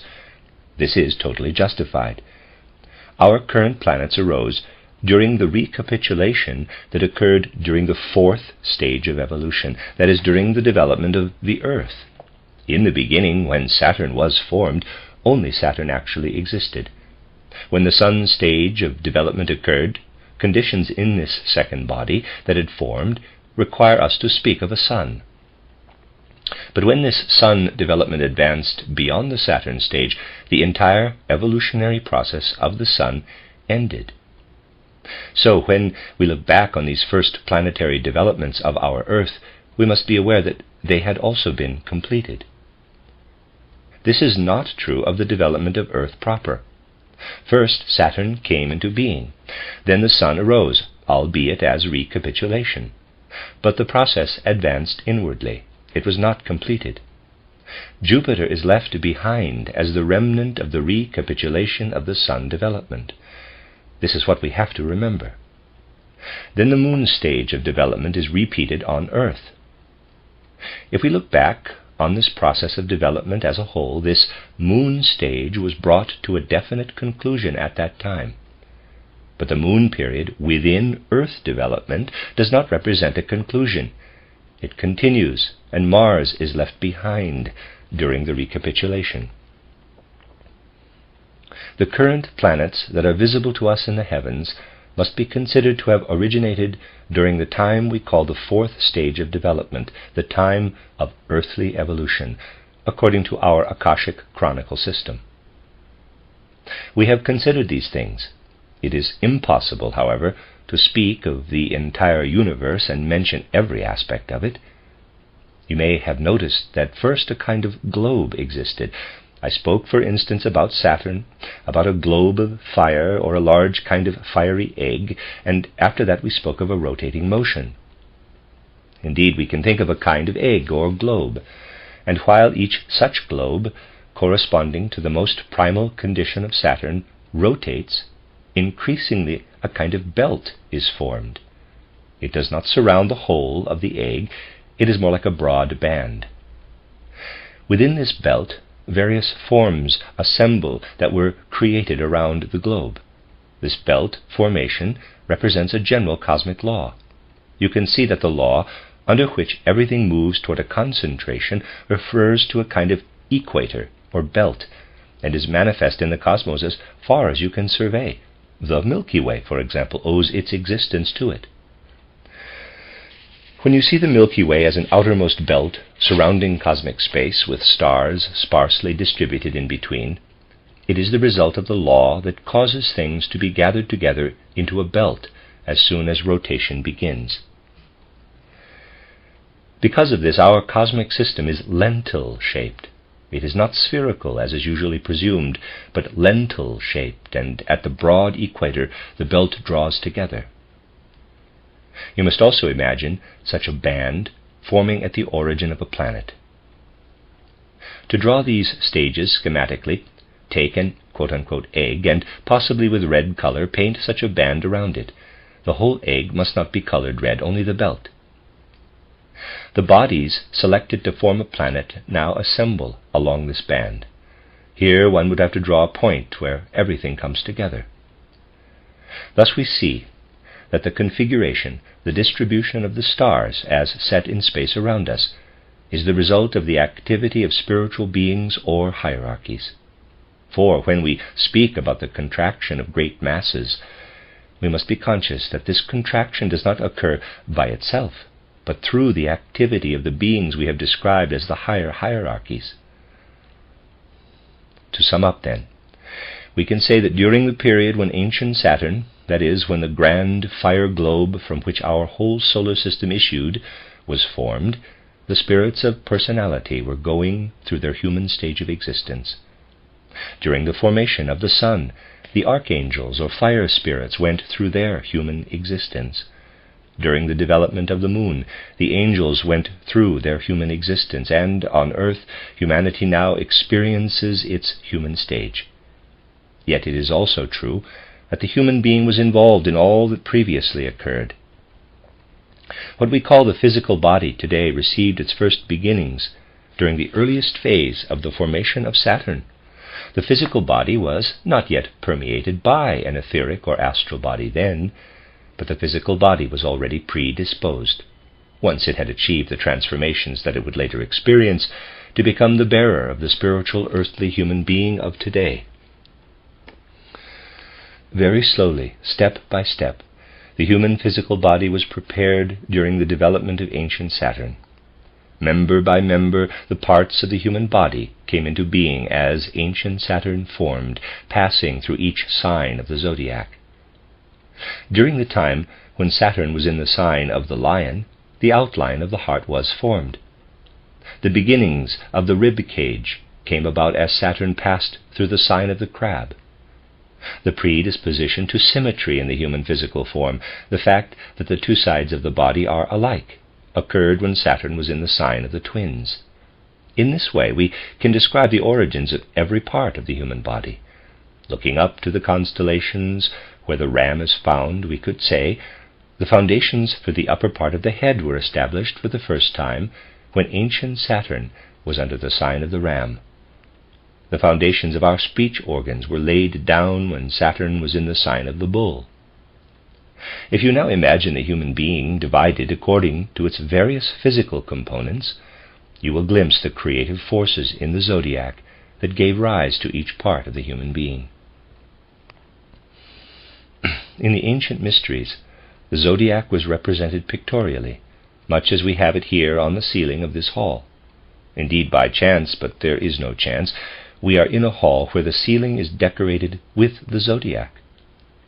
Formerly the zodiac was not depicted in terms of the respective animal forms. Rather, the various parts or members of the human being were assigned to their respective regions. The head was assigned to the sign of the ram, the larynx area to the bull, the arms to the symmetry of the twins, the rib cage to Cancer, the heart to the lion, and so on to the lower part of the legs assigned to the waterman, and the feet to the fishes.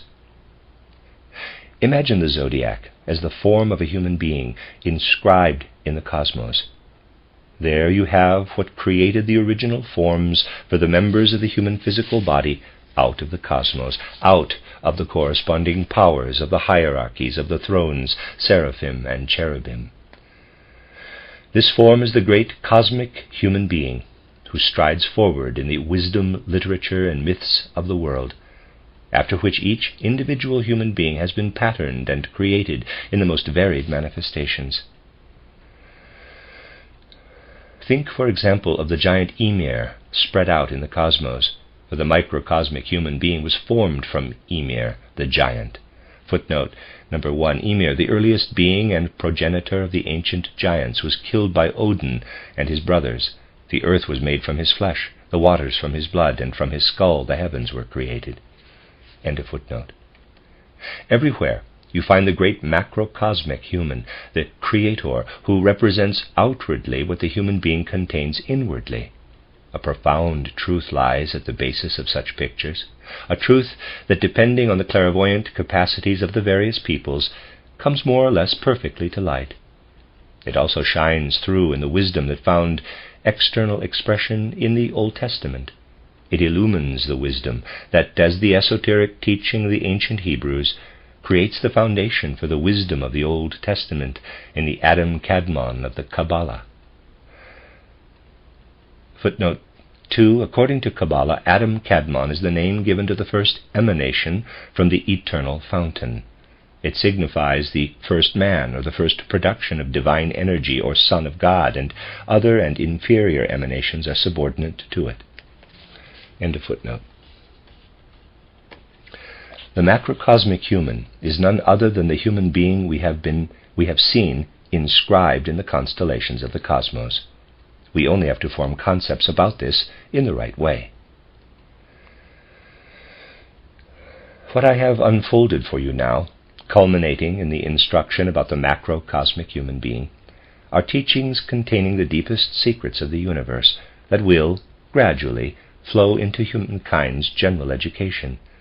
Humankind is still far removed from understanding these teachings today, and if a conventional scholar listened to these lectures, that person would probably consider this audience as something other than a sensible group of people. Human beings are far removed from understanding these things today. But we are beginning an age when facts found to contradict the fantastic theories of modern science will urge people to seek the way to these encompassing truths of primeval wisdom. The mystery about the process of conception, for example, about which there is much childish speculation today, will not be unraveled until the teaching of the macrocosmic human is applied to it. Precisely what a real mystery is, and above all, what cannot be investigated by instruments and tools, will be illumined to the very minutest point of investigation. How small is the cell where conception takes place when compared to the cosmos? But only the mysteries of the great cosmos will solve the riddle of what is taking place in the smallest cell. Nothing else has the capacity to unravel the secrets of the processes within the cell. The contributions of exoteric scientific research to the problem of conception are by no means worthless, yet they strike one as mere child's play compared with the great mystery involved. This can only be solved when one understands how the answer to what happens at a particular point can be found only in the periphery. For this reason, the ancient mystery teachings said, if you seek to understand the center, investigate the circumference, for only there will you find the answer. Here is the essential part of understanding. You can grasp the point, what is at the center, only when you have understood the periphery, circumference. If you recall that the individual heavenly bodies remain in motion even after they have reached their own completion, so to speak, then you will understand what is meant by the karma of these cosmic bodies. From the moment when the planet itself has come to completion, the beings who belong to it must consider its dissolution, that is, its disappearance from the cosmic environment. For example, to describe the development of ancient Saturn, we must say to ourselves, until the contraction of the whole globe of warmth, the process of the Saturn phase of development is an ascending one, or, if you will, a descending one, in that it is a process of densification. But, speaking of the first Saturn stage of development, once Saturn begins to rotate on its own, the globe is completed. Everything having to do with it has been accomplished. The fact that in the process of dissolution, the spirits involved must take into account the forces that were active in building it up, that is karma. It is an inescapable factor. Things have to be dissolved in accordance with how they have been built up. The karma of the first half of evolution fulfills itself in the second. What was built up in the course of the first half of evolution is step by step dismantled in the second. The cosmic process of becoming is the creation of karma, and the passing away of worlds, in the broadest sense of the word, is nothing other than suffering under karma and the dissolution of the karma related to it. This is so for every planet, in all aspects, great and small. For each planet faithfully mirrors back the conditions of the formation of its karma.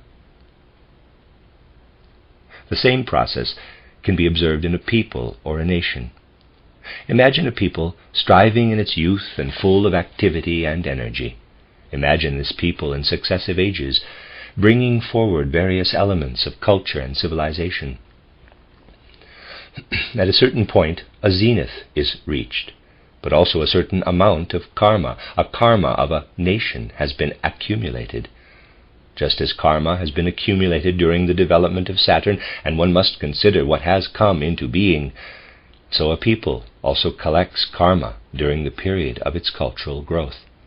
This karma is at its peak, at its strongest, when a nation has given forth its original and most elemental forces.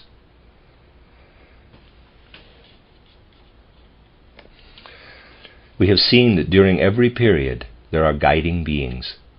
We have seen in the case of the earth how higher spiritual beings, angels, archangels, and archai, descended, and where humanity could not make progress on its own, these higher beings guided humankind to a higher stage. These are the spiritual beings of the hierarchies who reached their maturity in earlier times. Once a particular stage has been attained, and once the beings who descended from heavenly heights to lead a nation have achieved their goal, other spiritual beings must take on the guidance of the nation. For a people to rise beyond its zenith, leading personalities must, of their own free will, allow themselves to become bearers of higher spiritual beings. Only in this way can a nation progress to certain stages beyond what was originally intended. But then something further must occur, namely, the beings who descend to guide a culture beyond a certain point in its development must take the accumulated karma of that nation on themselves. This is the important law of taking on the karma of nations or races. After a certain point in time, leading personalities must bear within themselves, must take on the karma of nations or races.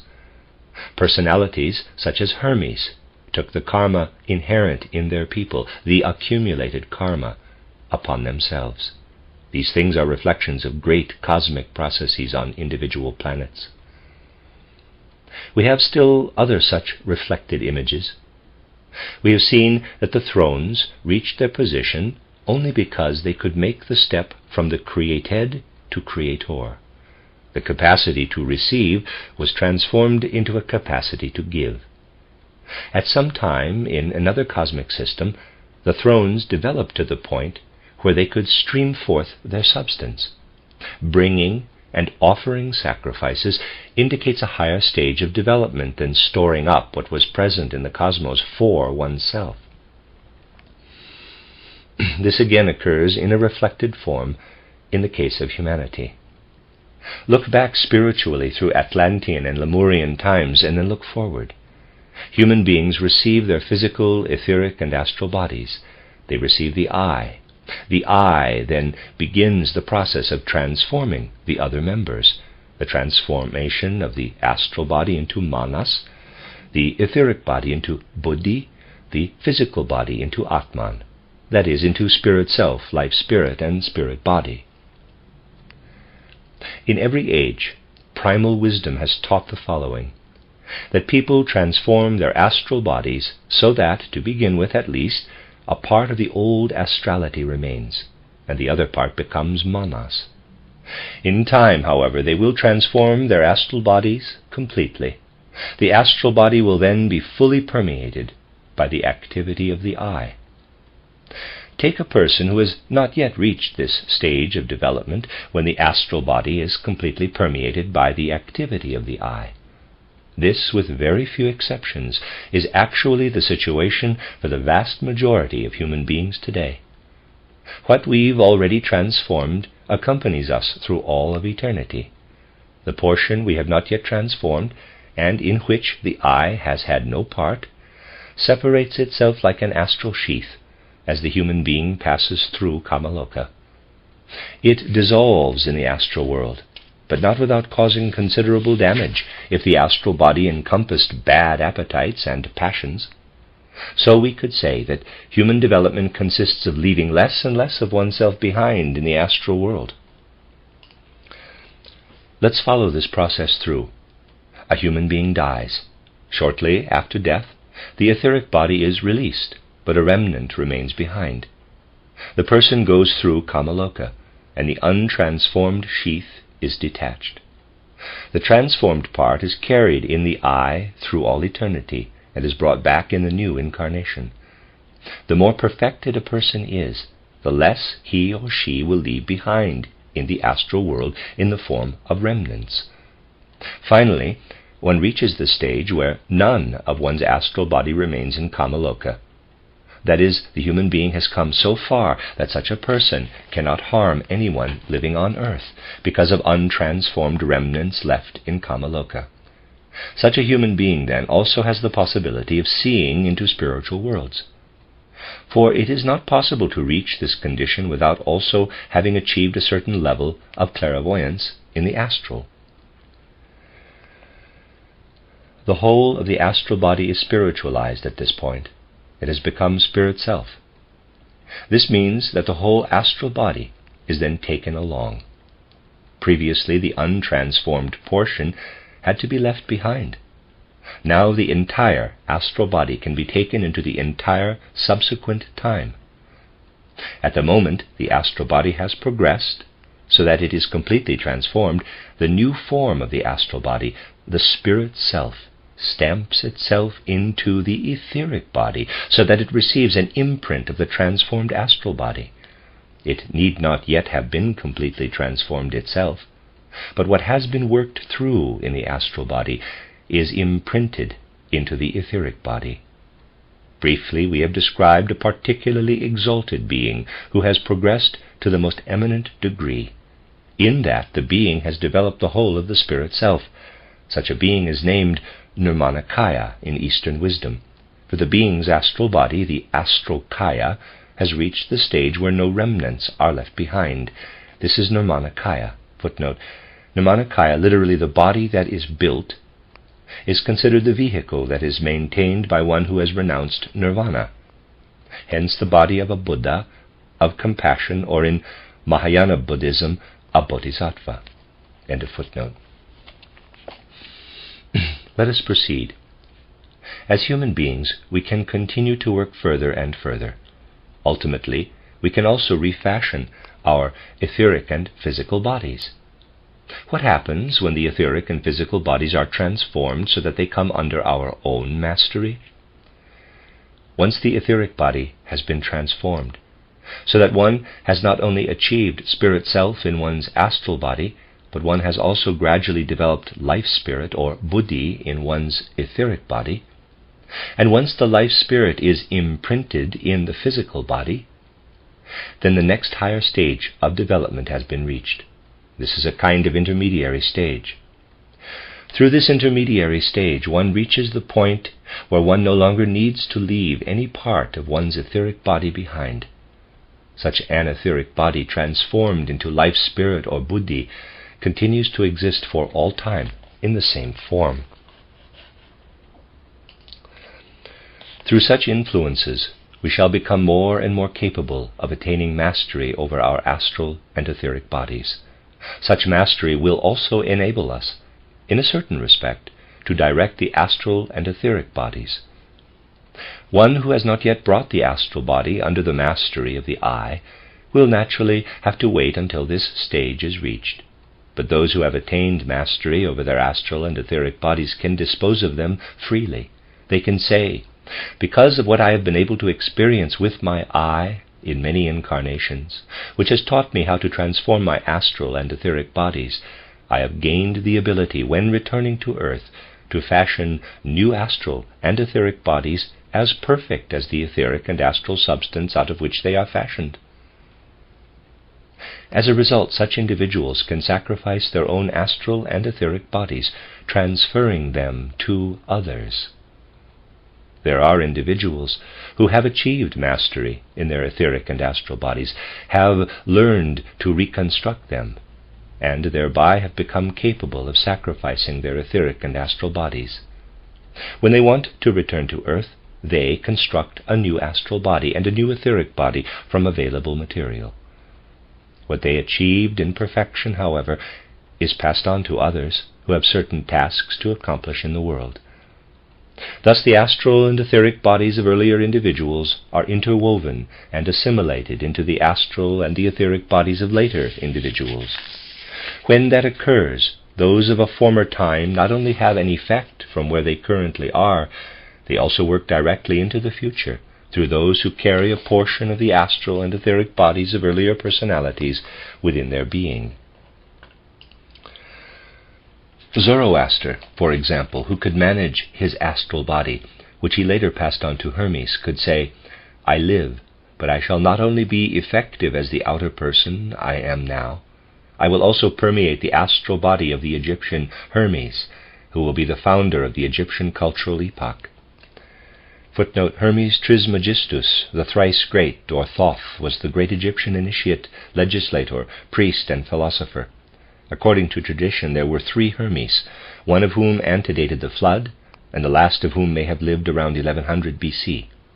The founders of the Egyptian cultural epoch would then have been the first 2 Hermes.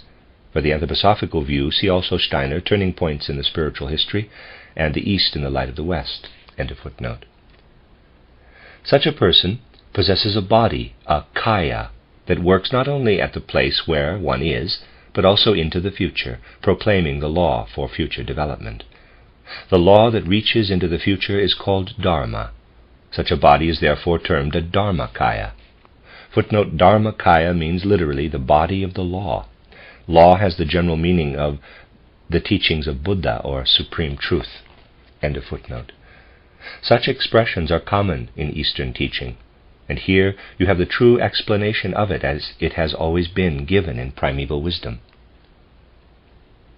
In surveying the many things we have considered during these days, a question may well arise in our minds as to what humanity really is. We have called the human being a particular stage of development. We have seen that the spirits of personality were human beings on ancient Saturn. Even the thrones must have been human once. And we have discovered that humanity continues to develop, that it will evolve into ever higher forms of being. We have come to know the first stages of this development in angels and archangels, and we have seen how such beings are able to sacrifice a part of themselves. We have seen the beginnings of sacrifice in the thrones, who are beings who possess it to the highest degree. We see the first gleam of creative activities in the leaders of peoples and races who knew how to refashion their own bodies so that something streamed forth from them. Just as the thrones streamed their being forth, so to a different degree the Nirmanakayas let their own bodies stream into the future for the benefit of individuals who would appear later and could not have reached a particular point of development had they not assimilated what streamed from beings who lived before them. Thus, the idea of development moves from the point where one takes to the point where one streams out, creates. The concept of the Creator arises before our spiritual eye, EYE, and we may say that every being evolves from creature to creator. Archangels achieved humanhood on Old Sun, spirits of personality on ancient Saturn, angels on Old Moon, and human beings on the earth. So it will continue.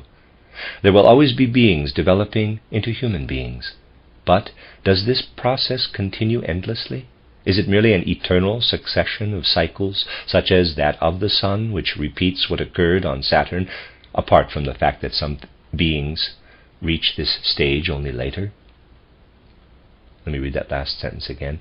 Is it merely an eternal succession of cycles, such as that of the Sun, which repeats what occurred on Saturn? That was Old Sun, which repeats what occurred on Old Saturn, apart from the fact that some beings reach this stage only later. The spirits of fire, for example, develop one cycle later than the spirits of personality.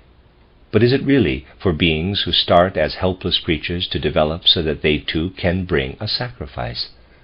No, that is not the case, most definitely not. Is the humanity of the spirits of personality on Saturn the same as that of the archangels on the Sun, and of the angels on Mars, Old Moon, and of humankind here on the earth? If we take, for instance, the nature of the angels, do we only see in them our own future image as it will be on Jupiter? Do we only see in the spirits of fire an image of what we ourselves shall become on Venus? Is there really evidence to say the following? We here on earth shall reach higher stages of development. We too shall advance within the hierarchies. Yet the beings we shall become in the future already exist now, and our own stage previously was achieved by other beings in earlier times. Fundamental questions such as these must arise for those who let these lectures work on them impartially. If we are indeed merely dealing with an ever-recurring humanity, then we are identical with the spirits of personality on ancient Saturn, the archangels on the old Sun, and the angels on Mars, the old Moon. It may be important to us, but for the gods it would only involve an increase of creatures. No very appreciable progress would thereby have been achieved. It is another matter, however, if human beings, by developing their humanity on the earth, thereby evolve into beings able to contribute something that angels, archangels, and spirits of personality cannot. Has the whole of creation learned something by creating human beings after the archangels and the angels? Has creation advanced? Is it feasible that because humanity has agreed to descend further, it thereby has the prospect to ascend even higher? This is the question that logically follows. We shall devote the final lecture to considering humanity's significance in the cosmos and our relationship to the higher hierarchies. That is, what will ultimately become of humankind in the ranks of the hierarchies. The end of Lecture 9. This is a reading of the lecture cycle by Rudolf Steiner entitled The Spiritual Hierarchies and the Physical World. This is the last lecture in this cycle, Lecture 10, entitled The Christ, given on April 18, 1909, in the evening. Apart from the questions raised at the end of the last lecture, there would be much to add to our present theme, but it is impossible in 10 lectures to exhaust a consideration of the universe. Therefore, allow me, before I deal with our main question, to make some remarks that in a certain sense will relate to our concluding observations. The first observation that I have to make is difficult, indeed hardly understandable at all for modern consciousness, for it is good if one is aware, but it is good if one is aware of it. It relates to the question of how planetary structures, once they have appeared, disappear again. From a spiritual point of view, it is clear how the course of development occurs. Beings ascend to higher stages, and as they advance, they have to leave their previous places of activity. That is, they must leave their former dwelling places that enabled them, for a period, to develop certain faculties they would not otherwise have been able to acquire. When, in the course of evolution, that time we call the old Lemurian period drew near, humanity had come so far in its development that it had recapitulated all that could be achieved through the stages of Saturn, Sun, and Moon. Then humanity appeared in the environment of earthly evolution, which had just been made ready for our further development. We developed through Lemurian and Atlantean times on into our own period, and moving from incarnation to incarnation, we will develop further in the future. Then after a time, humanity will have to leave the earth again. The earth will have nothing further to give humanity, for it will not be able to offer further possibilities of development. You could imagine that after the departure of humanity, our earth would become a desolate ruin. You could compare it with a city that had been deserted by its inhabitants. You know what such a city looks like after only a short time, how it gradually turns into a mound of earth.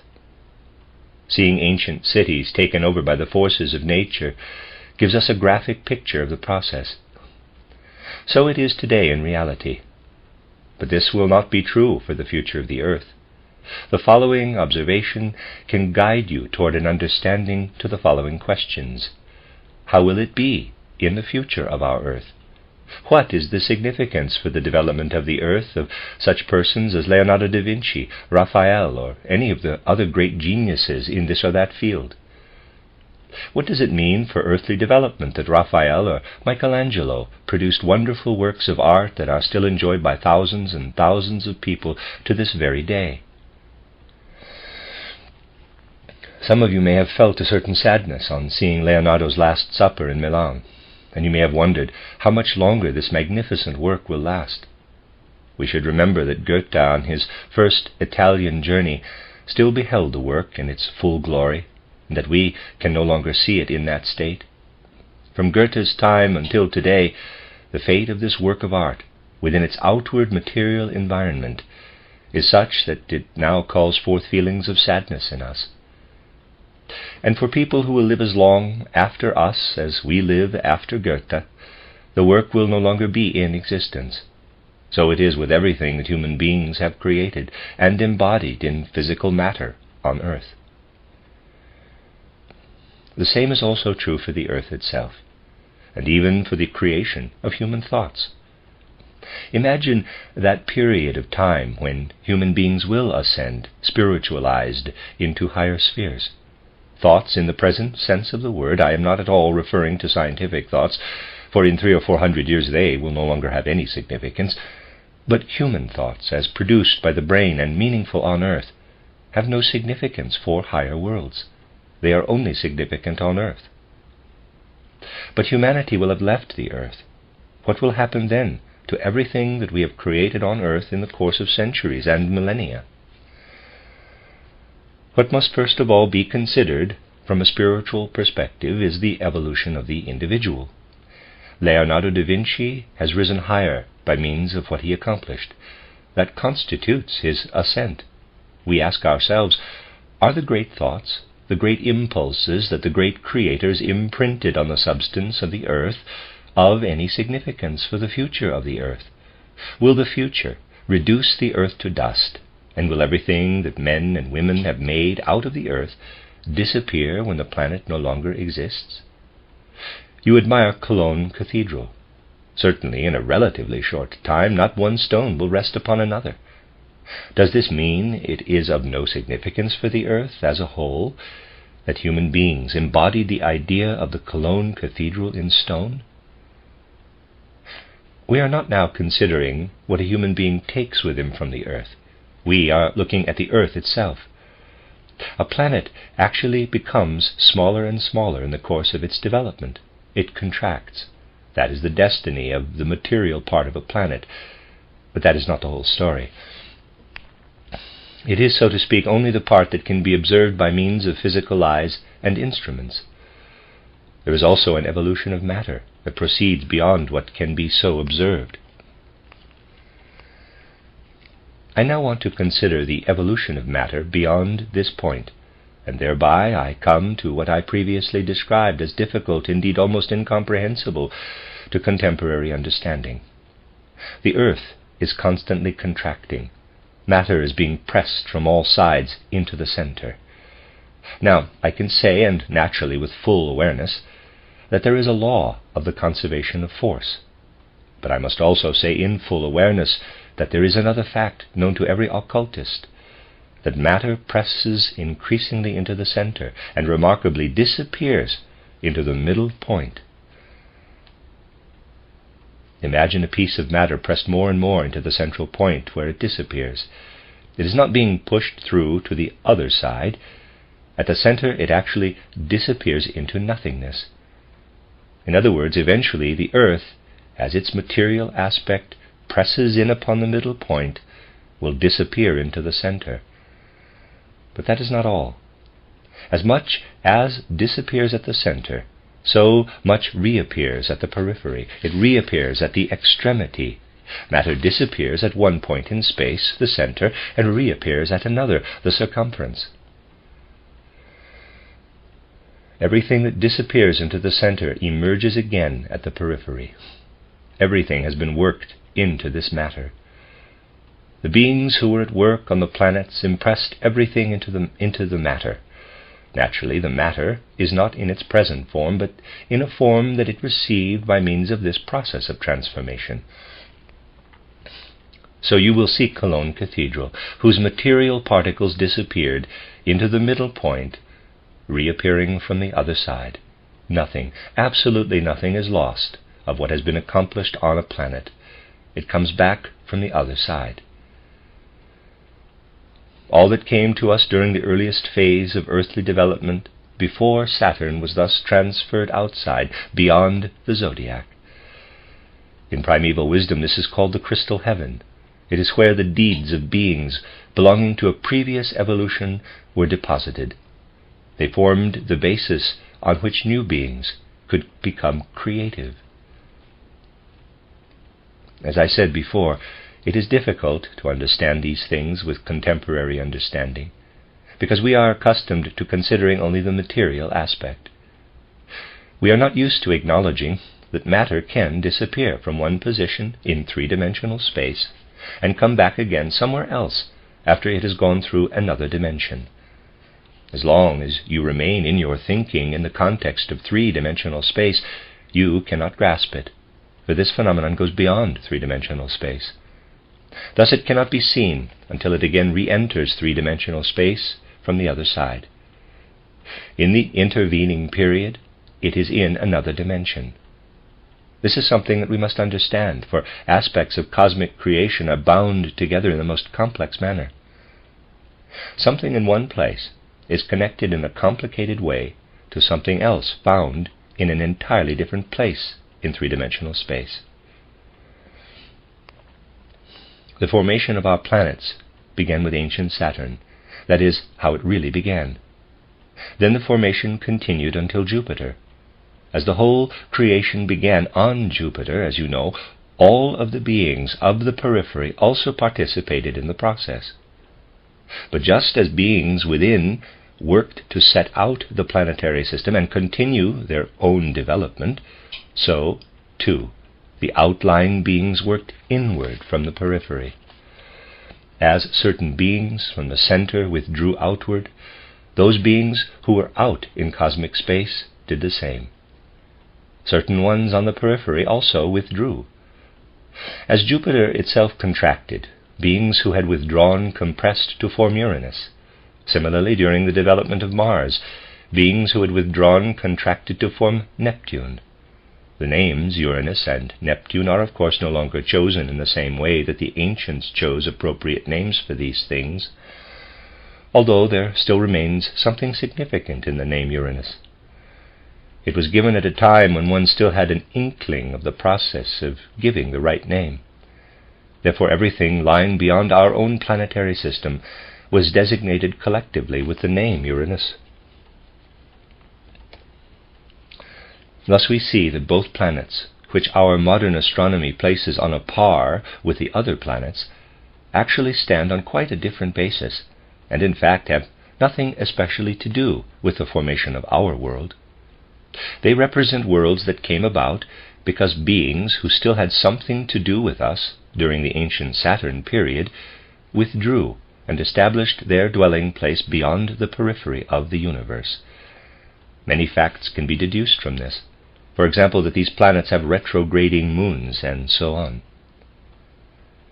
We have now surveyed in rough outline the process through which our solar system came into being, and we have raised the question, what position does the human being have in relation to the beings of the higher hierarchies, who are actually our human ancestors?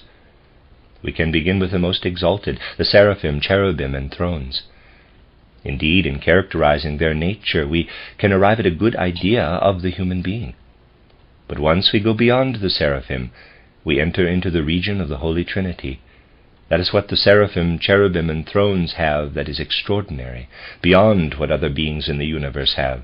They enjoy what is called, quote, the immediate gaze of the Godhead, unquote. They are endowed from the beginning with what human beings must gradually seek over the course of their development.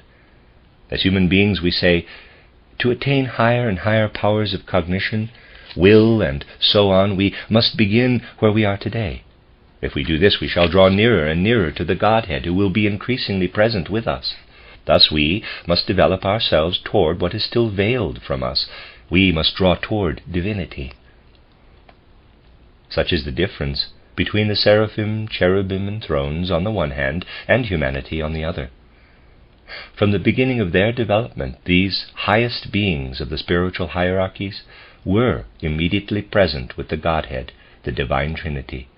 From the very beginning they enjoyed being within sight of the divinity. For the seraphim, cherubim, and thrones, the condition that human beings ought to progress toward existed from the very beginning. It is extremely important to recognize that from the time of their origin, these beings beheld God, and that as long as they live, they will always behold God. They accomplish everything through gazing upon God, and God works through them. They could not do otherwise than to act as they do. It would be impossible for them to do otherwise. The sight of God is such a powerful force, has such an influence upon them, that they accomplish what the Godhead ordains with unerring certainty and immediate impulse. Nothing resembling deliberation or judgment exists in the sphere of these beings. There is only the beholding of the Godhead's commands in order to receive the immediate impulse to do what they have beheld. They see the Godhead in its original true form, as it really is. They consider themselves simply as those who fulfill the will and wisdom of the divine. Such is the situation of the highest hierarchy. Descending to the next hierarchy, to the beings called dominions, mights, and powers, or spirits of wisdom, movement, and form, we must say that they no longer have the immediate gaze of the Godhead. They no longer see God in his immediate form, as he is, but they see God's manifestation, as God reveals himself, if I may put it so, through his countenance. So it is clear to them that the countenance is the Godhead. Like the seraphim, cherubim, and thrones, they also receive a direct impulse to carry out the manifestations of the Godhead.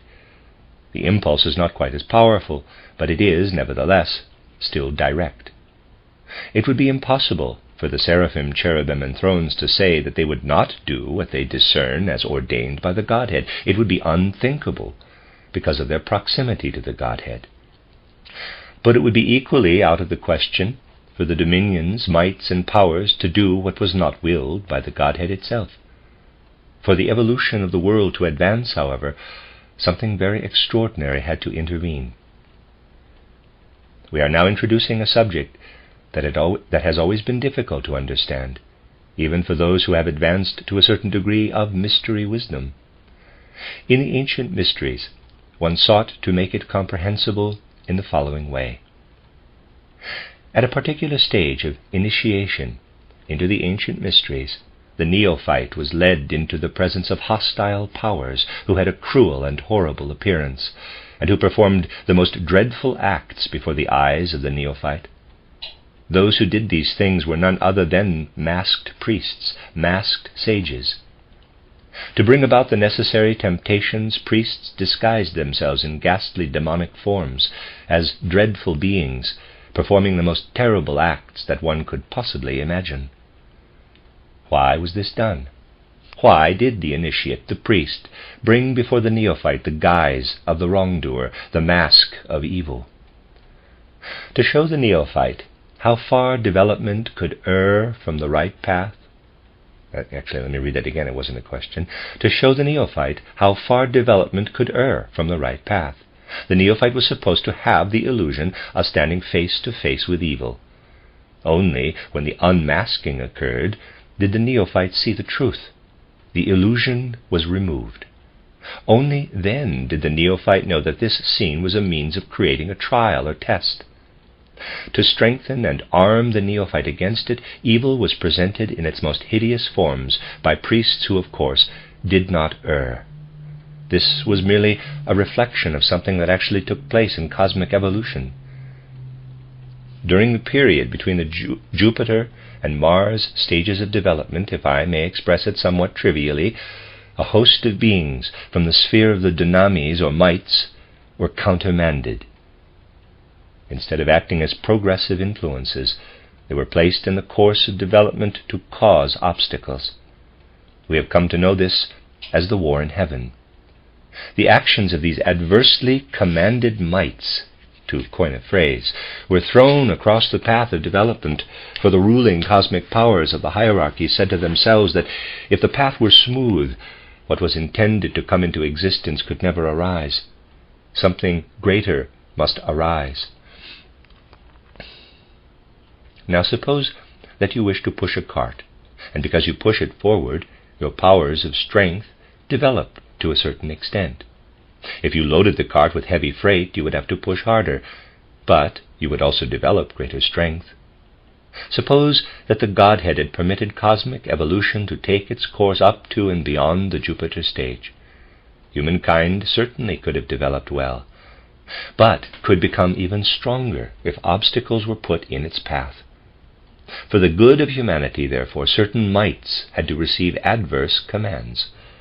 They were not evil to begin with. One need not regard them as evil forces. Rather, one could say that they sacrificed themselves in order to place an obstacle in the path of development. These mights may therefore be called the gods of hindrance, or gods of impediment in the broadest sense of the word. These are gods of obstructions or hindrances that have been placed along the path of development, and ever since that moment the possibility was created for everything that was to be accomplished in the future. These countermanded dynamis were not yet evil in themselves. On the contrary, by running up against the normal course of development, they were the great promoters of evolution. Nevertheless, they were the originators of evil, because out of the storms they produced, evil gradually arose. The course of development for the adversely commanded mights took a very different form from that of their fellows. The effect of their activity was very different, and as a result, during the development of the moon, these mights became the tempters of the beings we call angels. During the evolutionary stage of the moon, the angels were passing through their human phase. There were angel humans on the moon who witnessed the effect of these obstacles on the course of development. They said to themselves, "We can now allow ourselves to assail these hindrances. We can plunge into the stream of the moon's development, but we prefer to abstain. We do not want to plunge in, but choose to remain above with the good gods." These angel beings, at a particular point during the course of the moon stage of development, tore themselves away from the mights, who down below had introduced obstacles into the development of the moon. But there were other angel humans on the moon who said, "We will not follow our fellows, because if we did, the pattern of development would be turned around and nothing new would happen." Indeed, just because the hindrances were present, from the development of the moon stage on, something new was introduced. There were beings who said, "We wish to have absolutely nothing to do with what is happening down there. We remain with the mights, who do not wish to be touched by the lesser." These beings withdrew from the moon mass during the development of the old moon, and became followers of everything that occurred in the sun. They wanted nothing to do with what happened on the moon, which had been cast aside because the hindrances were present. The others who plunged down, however, had to take into their bodily nature everything they had received of the existing developmental hindrances on the moon. They had to harden themselves more than otherwise would have been the case. Their bodily sheaths became denser than they would have been, and they bore the consequence of the actions of the mights in their bodies. We should remember, however, that the deeds of the mights or dynamis were well founded within the divine cosmic plan. A further consequence of all this was that when the development of the moon passed over into that of the earth, the whole process was in a certain way repeated. These beings who hurled themselves into the full tide of the moon development lagged behind those who would have nothing to do with it. Still others remained even further behind because they were attracted by the retrograde development. All of this, therefore, led to the presence of two sorts of angel humans during the development of the earth. Some of the angel humans were those who had gone ahead, and some were those who had stayed behind. the advanced angel humans now set to work on humanity in the Lemurian time, as humankind became mature enough to receive the seed of the human I capital. They gave human beings the option, so to speak, of ascending immediately into spiritual worlds and having no more to do with what had mingled with the course of cosmic evolution since the moon phase of development.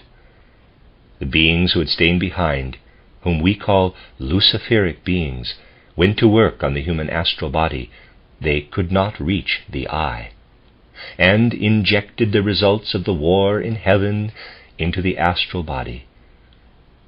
As the mites were countermanded into participation in the war in heaven and became gods of hindrance, the consequences of their actions crept into the human astral body, where they had a different and greater significance, for there they represent the possibility of error and the possibility of evil. Human beings were thus given the possibility of error and the possibility of evil, but at the same time they also received the capacity to rise above error and evil by their own strength. Consider that beings such as the mites or dunamis, belonging to the second hierarchy, did not have the possibility at all of becoming evil by themselves. They had to be adversely commanded. Only the beings of the third hierarchy, the angels who are closest to human beings, could follow or not follow the hindering mites. Those who did not succumb are represented in pictures depicting the victories fought out in the heavens. They are supposed to express what came to pass during the moon stage of development, when human beings had advanced to the incarnation of the astral body, that is, to the human animal stage. The angel beings who remained pure, as it were, tore themselves away from the course of the moon development. They escaped what was taking place below on the moon. This picture is represented in many different forms before our souls. Originally, we find it depicted in the battle between Michael and the dragon. Footnote Revelations 12, see also Steiner, the Archangel Michael, his mission and ours. End of footnote. We also find it expressed with great clarity in pictures of the Mithraic bull. But the object of such representations was not to say that these angel beings have forsaken their duty. They were intended to depict an ideal for the future. These beings, it was said, preferred to ascend into spiritual worlds. You, on the other hand, have descended along with other beings who followed the powers of hindrance. It is now up to you to work through what you have taken in and carry it upward into the spiritual world. On the upward path you are called on to become a Michael and a conqueror of the bull. A symbol such as this must be interpreted in this twofold way. So we see that humanity received the possibility of reaching its goal by its own powers, something that even the seraphim cannot attain through their own endeavors, only because the mites were given adverse orders. That is the most significant fact. The seraphim, cherubim, and thrones cannot do anything but follow the immediate impulses given them by the Godhead. The dominions, indeed the whole of the second hierarchy, must do likewise. Only among the ranks of the mites were some commanded adversely. They could also not do other than follow the orders of the Godhead when they threw themselves across the path of development. Even in causing what could be called the source of evil, they merely performed the will of the Godhead. By making themselves servants of evil, these mites accomplished the will of the Godhead, who wished to strengthen the good by means of the detour through evil. Let us now descend to the beings called powers, or exousiae. They likewise could not have become wicked by themselves, and the same applies to the spirits of personality, archai, and the fire spirits, the archangels. For when the latter passed through their human stage on the sun, the mites had not yet been adversely commanded, and there was not yet any possibility of becoming evil. The first to have this possibility of becoming evil were the angels, because this possibility existed only since the moon stage of development. The war in heaven took place during the transition from the sun to the moon. A number of angels rejected this possibility, refused to be seduced, so to speak, by the powers destined to introduce hindrances. They remained true to their former nature, so that we have, down to the angels, and also among some of the angels, beings of the higher hierarchies who cannot do anything but follow the divine will. This is most important. We come now to two categories of beings. First, there are those angels who hurled themselves into what the mites had brought about during the war in heaven. These are beings who, on account of their later deeds, are called Luciferic beings. They went to work on the human astral body during earthly evolution and introduced the possibility of evil, but also the possibility of developing oneself through one's own free activity. Thus, in the whole range of the hierarchies, it is only among a portion of the angels and among human beings that we find the possibility of freedom. The possibility of freedom begins within the ranks of the angels, but it is fully developed only in humanity. When humanity came down to earth, human beings first had to fall prey to the mighty power of the Luciferic hosts. These hosts permeated the human astral body with their powers, so that the I became enmeshed in this field of forces. During the Lemurian and Atlantean periods, and also subsequently, we find the I wrapped in a cloud caused by Lucifer's influences. The human being was saved from being overpowered by these debilitating forces only because earlier beings, the angels who had remained above, and the archangels, overshadowed the person and incarnated in the individuals chosen to guide humanity. This continued until the time when something remarkable happened. A being who had previously always been united with the sun's existence advanced so far that he could not only penetrate the human being's physical, etheric, and astral bodies, as previously had been the situation with higher beings, but could also permeate the human being as far as the I.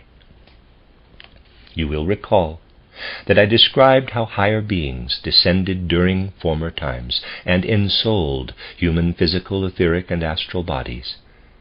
Now, at a special moment in time, an individual arose who had been chosen to receive the most exalted being into himself, a being who had been united with our sun existence and who now worked inspiringly into the I, even down into all the forces of the I. The I expresses itself through the blood. Just as the blood in its material substance is the expression of the I, so the warmth or fire of the blood, which is the remnant of the Saturn fire, is the expression of the I in the elements. This being had to express itself physically in a twofold way. In the element of fire, the being proclaimed himself to Moses in the burning bush and in the lightning on Mount Sinai. One and the same being could penetrate the human I and speak to Moses from the burning bush and from the lightning and thunder on Mount Sinai. This being prepared his advent and then appeared in a blood-permeated body, that of Jesus of Nazareth. This Son being entered into an earthly individuality.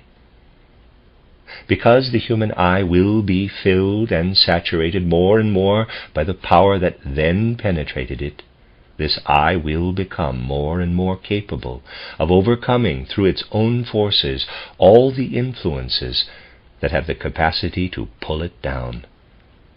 For this being who penetrated the human I is of a different nature from those other beings who formerly descended to earth and ensouled the physical, etheric, and astral bodies. Let us consider the ancient holy rishis. As we have seen, the spirit of a high being lived in their etheric bodies, because the holy rishis had inherited the etheric body from great Atlantean ancestors in whom that exalted being had lived. It was passed on to them. But the rishis could not comprehend, with their I and astral bodies, what streamed through the inspiration of their etheric bodies. And so it went from epoch to epoch. Human beings received inspiration. They always experienced something like a force within them when they were inspired. Inspiration was something that they captured, as it were, with a force. The individual withdrew somewhat from the ordinary human capacity to manage on one's own. So that one could improve, could advance, the person had to be inspired by a more perfect being. This was the situation for all founders of religions. Beings who had been exalted above the war in heaven were infused into the religious founders, so human beings were not left to depend just on their own resources. In the Christ, however, a being of very different nature appeared. He was a being who did absolutely nothing, who exerted not the slightest compulsion to bring people to him. This is the main point. If you consider the propagation of Christianity, you will find living evidence that during his lifetime Christ did not do what occurred in spreading Christianity. Consider the founders of religions of ancient times. They are the great teachers of humanity. From a certain moment in their development, they begin to instruct, and their teachings work on human beings with an overwhelming power. Now consider the Christ. Does the Christ actually work through his teachings? Anyone who thinks that Christ's main contribution lies in his teaching does not really understand the Christ. At least in the first instance, the Christ did not work through his teaching, but through what he did. And the greatest deed of the Christ was the deed that ended with his death. It was, in fact, his death. That is the most important point. Christ worked through a deed. And when knowledge of this action began to spread through the world, he was no longer physically present. That is the fundamental difference between the efficacy of Christ and that of other great founders of religions. This difference is hardly understood at all, but it is the most important one. All of the teachings of Christianity, everything that is preached in Christianity, every Christian teaching, you can describe, you can find in other religious systems. This cannot be denied. It can certainly be said that the essence of Christian teaching is also contained in other systems, but has Christianity been effective through the contents of its teaching? Did the person who did the most in spreading Christianity rely on its teaching? Consider the Apostle Paul. Did he allow himself to be transformed from Saul to Paul by what is written in the Gospels? Paul persecuted the followers of Christ Jesus until the one who died on the cross appeared to him out of the clouds. That is, until Paul had his own personal occult experience of the fact that Christ lives. The effect of that death, the efficacy of that act, became the quickening impulse for Paul. And that is what matters. Other religious systems work through their teachings, and the teachings are the same as those found in Christianity. But in Christianity it is not a question of teachings. What matters is the deed that took place. The act of Christ only works on a person when one decides to allow it to have an effect. That is, when the deed is united with the absolutely free nature of the individual I. It is not enough for the Christ to be present in the human astral body. To be truly understood, Christ must be present in the I, and the I must freely resolve to receive the Christ. That is the point. But as a result of the I uniting itself with the Christ, this human I acquires within itself a reality, a divine power, not just a teaching. Therefore, it can be demonstrated 100 times that the teachings of Christianity may already be found here or there, but that is not the point. The essential aspect of Christianity is the act that can only be made one's own through a voluntary ascent into higher worlds. Human beings receive the power of Christ into themselves because they willingly accept it, and no one can receive it who does not voluntarily accept it. This has become possible for the human being only since the Christ became human on earth, since he was called on to become a human being on the earth. The fallen angels, who came to live on earth as Luciferic beings, are in a different position. Indeed, they should have become human on the moon, but they remained behind in the development. As a result, they can penetrate the astral body, but they cannot gain access to the eye. They are in an unusual situation, which we can only represent graphically, even if that seems pedantic. Let's assume, leaving aside the etheric and physical bodies, that the astral body of the human being, during the Lemurian development, is represented by this circle. The eye would then be encased within this astral body because it has gradually entered into the astral body. What happens next? During the Lemurian epoch, the Luciferic forces crept into the astral body from all sides and penetrated human beings with their activities. In human beings, these are expressed as lower passions. The possibility for human beings to succumb to error and evil is embedded in the astral body. The Luciferic spirits introduced that possibility into us. If they had not, we would never have had the possibility of erring, of doing evil. Instead, we would have been lifted up to a region where we would have received the eye untouched by hindering influences. This is the situation. But the great leaders of humanity protected human beings so that we should not sink too low. Then the Christ event occurred. Let us take a human being who has voluntarily received the Christ. Of course, Christianity is only at its beginning, but let us take an ideal situation. A human eye, in complete free will, has allowed the power of Christ to flow in. When the eye has advanced so far that it is permeated by the Christ, then the power of Christ irradiates the astral body and streams into the actions of the Luciferic powers that had been injected into it. And what will happen in the future? Because with Christ's help, and only with his help, we can extinguish those qualities in us that stem from Lucifer, at the same time we can also gradually release the Luciferic powers. The time will come when the Luciferic powers, which had to sink to a lower stage of evolution for the sake of human freedom, and therefore could not experience the power of Christ on earth, will experience the power of Christ through human beings, and so will be redeemed. Human beings will redeem Lucifer if they receive the Christ power in the appropriate way. As a result, human beings will grow stronger than they would have been otherwise.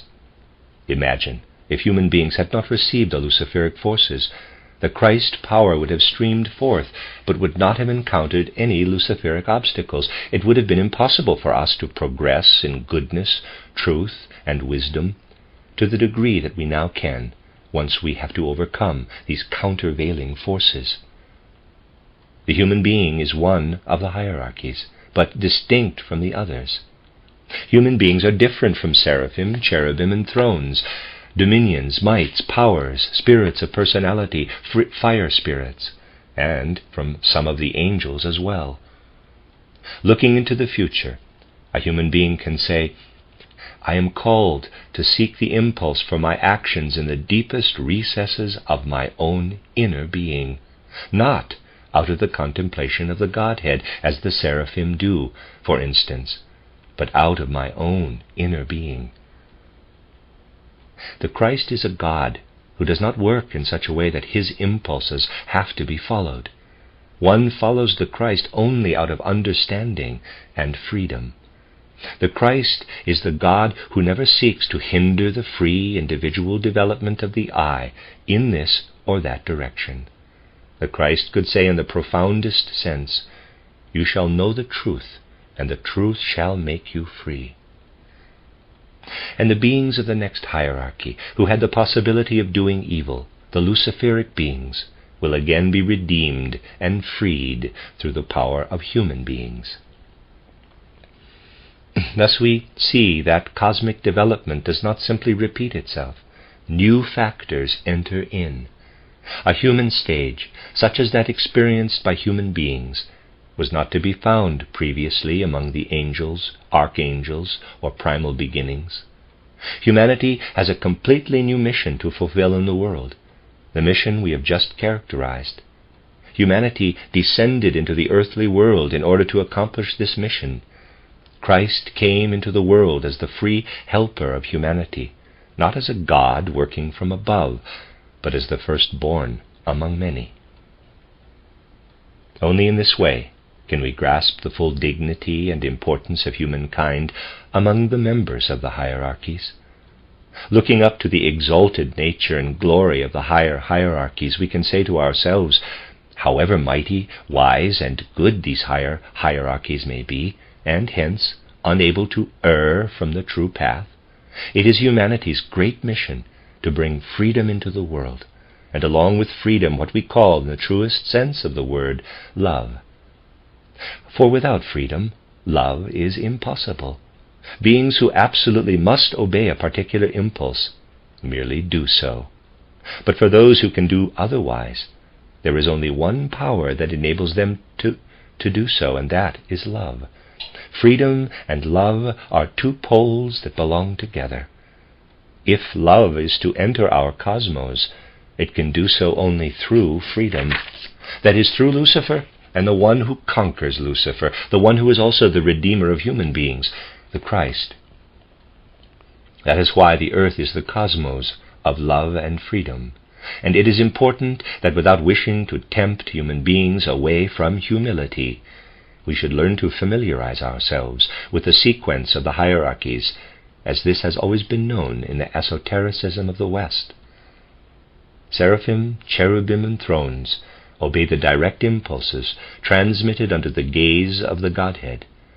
The dominions, mights, and powers are still so closely bound up with the higher powers that they have to receive countermands so that the development of humanity can move forward. Even the archangels and the spirits of personality cannot err. They cannot sink into evil of their own free resolve. The hierarchies immediately above humanity were called messengers and arch-messengers, to indicate that they were not accomplishing their own tasks, but merely fulfilling orders received from above. But humanity is a hierarchy that is gradually maturing so that it will carry out its own tasks. Throughout the development of Jupiter, Venus, and Vulcan, human beings will mature gradually toward the accomplishment of their own impulses. Even if this goal is still distant today, in time humanity will attain it. What are the hierarchies? We begin with the seraphim, cherubim, and thrones.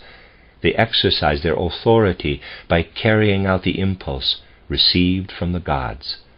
Then come the mights, who owe their strength to what is received from above, and the same is true of the powers. Were they to become evil, they could do so only as a result of a decision of the divine world. And now we come to the spirits of personality and the arch-messengers and messengers who descend to the immediate proximity of humanity. How should humanity be integrated into the ranks of the hierarchies? After the archangels and angels, arch-messengers and messengers, we must place among the hierarchical ranks those we may call the spirits of freedom or the spirits of love.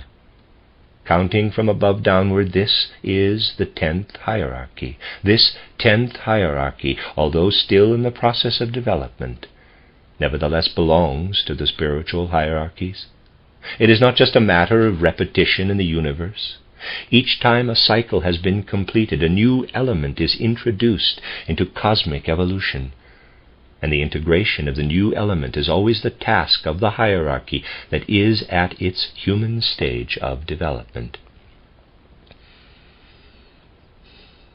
In these lectures, we have endeavored to fathom the meaning and significance of humanity by considering the significance of our cosmos.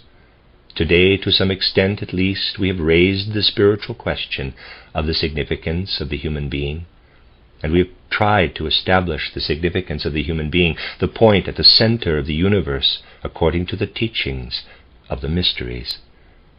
In so doing, we tried to solve the riddle of the center, the human being, from the periphery, the riddle of the point from the perspective of the circumference.